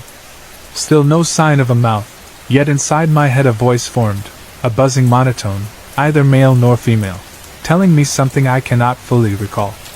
Perhaps the mind protects itself by erasing details too dreadful. I remember the gist, a warning to stay silent, to forget, to never reveal. Then darkness iced over me. When I snapped awake, the room was exactly as I had left it at bedtime. Lamp off, TV dark, door closed, nothing at all unusual. My pajamas were dry. The clock read 3:17 a.m. I sat up, gripped the bed frame, and breathed until dawn light teased the blinds. That was the last appearance. From that morning forward, no more accidents stained the sheets. The creature never resurfaced, and I dared not speak of it until years later when teen sleepovers became confessionals for ghost tales. When I did tell, classmates compared my description with an internet legend called the Rake, a pale humanoid said to crawl into bedrooms. Hearing their jokes, I regretted mentioning it. Still, a portion of the online lore matched my memories too precisely to dismiss. Adulthood brought skeptical friends. Some insist I experienced hypnagogic hallucinations, the brain's glitchy overlap between sleep and wakefulness. Others suggest mild sleep apnea fueled by anxiety. A few spiritual acquaintances call it an encounter with the fae, or a house spirit demanding respect. Yet deep inside, I know what I saw was neither imagination nor ordinary night terror. It manipulated the physical world, switching a lamp on, crossing a floor. It left an aftershock that rewired my childhood nights. I learned a practical habit from those encounters. I still triple-check locks, closet doors, lamp settings, and phone chargers before turning in. My spouse teases me for pacing the room like a security guard, but I do it anyway. Peace of mind is worth a minute of inspection. You never really know whether something uninvited is testing boundaries, waiting for a house to sink into silence. And if, one night, I should notice the lamp glowing when it shouldn't, I'll remember to keep my limbs steady, call out firmly to whatever crouches nearby, and refuse to surrender to fear, because now I have words where once I had paralysis. Telling the story robs the creature of secrecy, and sometimes that is the difference between a nightmare that ends at dawn and one that lingers a lifetime.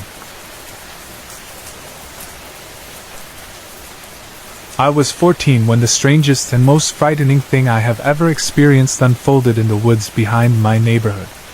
I had lived in that Pennsylvania suburb my entire life, and although the subdivision itself felt ordinary, rows of tidy front lawns and the steady hum of traffic from the main road, those woods were different. They were ancient in a way the surrounding streets were not. They swallowed the weak glow of porch lights and street lamps the moment you stepped beneath their branches. They smelled of damp earth, pine sap, and sometimes the faintest trace of smoke even when no one was burning a campfire.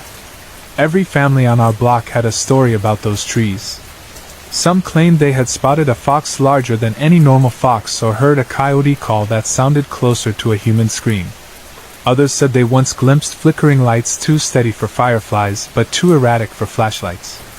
Most neighbors laughed off such stories in daylight, though few volunteered to stroll those trails after sunset. Kayla, my neighbor and one of my oldest friends, loved the woods more than anyone else I knew. We spent countless Saturday afternoons exploring the ravines and creek beds together, climbing over fallen trunks, and turning over stones just to see what lay underneath. It was with her that I discovered the hidden shelter out in the creek. Someone had dragged long, heavy logs across the banks, laying them in a tangled lattice over the shallow water. The first time we saw it, the logs seemed haphazard, like storm debris, until we realized they were positioned too deliberately to be random. The real shock came when Kayla sat down and heard brittle plastic snap beneath her. I looked closer and realized that what I had taken for hanging vines were actually strings of Christmas lights, unlit, dirty, half-submerged in moss but unmistakable once my eyes adjusted. No one we knew had ever admitted to building that shelter, and we never found a hint of extension cords or batteries.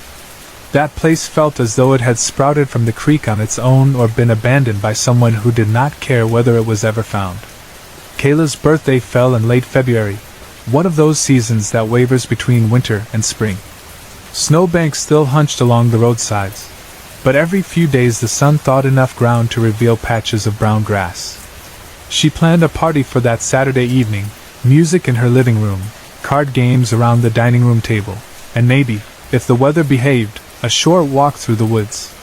When my friend Jake arrived at my house before the party, we talked strategy. Jake was easygoing but practical. He wanted to know whether Kayla had rules about mud. I told him she had warned us not to dress fancy. That was all we needed.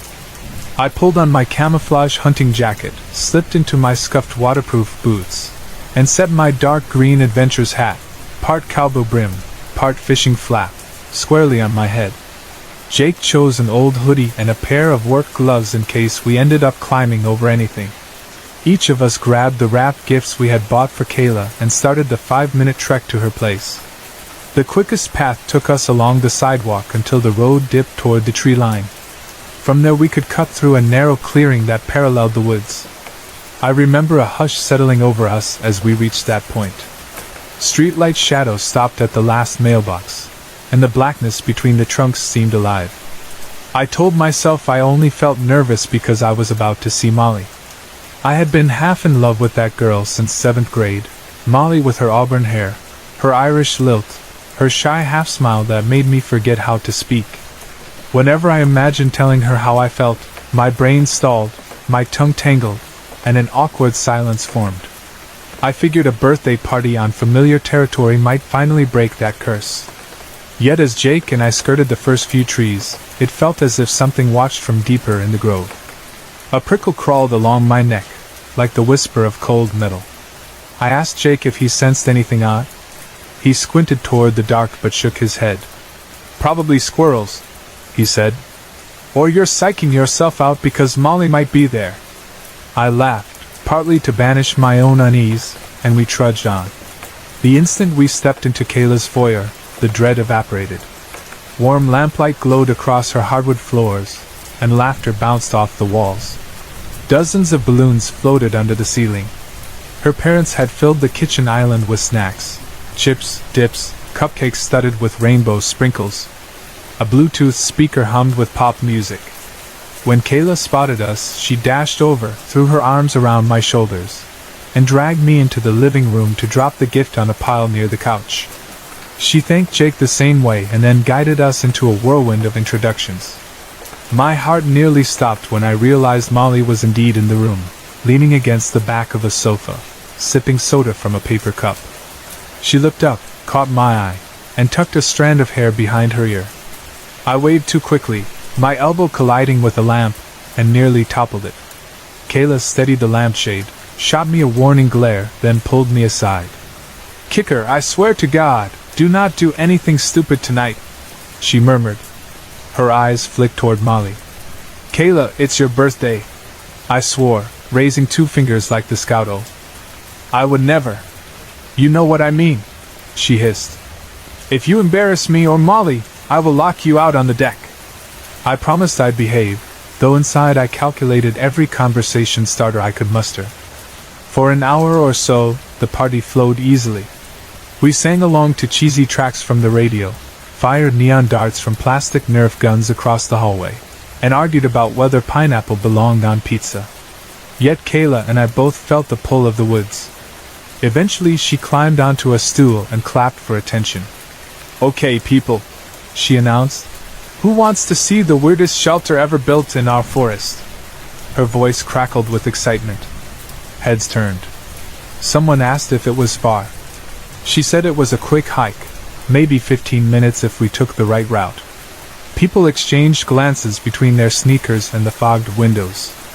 Then Molly lifted her hand and said softly, "I'd like to see it." That settled it.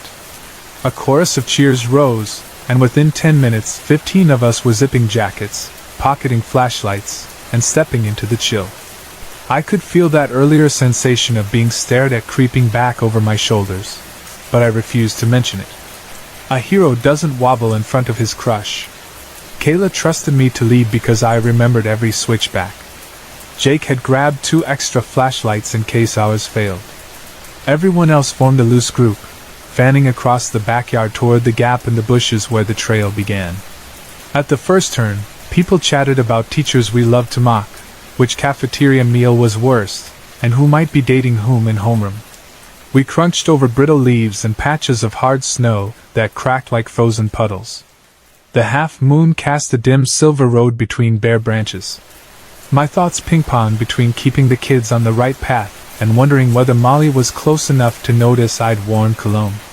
Sometimes her laugh drifted forward through the group, quick and airy. Each time I relaxed a little more. 5 minutes in, a sharper unease cut through me. It wasn't the usual worry about tripping on a root. It was older, deeper, like an alarm from inside my spine telling me something was misaligned with the world. I tried to shake it off by instructing everyone to keep eye contact with the person in front of them. Yet that feeling kept poking at me, a faint insistence that we were not alone. When we reached the steep embankment that dipped toward the creek bed, I slowed so everyone could shuffle safely downhill. The forest funneled sound in strange ways here. Conversations ricocheted off trunks and returned as muddled echoes. But amid the jokes, I heard an extra layer, a faint chattering parallel to ours, as though another group mirrored our journey off to the right. At first I assumed it was echo, but the timing was wrong. Our group would laugh, then half a breath later different laughter answered from the dark. I halted and held up my flashlight. My friends caught my signal and hushed. The new voices fell silent too. I swept the beam sideways through bramble and thin saplings, but saw only white birch bark and shadows. Jake muttered, "Probably another party." He aimed his own light farther. Nothing moved. Kayla whispered, "If it's neighbors, they'd say hi." A lull thickened around us. You could hear everyone's breath clouding. I decided to call out, if only to prove it was some kids messing around. "Hello?" I shouted, the word rattling into the trees. "Who's there?" Behind me, someone giggled nervously. An answer came back, my exact words repeated, but not by me. "Hello? Who's there?" The voice matched mine almost perfectly, but with a scratchy distortion, like an old tape recording played through cheap speakers. Every hair on my arm stood up. 14 people inhaled sharply. Then panic detonated. "Run! Now!" I yelled. My throat burned with urgency I'd never felt. Kayla didn't question me. She pivoted and sprinted uphill, others slamming into each other as they turned. The track stars, Kayla, Jake, Molly, 2 more, took off like arrows, vanishing between trunks. The rest pounded after them. I lumbered behind, heavy boots sliding on patches of ice. Branches slapped my jacket, tugging at my hat. I am not built for cross-country flights. I'm tall and broad, strong on a football line but clumsy in mud. That night adrenaline trumped physics. I surged up the incline, lungs searing, yet still felt something behind me. Leaves rustled with a rhythm too steady for wind. It matched my pace then crept closer, as though a shadow gained mass. I didn't dare glance back. Ahead, a faint glow marked the opening to Kayla's yard. Jake waited there, waving. I burst from the tree line, my boots splashing through half-melted snow onto the grass. Jake grabbed my arm. He asked if Kayla's group had made it. I shook my head. They had sprinted ahead down the cul-de-sac toward her house. Before we resumed, an echo drifted on the wind, my earlier command repeated again. "Run! Now!" but warped, as if the speaker's mouth couldn't shape vowels. Jake's eyes widened. We launched down the street and didn't stop until the porch light bathed us. Everyone else stood huddled inside the doorway, cheeks flushed, eyes darting. Kayla corralled us into the living room. Her mom's shift didn't end until dawn, so we had hours to calm down.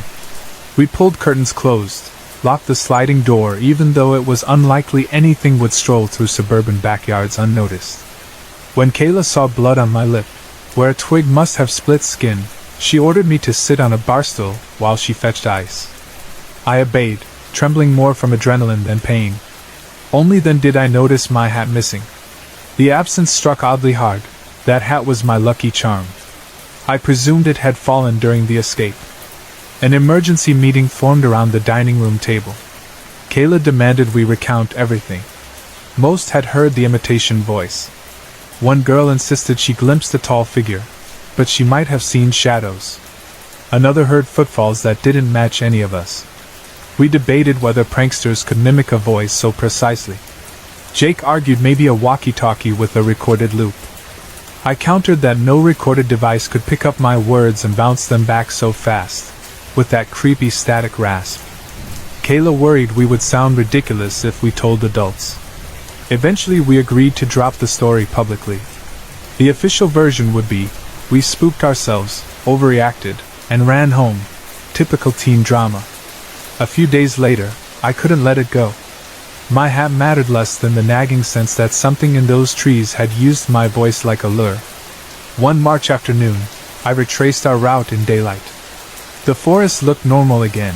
Dead leaves, bright blue sky between branches, no lurking dread. Still, vigilance prickled my nerves. When I reached the creek bank, I noticed foot impressions in the thawing soil. Some were ours, sure, from the party night. But others were elongated, as though someone wearing narrow snowshoes had glided. They pressed deeper than my own prints, too deep for a human that size. My hat, improbably clean, lay balanced on a snapped branch at shoulder height. Someone or something had placed it deliberately, brim facing the trail like a signpost. On the same trunk, a vertical gouge scored the bark, 3 feet long, edges ragged, sap still oozing. It looked as if a giant claw had scraped downward. I took the hat, backed away, and left the forest without searching for more evidence. Some instincts said photographs would never capture what was truly wrong there. On the walk home, under bright midday sun, the chilling memory of that distorted voice still clung to my ears. I have told the abridged version of this story to a handful of friends, omitting the scratch mark and my retrieved hat.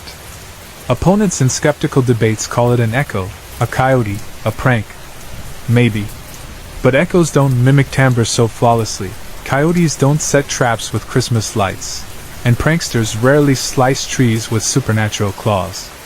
Something in those woods wanted us deeper among the pines, perhaps to study us up close or to lead us somewhere none of us should go. When you head into unfamiliar stands of trees, especially the ones that gulp down streetlight halos, listen to the prickles on your skin. If a strange voice calls from the shadows in a pitch that matches your own, do not answer. Back away, gather your friends, and return to a place where porch bulbs can reach you. Our group survived because we fled without question, but I still wake some nights imagining the alternative. A path where I follow the voice to the right, deeper toward the creek, beneath the log lattice strung with forgotten holiday lights, and find whatever patient presence waits to welcome me in my own words.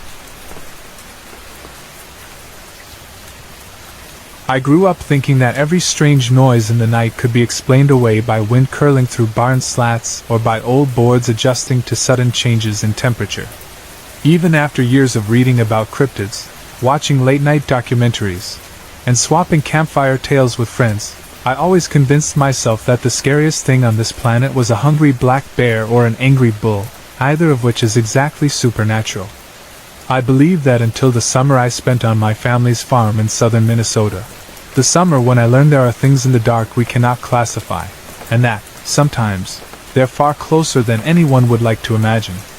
Our farm sits on the outermost edge of what you could politely call civilization, past the last asphalt road, past the final mailbox, past the tidy grid of soybean fields whose owners love to brag about their GPS-perfect rows.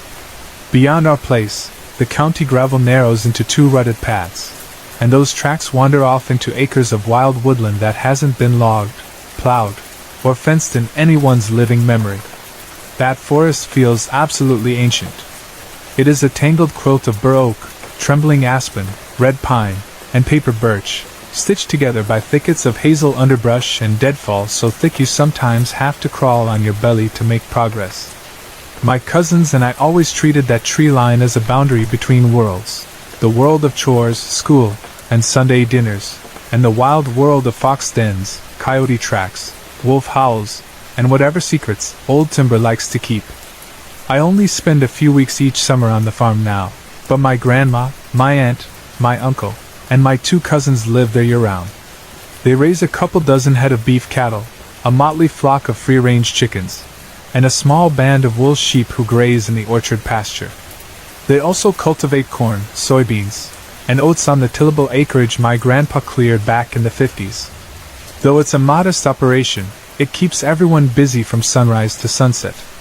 Growing up, I liked the routine: wake at dawn, gather eggs, feed cattle, fix fence, knock mud off your boots, collapse into bed at night. Hard work suits the mind when the only other sounds are meadowlarks and wind. That's why it rattled me when, the first morning I arrived last June, my grandma met me at the mudroom door with a stern warning. Stay clear of the woods this summer. She scanned the battered timberline as if expecting it to walk up onto the lawn. The rules sounded absurd. When I was little, she practically pushed us outside, saying kids needed mud between their toes.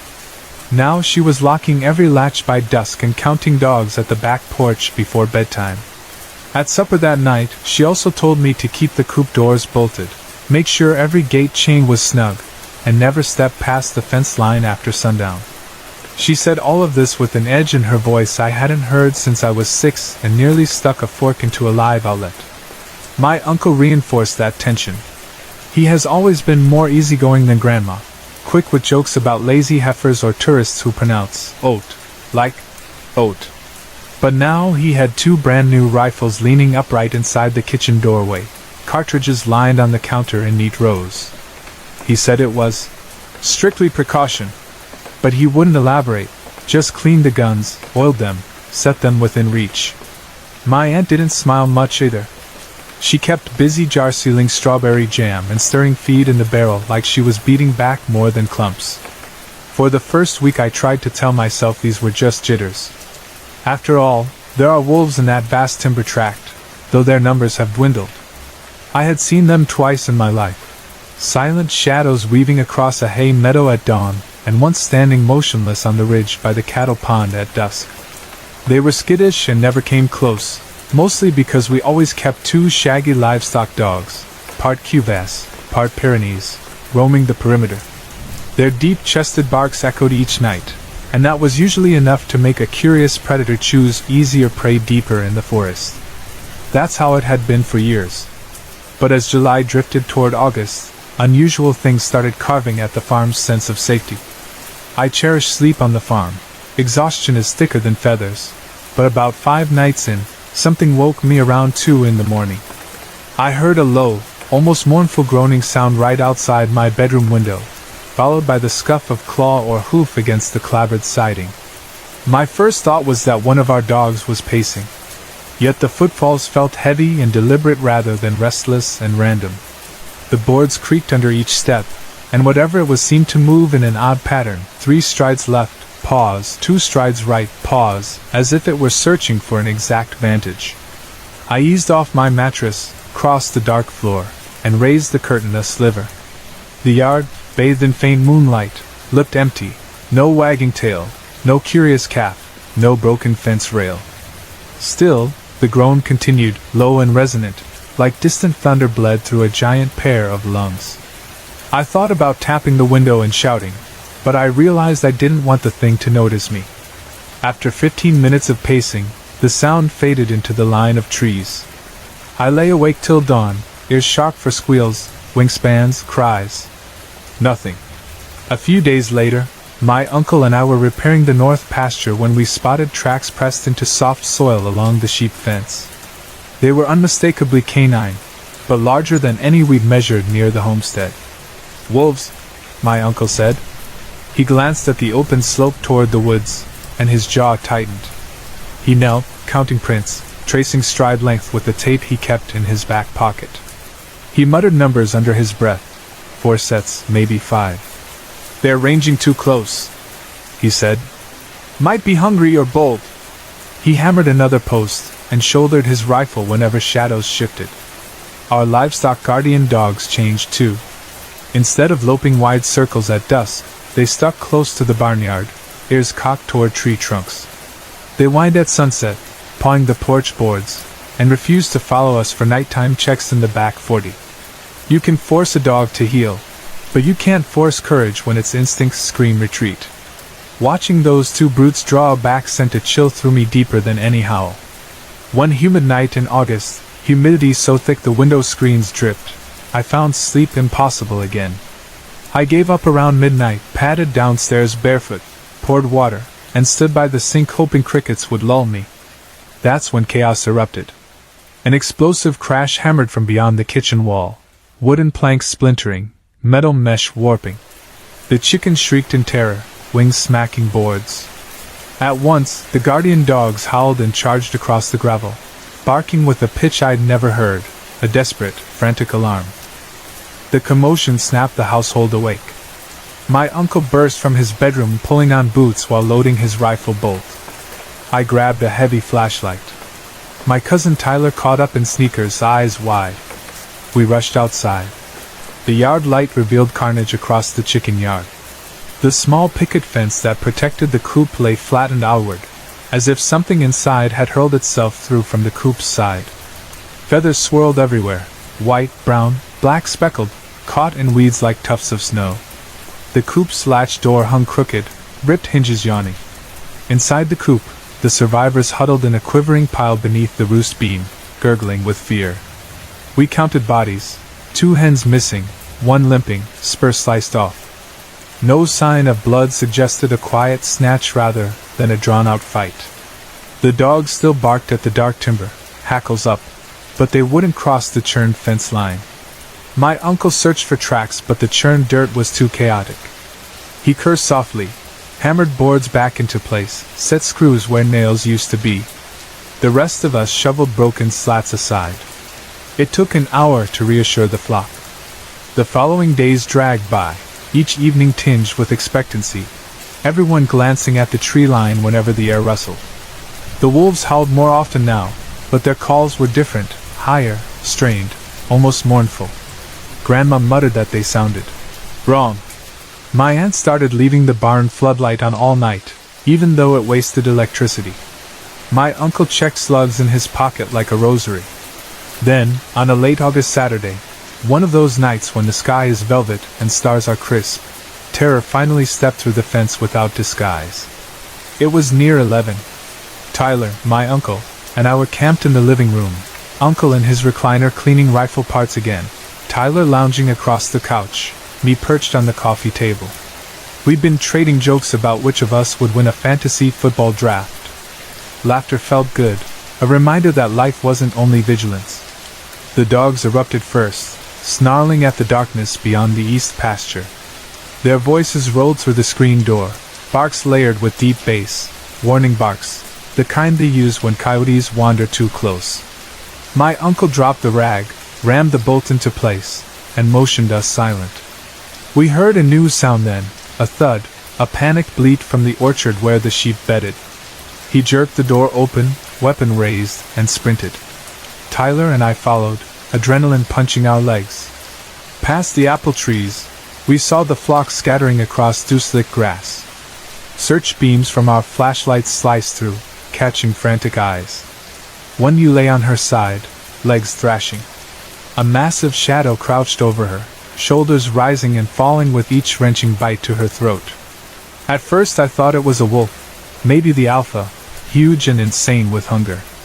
But as my beam steadied, the silhouette grew wrong.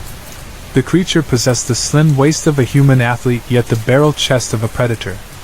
Thick gray fur coated its long arms but thinned across its stomach, revealing lean muscle and something like abdominal definition. Its hands, because they were hands, not paws, clamped the sheep's neck as a gorilla might pin prey. 5 claws curled from each digit, glinting in the LED light. Its legs folded beneath it at an angle too long for a dog yet jointed backward like a digitigrade beast. The head, my God, the head was unmistakably lupin, elongated snout, pointed ears swiveling, but the eyes burned wide with awareness, not animal panic. They looked at us the way a rival quarterback sizes up coverage, judging, planning. Time froze. I heard Tyler's breathing hitch. My flashlight trembled. The dogs kept a 10-foot distance, darting in to bark then retreating. Beyond them, at the forest edge stood 3 ordinary wolves, their golden eyes reflecting the scene. They didn't advance or retreat. They simply waited, tails neutral, as if obeying silent instruction from the abomination kneeling over the broken sheep. For endless seconds, we watched one another. My uncle found his voice first. He yelled, a raw sound from the diaphragm, and fired a shot. The bullet whined past the creature's shoulder and buried in dirt. The thing recoiled, not wounded but startled, released the sheep, and dropped to all fours. Its transition from crouch to sprint was uncanny, like liquid muscle pouring forward. It darted across the pasture in 3 bounding strides, covering what should take a human sprinter 30 yards in seconds. It hit the tree-line and vanished, the ordinary wolves melting into dark behind it. Silence slammed down. The ewe twitched once and stilled, crimson soaking her wool. My uncle pumped the rifle, scanning. Nothing but frogs croaked distant by the drainage ditch. Tyler whispered, "What was that?" I tasted copper fear on my tongue. We shoved the surviving sheep into the barn, barricaded doors with plywood, chained latches. My uncle radioed the county deputy he knew, reported a large predator attack, asked for permission to shoot anything that broke the tree line. The deputy must have heard terror in his voice because he didn't press for detail, just said, "Protect your stock." Grandma wanted me on the next bus home. My parents agreed. A week later they drove down and collected me. I didn't argue. Before leaving I walked the orchard one last time. The dead ewe had been buried, but flattened grass marked where the creature knelt. I looked toward the forest. Sunlight flickered in leaves, innocent, almost forgiving, but I imagined a pair of intelligent eyes watching from shadow. I whispered a vow never to cross that border again after nightfall. Months have passed. I sit now in my suburban bedroom hundreds of miles away. Yet often, very late, I dream of gray fur and shining eyes. I picture wolves in the timber listening for a master's call, a being half governed by primal hunger, half steered by a mind too close to ours. I no longer assume humans sit safely outside the food chain. Out where porch light ends and the woods begin, rules shift. Something hunts, something plans, and if it wanted, it could open our flimsy doors like cooped wire. So if you hear groans by your siding or see footprints where footprints never should be, remember my story. Stay vigilant. Because out there, phantoms sometimes leave tracks you can measure, blood you can mop, and warnings you can't ignore.